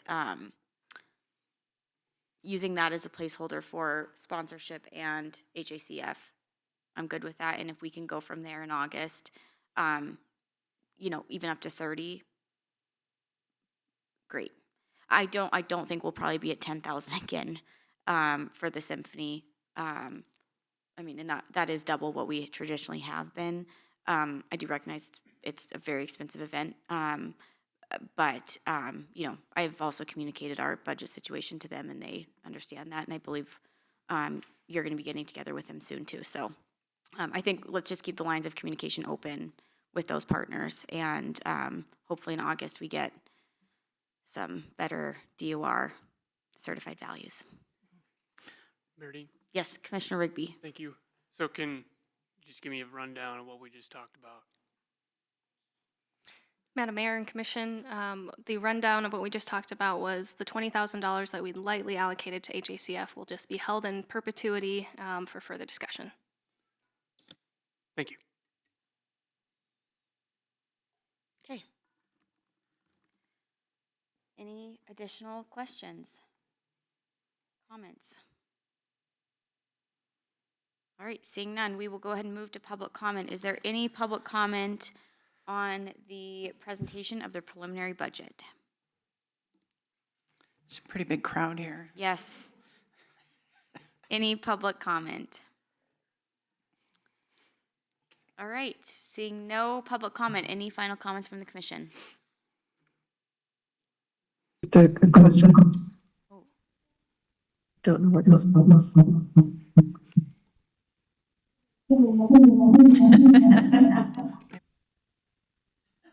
It's off. Commissioner Reed, I think it's your computer. Oh, I did. If we do have amendments, we should submit them through the manager. Is that correct?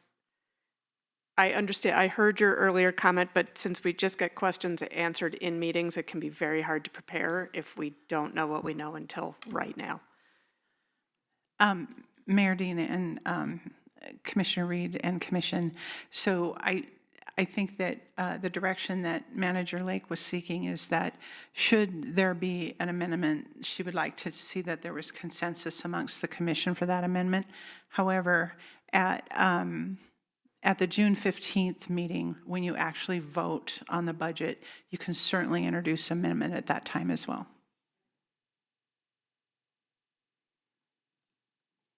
Okay. Seeing no additional discussion, I will entertain a motion.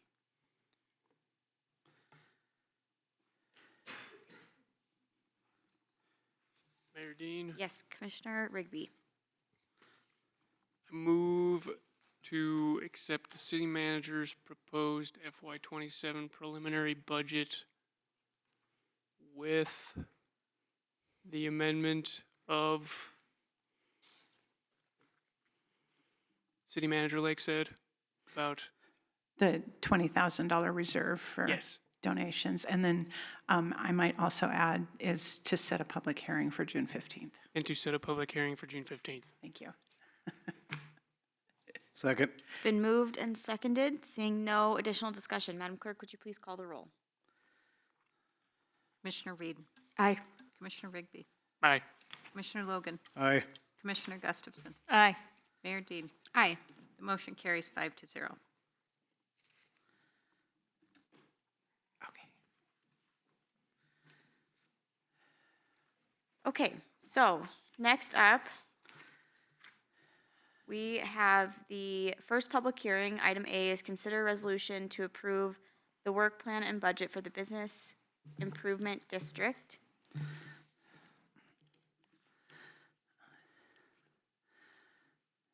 So I'm just double checking, we're doing BID before TBID. So, Yes, thank you. for the Business Improvement District and levying an assessment on all properties within the district for fiscal year 2027. What was your? Sure, we can. Mayor Dean, It sounds like we need to take a recess for 5 minutes. if we could, please. Yes, that is just fine. So, Director Dennison, I'm sorry, we're going to pause. We will take a 5-minute recess. Okay, thank you.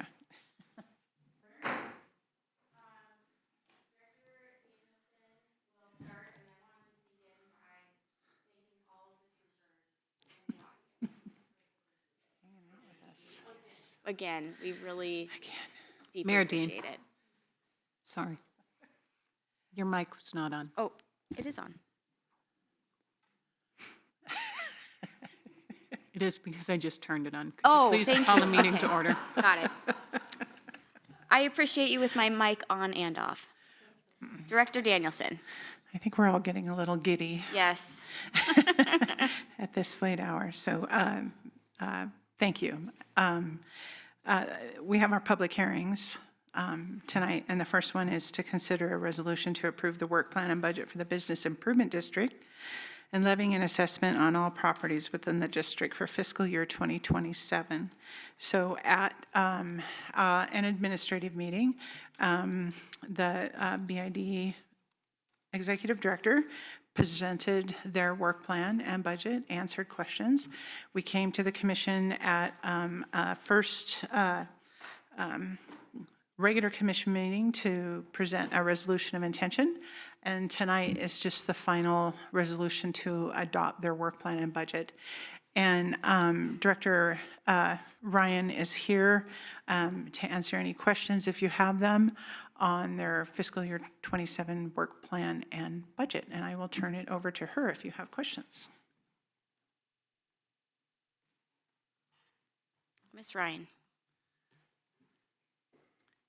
Good evening, Mayor and Commission. I am Alicia Ryan, Executive Director of the Helena Business Improvement District.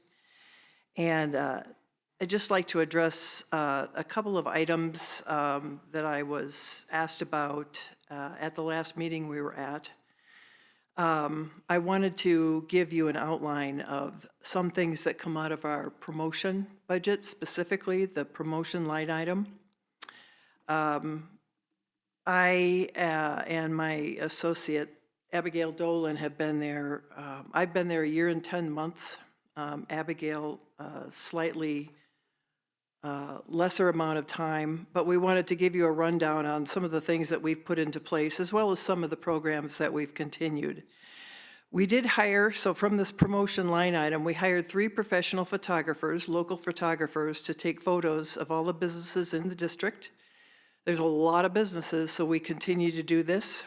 This is all free of charge to the businesses. And the photographers have made us a fabulous deal. We go in and take pictures, they take pictures, share them with us, and then we also share them free of charge with the businesses in the district to use in their social media. We had Restaurant Week, which we premiered this past year and have plans to do it in the future with, of course, a lot of changes. We're undertaking a lot of landscaping, which also comes under the promotion budget. We have had our maintenance man build 6 large flower planters for downtown. Staff will also be planting them and maintaining them.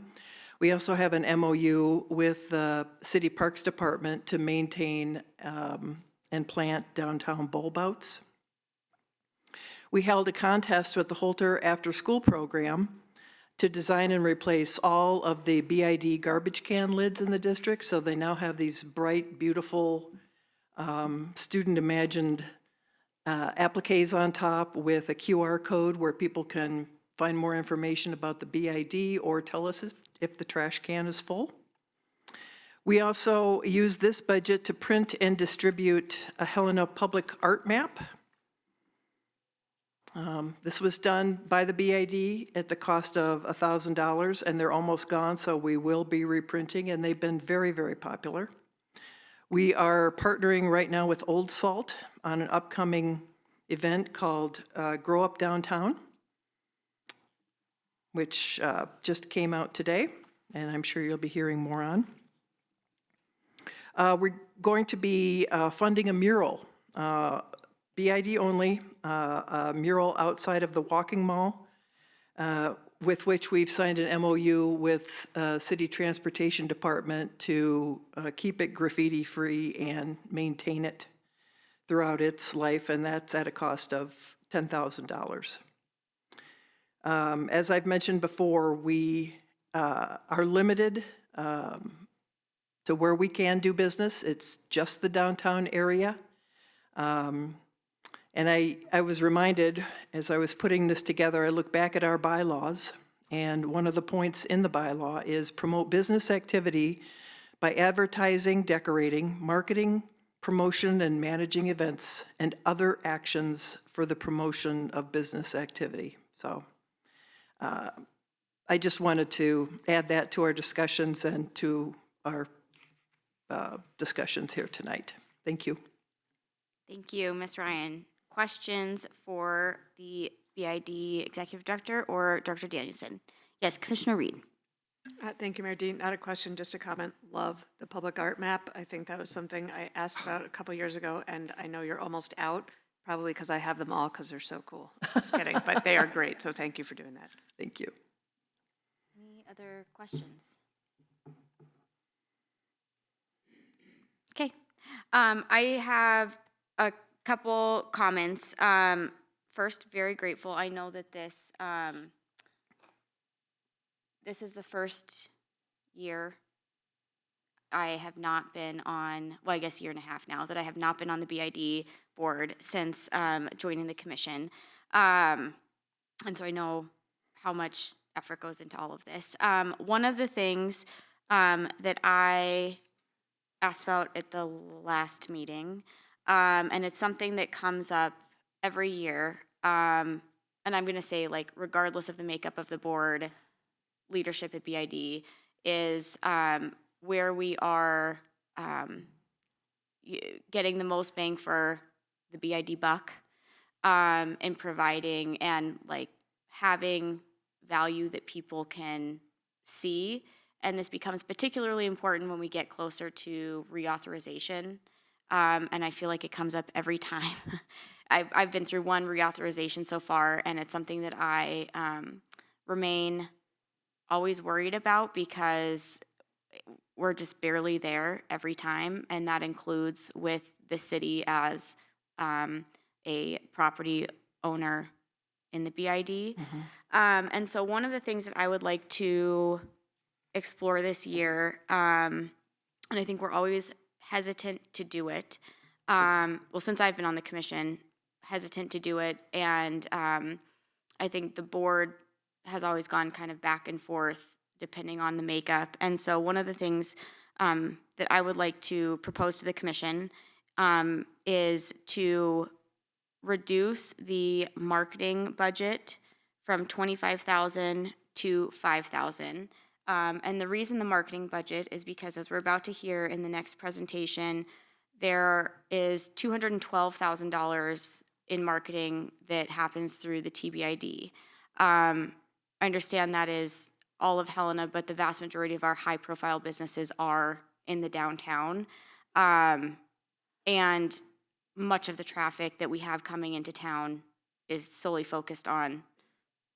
primarily focused on downtown. I know we're trying to see more revitalization in the 6th Ward, but that corridor from, particularly it will be important from the Heritage Center to downtown will remain, and TBID is obviously a big part of that, which is why I'm focusing on the marketing piece so that we're not impacting some of the other, I would say, like visible investments that property owners and business owners can see. So with that, it would move the marketing budget to $5,000, and it would allocate $20,000 for matching funds to support streetscape design standards for downtown surface infrastructure improvements. That's a lot of fancy words.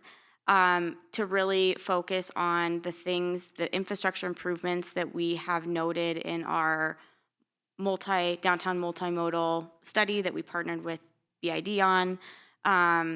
It would include things that are exhibited in our downtown master plan. It came up in the recent Walking Mall Foundation meeting. We had a number of business owners who are looking for the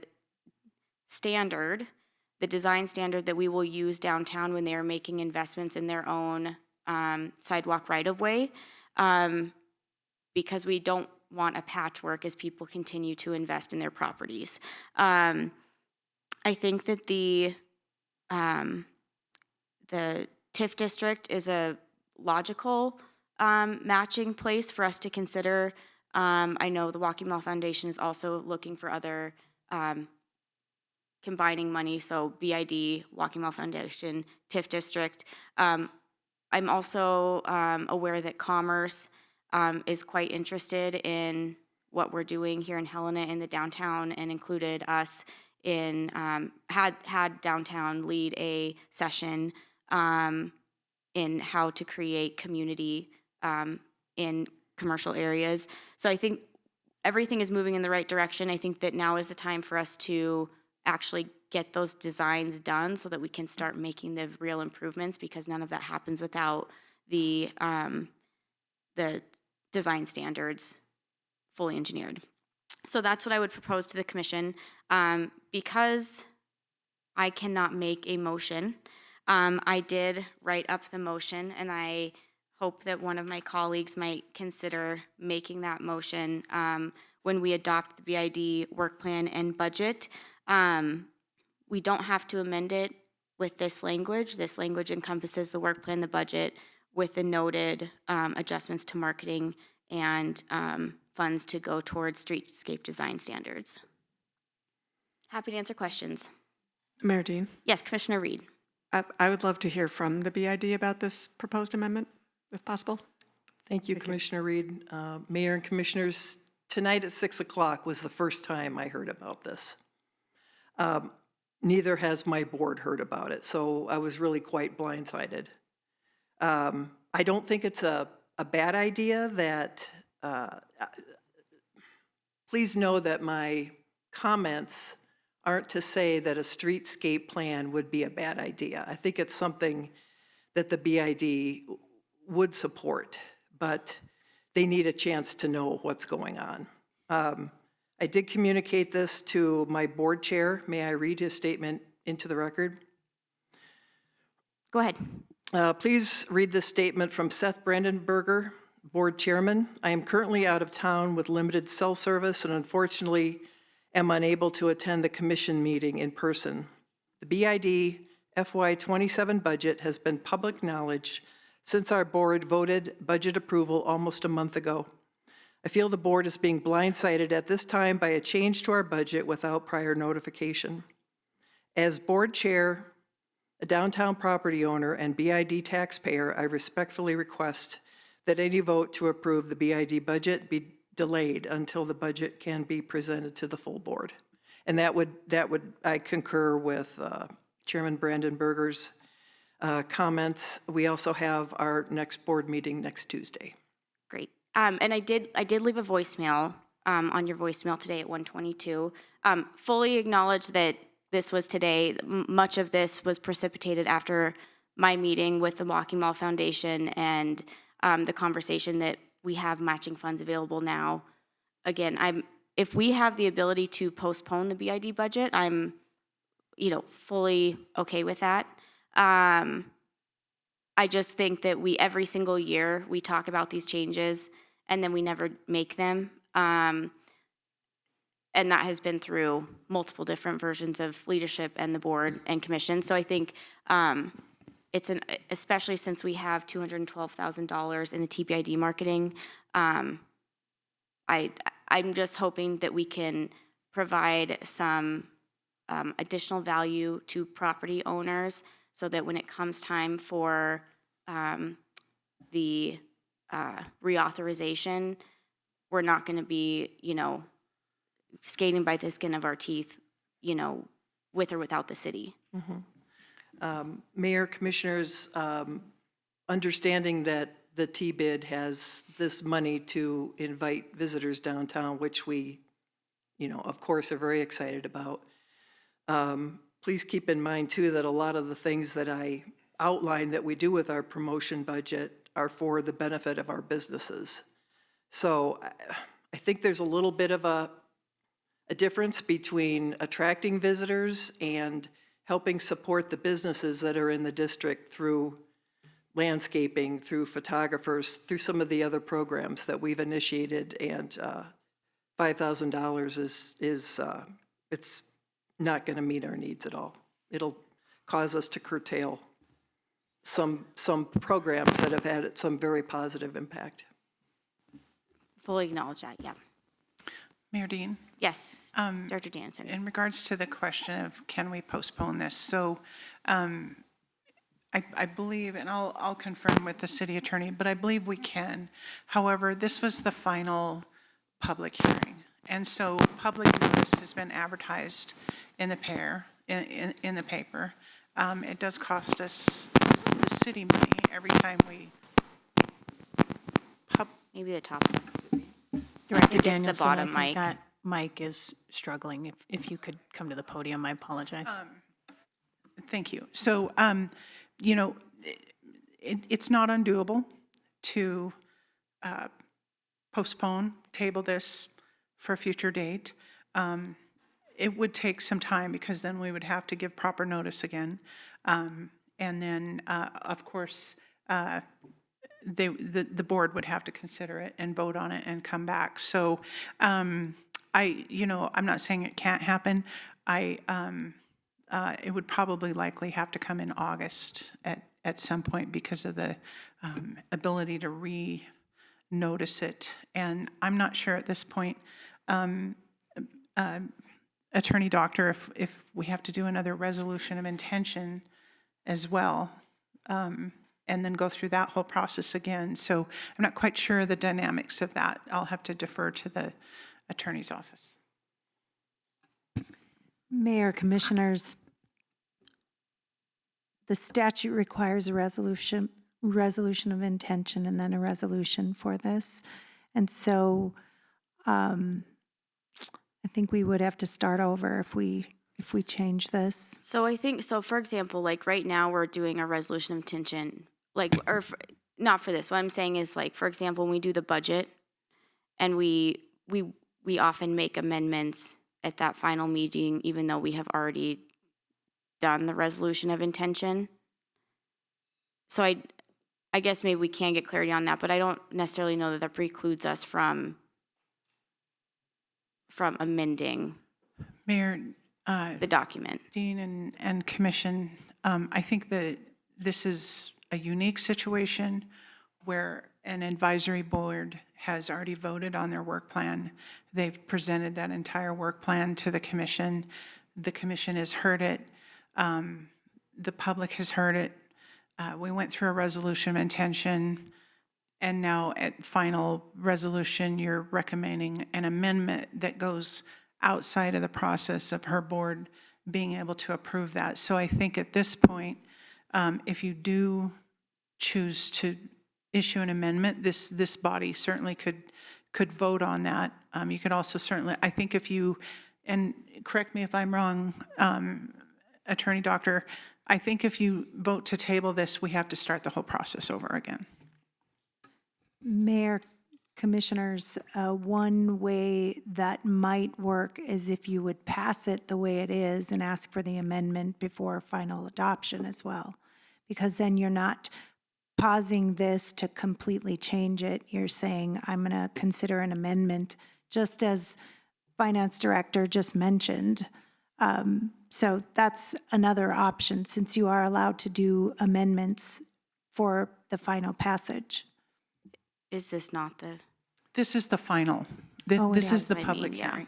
Yeah. And I think Says- maybe this highlights kind of the issue in the process with, I would say both BID and TBID that's difficult, is that the boards pass a work plan and a budget. And I think this is where we hear frustration, like from the public and sometimes from the commission in terms of feedback of a conversation of duplication of effort, or are there opportunities to invest in other things, that there's not, except for at our first resolution of intention last meeting, and now, if the BID doesn't make changes after the admin meeting themselves and then re-adopt it as a board, there's not a lot of, I would say, there's not a lot of ability for the commission to provide feedback that gets reflected in the work plan. And I think that is what leads to a lot of the frustration that we hear from downtown business owners and property owners is, you know, we have 10 years of a district that assesses $300,000 a year, and what value, we want to see more value, and I want them to see more value because I think the BID is critically important for us to be able to have a thriving downtown. And so this is in response to, you know, the feedback that we continue to get about how do we make the BID have the most bang for downtown's buck. And I guess that's where I think there's probably a flaw in the process if we can't make amendments when it comes to the commission. Mayor, I will amend what I was saying. I was under the impression this was much like our preliminary budget, not the final. I do think the commission has the ability, just as Finance Director was talking about before, to make amendments at the final and delay it at least until, and I guess my concern would be how it's going to be incorporated into the budget process. But I think this could be an amendment at the last minute. You could table it now to a future one that then would reconsider the same question again. And you wouldn't have to do the resolution of intention again. So we table and then. I'm not sure. I have to defer to her. And I guess I'd look to I'm the just thinking commission. is I that mean, we've already given public notice that Yeah. this is the public hearing.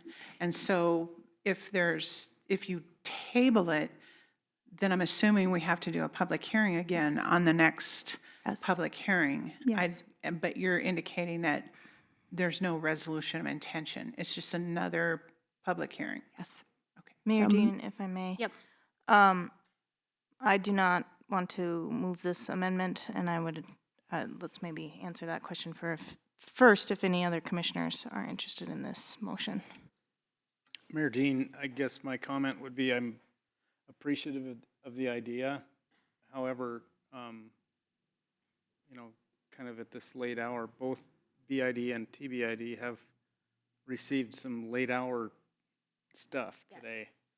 And I'd be far more comfortable letting the board process this idea for next year's budget.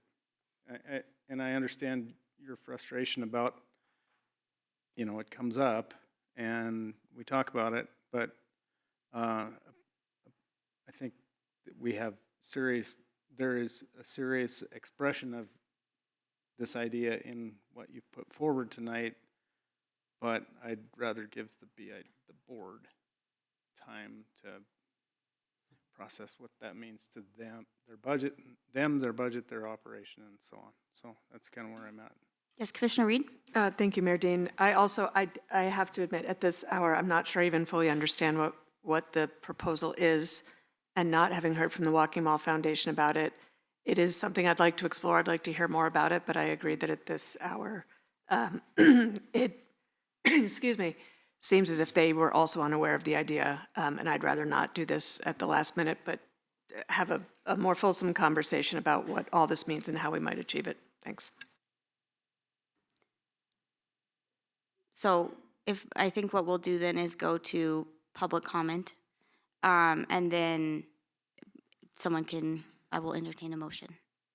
And I truly hope that we have this conversation every single year, and it is not,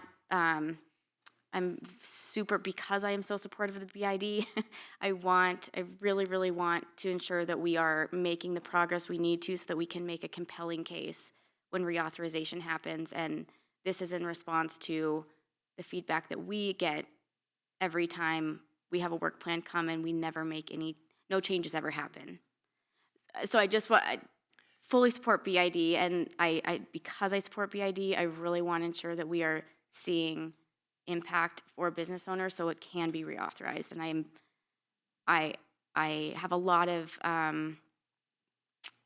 I'm worried about reauthorization in the future because of these continued conversations. Mayor, Commission, thank you for that. I share your concern, and I know how passionate you are about the BID. I would just ask that the conversations that are happening around us happen with us so that, you know, we can get a sense of that. All of our meetings are public. You know, we publish them. Anybody's able to come. We have a opportunity to Zoom in. I would just ask to be part of those conversations, and I'm sure we can come to a resolution that will make everybody happy and get us reauthorized in 2030. Yes. Okay, with that, I will open it up to public comment. Is there any public comment? Any public comment?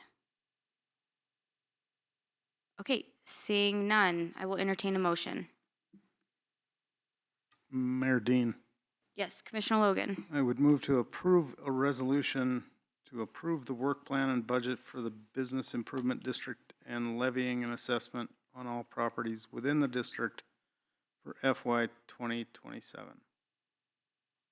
Second. It's been moved and seconded. Any final comments? Okay, Madam Clerk, would you please call the roll? Commissioner Reed. Aye. Commissioner Rigby. Aye.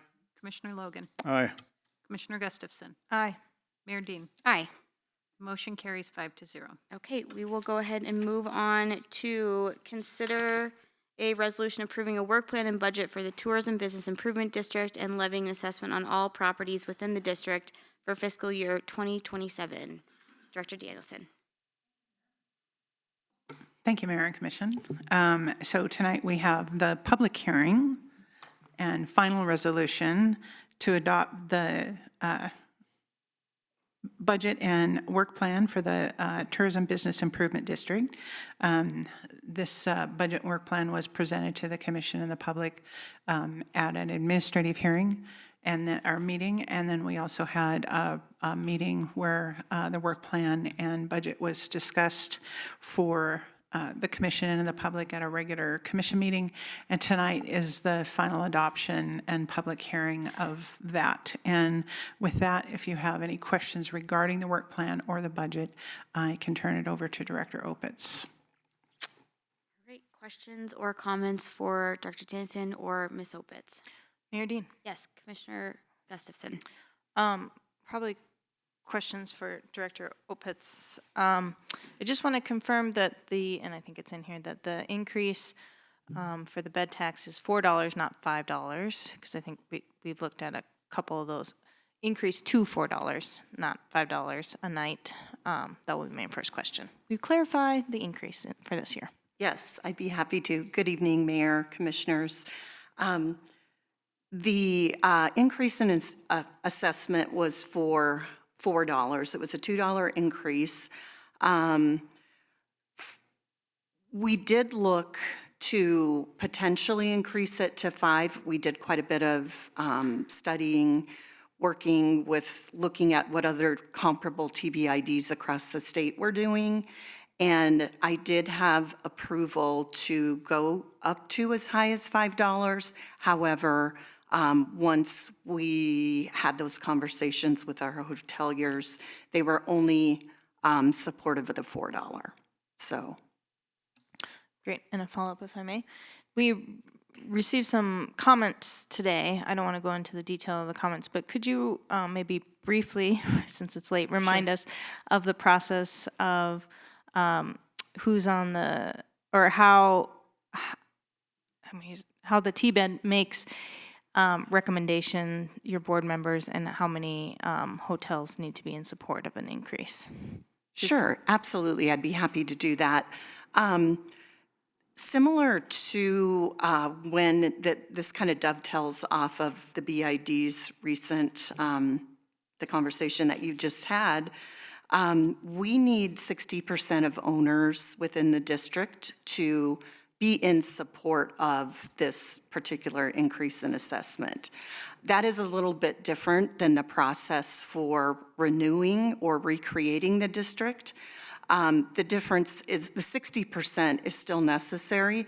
The difference is there is a petition that is required for owners to sign. And so that's kind of the brief short of it. Currently, there are 75% of hoteliers that are in support of the increase.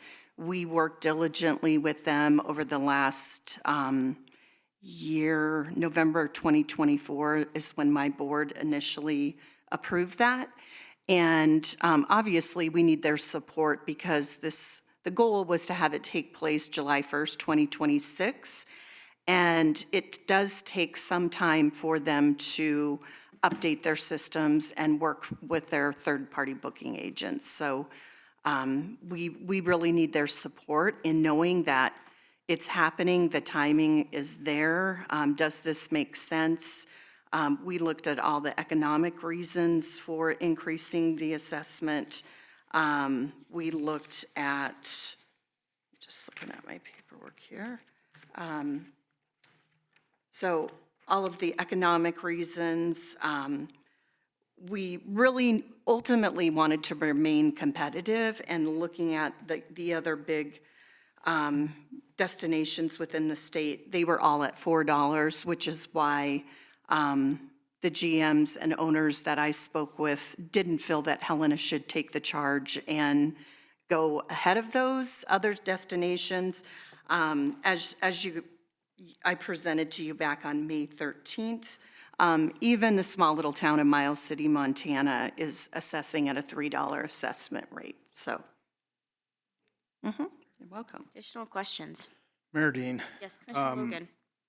Again, sort of in reference to some of the comment we received today, and I think you've gotten copies of those. There's some pretty significant things leveled at process and, residency of members, the unfairness or inequity of the rates to maybe a different sized hotelier. Could you speak to those? Would you speak to those? Sure, Mayor, Commissioners. I imagine you are talking about a smaller economy hotel. Yeah. Yes. And I say that because I did have one hotelier that was not a fan of increasing the assessment to $4. Ultimately, they were looking at a tiered process of any rooms under, or any hotel under 50 rooms would have a tiered process, would stay at the $2, any over would go to $4.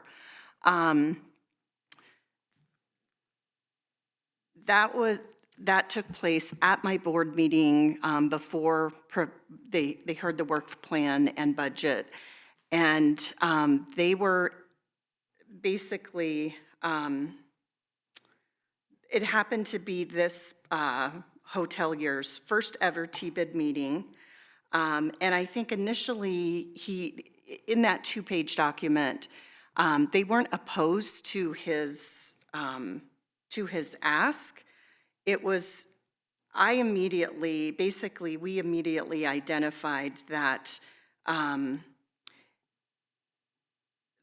there was some confusion between the renewal of the district and the increase in the rate. And so back to when we're increasing the rate, there is a lot of more buy-in from our board. They play a more active role in reaching out, talking about the benefits of the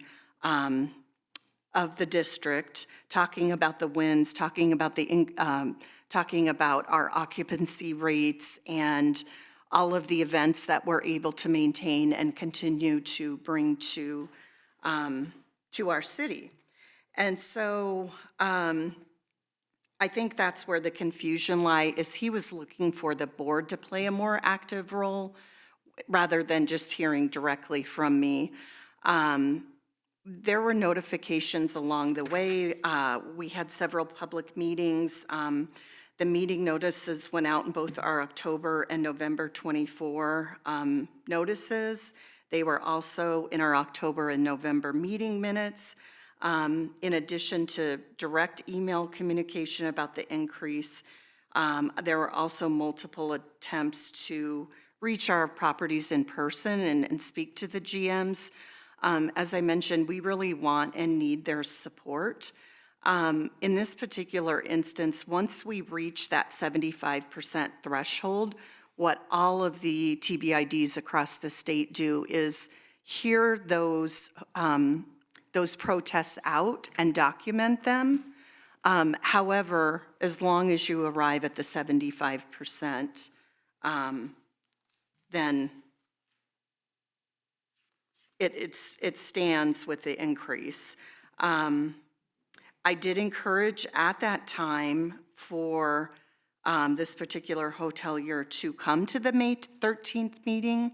So again, as Sheila mentioned, he would have been able to present those comments and protests there for you to hear, so we wouldn't be hearing it at the last minute on the last day. And in full transparency, I think even my board was open to a tiered structure had there been maybe a little softer approach. Again, this was the first TBID board meeting that was ever attended. And as you well know, we're constantly looking for new board members. We don't have a real large pool to select from with only 22 hotels. And so they were quite defensive in the fact that if you are concerned about where your dollars are being spent, it would be wonderful for you to have a place at the table because it does seem to be the same folks that are involved. So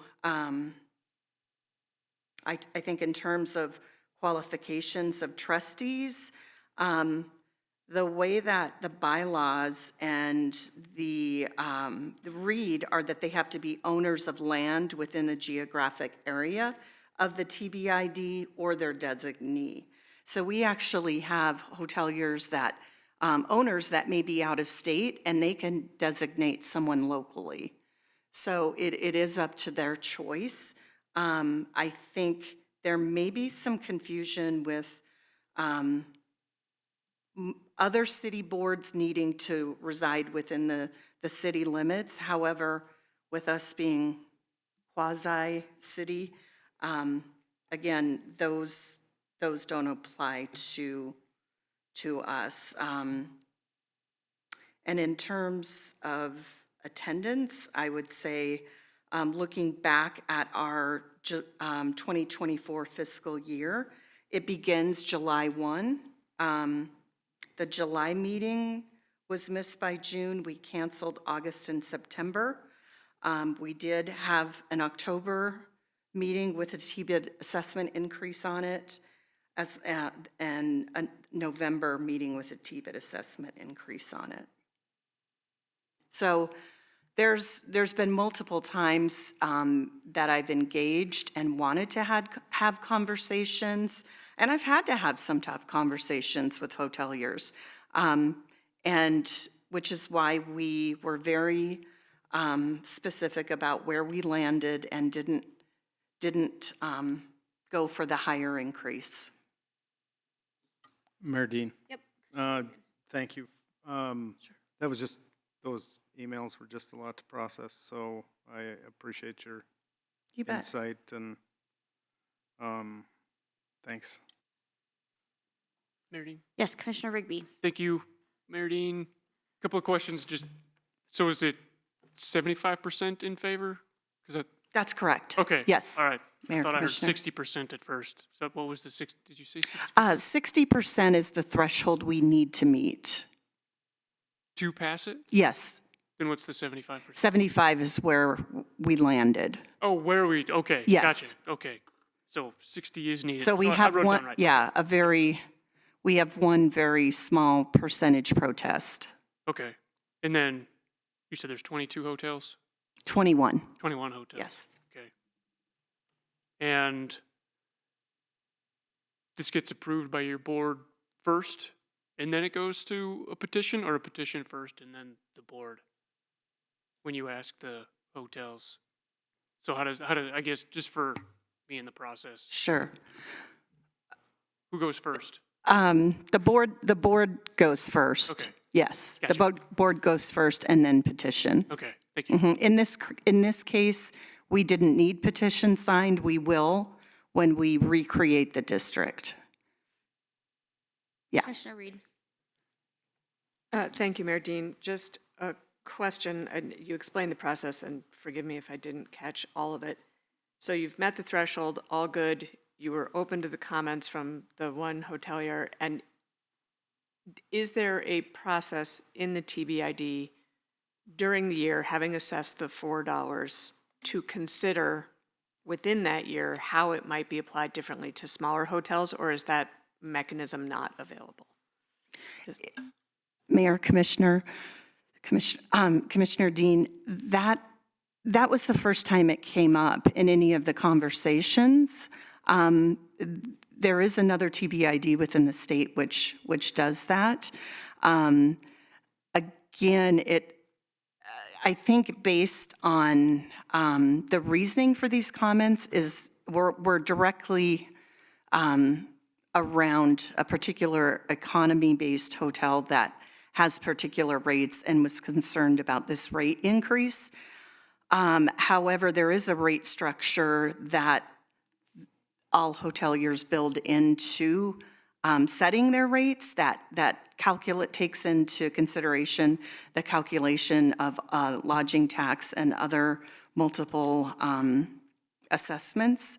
And so in full transparency, yeah, they were less interested in the tiered structure and more focused on rate structure. Thank you. I guess if I might, just to follow up, is there an opportunity during this coming year, if the $4 is approved, to have a discussion about how it might be, applied differently in the future, to consider tiered structure, et cetera, or can it not be changed once adopted? And maybe that's for you, Director Danielson. Thank you, Mayor and Commissioner Reed. So the resolution as it stands right now is a $4 per night for all hotels. So this is a resolution that would stand for the entire fiscal year.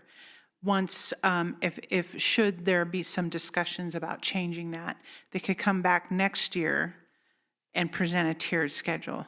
But for this year, the resolution sets the rate for all hotels. Yeah. Perfect. Thank you. And again, sorry, it took me a minute to get to that question.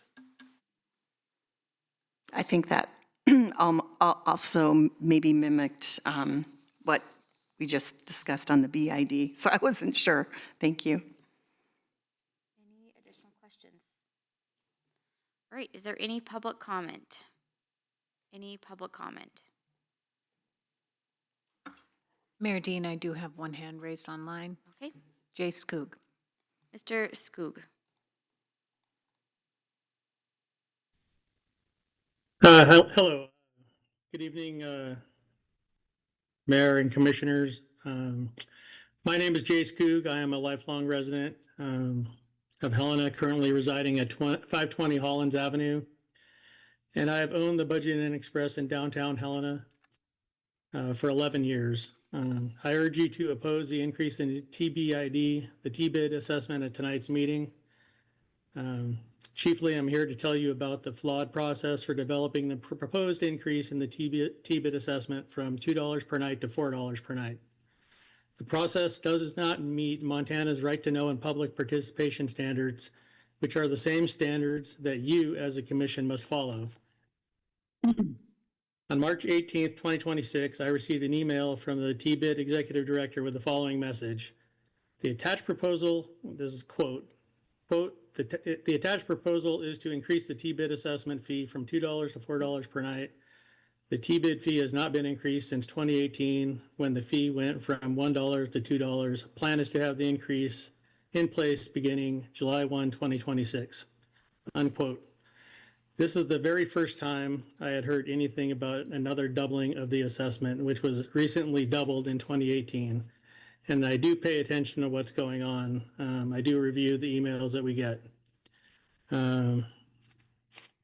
Seeing that the email used the word proposal, I assumed that discussions were just beginning and the board was interested in input from district members, of which there are only about 20 of us.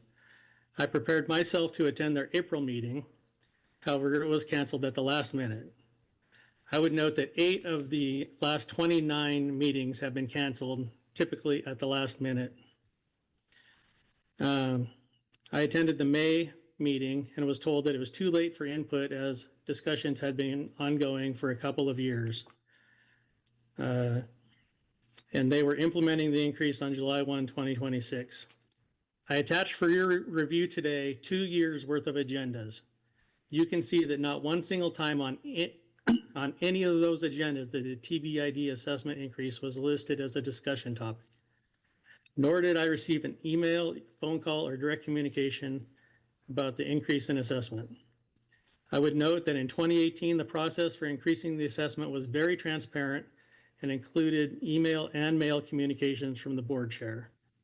At the meeting, I was instructed to look at the November 13th, 2024 agenda, and on that agenda, I found an board action item, TBID assessment increase. That's it, 3 words. Nothing mentioned in the email announcing the meeting, nothing in the attachments to the agenda, no reasons, data, spreadsheets, facts, figures, nothing but those 3 words in a couple of years of discussions.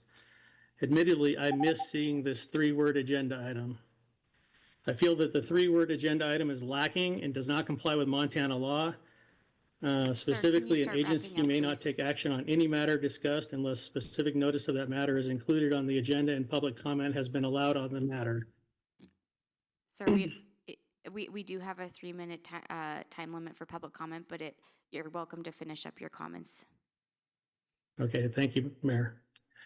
The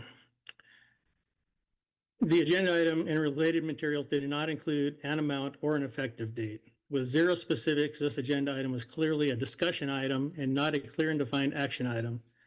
It was terribly inadequate for proper public notice. The minutes of that November 2024 meeting contain the following. Board action item, TBID assessment increase. A motion by John to increase the TBID assessment up to $5, seconded by Shauna. All in favor, motion carries. Okay, if you could start wrapping up, sir. Okay. Thank you. This motion did not contain a specified amount of the increase nor an effective date. The motion was paramount to saying we will increase the assessment by any amount at any time we decide. I feel that that motion was not legal. Okay, sir. I feel that establishing the assessment is the most important thing that the T-bid board does. I feel that they seriously failed in communicating the Thank you, proposed sir. increase to the members of the district. You can look at all of those agendas and there was no mention Thank you on them. for your public Okay. comment, sir. Appreciate All it. right, you've seen my emails. I appreciate the opportunity to We- testify. Thank you. Yes, and we do have those. Thank you. Okay, is there additional public comment? Okay, seeing no further public comment, are there commission comments or discussion? Yes, Commissioner Gustafson. A question for the city attorney. I know that we do public comment in several, we've been talking about it all night. These things come up several times in several types of meetings. Do you have any concerns about the process being followed and our voting on this tonight? Mayor, Commissioner Gustafson, I unfortunately have not seen the agendas, nor do I know when the public comment occurred. Just in general, the requirement for notification has to be clearly identified on an agenda with appropriate public opportunity for comment, for any decisions being made before a board. But I can't even say whether or not, just the information that was presented here is not information enough for me to definitively make an assessment based upon what I've heard. Okay, then if I may follow up, I hear you say you can't make an assessment, but do you have a recommendation on how we proceed tonight? Mayor, Commissioner Gustafson, what I heard from the presentation is that the threshold has been met, that 60% is required, 75% has been met, has actually been acquired for the threshold, and it might be that there are some that are going to be opposed in that 25%, but the threshold has already been met. So I don't see any reason legally you couldn't make a decision one way or another. Additional comments from the commission? All right, seeing none, I will entertain a motion. Mayor Dean, Yes, Commissioner Rigby. move to approve a resolution to approving the work plan and budget for the Tourism Business Improvement District and levying an assessment on all properties within the district for fiscal year 2027.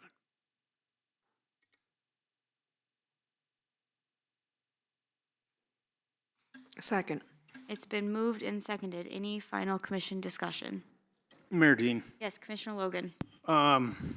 this is kind of a tough decision. I think I will not support this, just as kind of a placeholder to maybe the TBID board, maybe to address some of the concerns that were voiced here tonight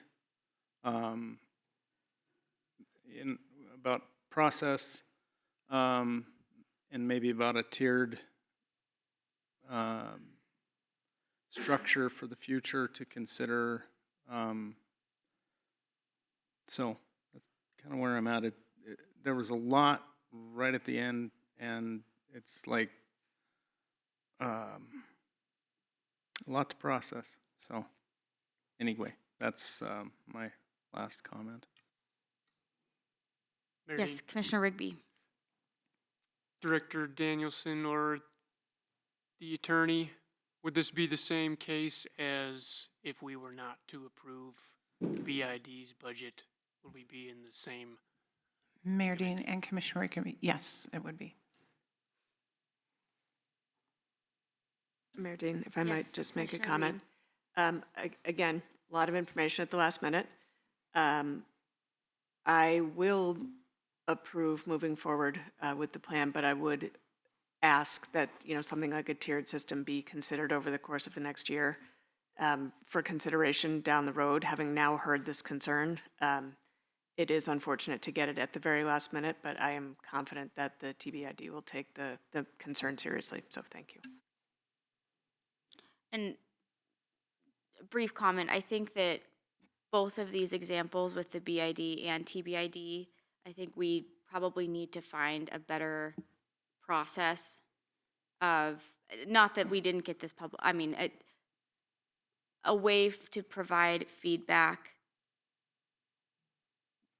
that is not, I mean, right now it's just the boards adopt, the commission hears, and even if we have feedback, I don't know that there's a feedback mechanism for either BID or TBID to go back and amend their work plan, unless they, took action to, or took, went back and did that. So I think both of these instances highlight an issue in when work plans and budget come to us, that there's not a lot of opportunity for feedback. There's not a lot of opportunity to ensure feedback is reflected in the adoption that comes before us in these meetings. Mayor Dean. Yep. Just briefly, I think what would have been ideal would have been to have heard about a lot of these issues months ago. And so we're not making a decision literally in the 11th hour. But that's where we're at, so anyway. Okay, so it's been, I was just going to comment after I Go ask my ahead. questions. And so I guess I would agree with the statements on, now that I've been appointed to boards and now see how the process works and everything, and it's just, we put the trust into the board to do these things, and so then ultimately, we have to make the ultimate decision that we are making tonight. And so as I've seen the process go, now we basically can't not approve. So, I mean, obviously, I will say yes, but we're all busy and adding more to our plate, but to hear more on how the process works, and I don't know how that looks, but for these two, because it does come down to assessments and taxes, that there maybe needs to be more robust conversations with us that maybe we can work on as a body and with the city manager. well, and I do think, Thank you. to Commissioner Rigby's point, I think, potentially, this is something that came up during the last year, like it was noted in last year's TBID work plan that this conversation was starting. So I think maybe for us, having it maybe earlier in our budget process or periodic updates throughout the year, so that when we're talking to folks, we can be knowledgeable, because we do have two people here who weren't part of last year's budget process, even though it was in last year's work plan that this process would be starting. So Mayor, Commissioner, you bring up another good point. This hotelier is saying that they're involved or they're reading emails, but they also didn't look at last year's TBID work plan or budget, because it was in there as well. It was, again, in this week's, or in this year's work plan and budget. So I think, to Melinda's point, absolutely can go back and look at a tiered structure and are open to having that conversation again. At the time, Jay brought his comments forward to my board, and the tiered structure, as you know, the train was already on the tracks, and the resolution had already been made. So I think there's ways that with quarterly updates, with revisiting this tiered structure, we are open and there to be supportive to our hoteliers. regardless of their needs. We know there's a variety of different needs, so I think we can make it easier on all of you as well. Thank you, Ms. Opitz. All right, so I believe it has been moved and seconded. And seeing no further discussion, Madam Clerk, would you please call the roll?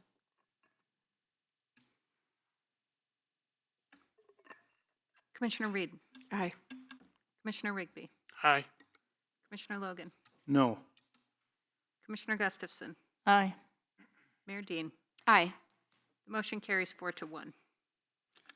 All right, so with that, we are at item C, consider resolution amending the final budgets, final authorities, and appropriations for fiscal year beginning July 1, 2025, and ending June 30th, 2026 for the City of Helena, Montana by amending Resolution 20146 to increase appropriations by $1,864,000.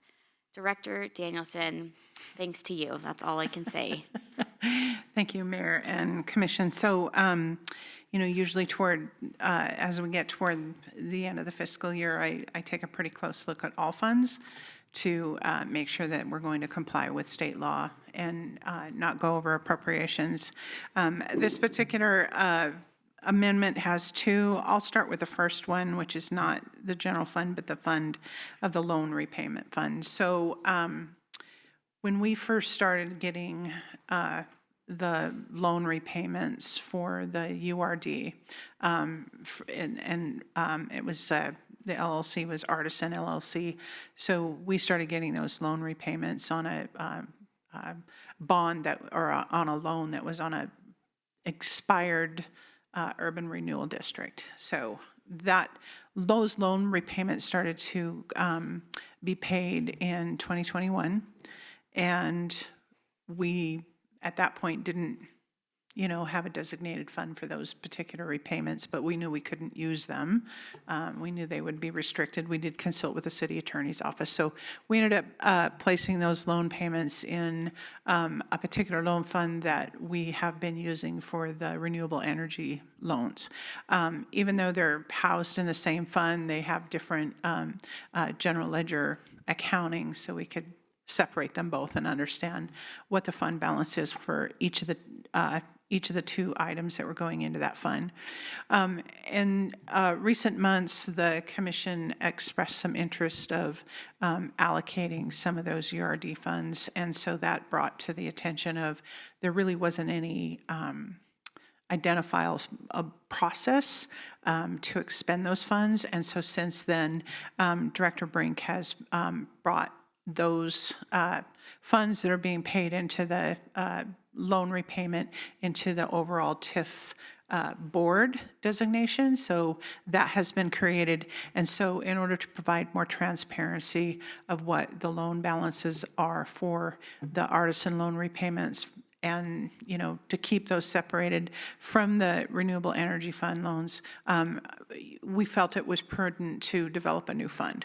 So in order to do that, there were transfers that had to be made out of one fund into the other. Those transfers create appropriations, and so that's what this particular appropriation adjustment is for. It's just to represent the fund balance transfer from the Artisan loan payments or the renewable loan energy payments into a new fund, so we can separate the funds and be a little bit more transparent. So that's fun, and that was for $664,000 when we calculated what the balance was of that. So the second amendment is related to the arbitration results of the IAFF fire contract. The city, at the time we set our budget last year, we had hoped for a more economically favorable outcome for the general fund, but the arbitration resulted in the proposal from the firefighters. And so that full impact was not budgeted. That contract went 18 months from the time that expired to the time that it was ratified, and so that created 18 months of back pay as well. We had an estimate of what the back pay was. We also didn't quite understand what the interest due to their pension fund might be. So at the end of the day, we calculated it all. It was about $1.2 million impact to pay those retro payments to the the firefighters for the 18 months that they had maintained at the fiscal '25 rates. So these two amendments are here before you in order to ensure that we're complying with state law, that the fund doesn't go over appropriations, and so that we, can have something to submit to the state, and then also will comply with audit requirements as well. I'm happy to answer any questions that you might have. Great. Questions or comments for Director Danielson? Yes, Commissioner Rigby. Mayor Dean, thank you. There isn't any penalty for anything that we didn't pay this, right? Because it was in the legal world. So like there's no, it just made me think of the question when you said the percentage for their retirement. Yeah. So Thank you, Mayor Dean and Commissioner Rigby. Yeah, we did have to, it wasn't technically a penalty. It was back interest on what those members would have earned should those funds had been submitted to the pension retirement system. So they, and then we don't know what that is until, we have to submit by pay period by firefighter. And so once that was all done, then Empera can then calculate what that back interest is. And so that was the pension, or that was a pension interest that was unknown to us what that might be until we finalized their pay and got the payments into the Empera system. Commissioner Reed? Thank you, Mayor Dean. It's a poorly formed thought at this late hour, but I think sort of dovetailing with what we talked about in the last two discussions about process, I think, obviously I have no concerns about paying the back pay, and I understand the purpose of this amendment, but it is challenging to be in a position where we are having to pay back pay in the millions of dollars for a decision we had very little input into. And I don't know what we do about that because we were unaware of the consequences until they were upon us. So I don't believe commissioners should be involved in bargaining. I don't know what the solution is here, but I would really love to never, ever have to be in this position again. And I just put that out there for our consideration that we might want to think about what could be done in the future to avoid such an outcome. Thanks. And I will just know, I think this is a conversation that I know all of the Big Eight are having. We have a monthly meeting of the city managers and mayors of the Big Eight, and it is number one on every single meeting, the negotiating position of municipalities. Yes, Manager Lake. Thanks, Mayor Dean and Commission, and Commissioner Reed, definitely empathize with your comments. Mayor Dean, one of the things that has come up in conversations with our legislative cycle coming up is just the lack of recourse for arbitration. We have no ability to appeal as a city. There's a single arbitrator that decides the fate, regardless if you have ethical or legal concerns about how they came to their decision. So there's been a lot of discussion, I know, at city management level about how that can be addressed, whether at the state law level or others, but would definitely appreciate some more discussion on that in the future. Yeah. Commissioner Reed? Thank you, Mayor Dean. And just to that point, I do think if we are going to be the employer of choice, I would hate to end up in binding arbitration that doesn't go our way. It seems incongruous with the larger philosophy we have. So if there is an opportunity to, put into the process some opportunity for the commission to consider whether or not we wish to go down the road and continue to the point of arbitration, knowing what we know about its limitations, that may be something we want to consider. Thanks. Mayor There's Dean. someone who's been on both sides of the Yeah, bargaining so- table that has some comments. I'll keep it short, but that's bargaining. I mean, you have two parties that get together and basically management puts together a proposal that they feel like they can afford relative to all the other commitments that are made. You have the union that feels like they puts together a proposal that's based on the universe that they're operating out of. And if they come to loggerheads, they can't strike. So what the legislature has done is put together final and binding arbitration. And it is final and binding, and if you haven't budgeted for it, it's essentially an unfunded mandate. What the answer is to that, I don't know.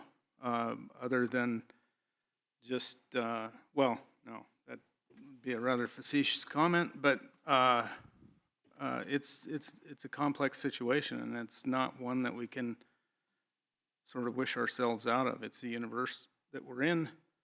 I can tell you this, if another arbitrator had been selected, a different arbitrator, the outcome may have been totally different. It's more art than science in my observation of it. Every arbitrator's different, so that's bargaining. All right. Any final comments from the commission? All right, is there any public comment on this item? Any public comment? All right, seeing no public comment, I'll entertain a motion. Mayor Dean? Yes, Commissioner Logan. I'd move to approve a resolution amending the revised final budget authorities. I'm on the right one, aren't I? Yep. And appropriations for fiscal year beginning July 1, 2025 and ending June 30th, 2026. The City of Helena, Montana by amending resolution number 20146 to increase appropriations by $1,884,000. Second. It's been moved and seconded. Any final thoughts? All right, seeing none. Madam Clerk, would you please call the roll? Commissioner Reed. Aye. Commissioner Rigby. Aye. Commissioner Logan. Aye. Commissioner Gustafson. Aye. Mayor Dean. Aye. The motion carries 5-0. All right, is there any public comment on any item not discussed on tonight's agenda? Any public comment? All right, I just want to thank everyone who has made it through this long meeting. I want to, all of you, thank you. Public, staff, partners, our city clerk who also presented at 5 o'clock. Really grateful to everyone. So with that, this meeting is adjourned.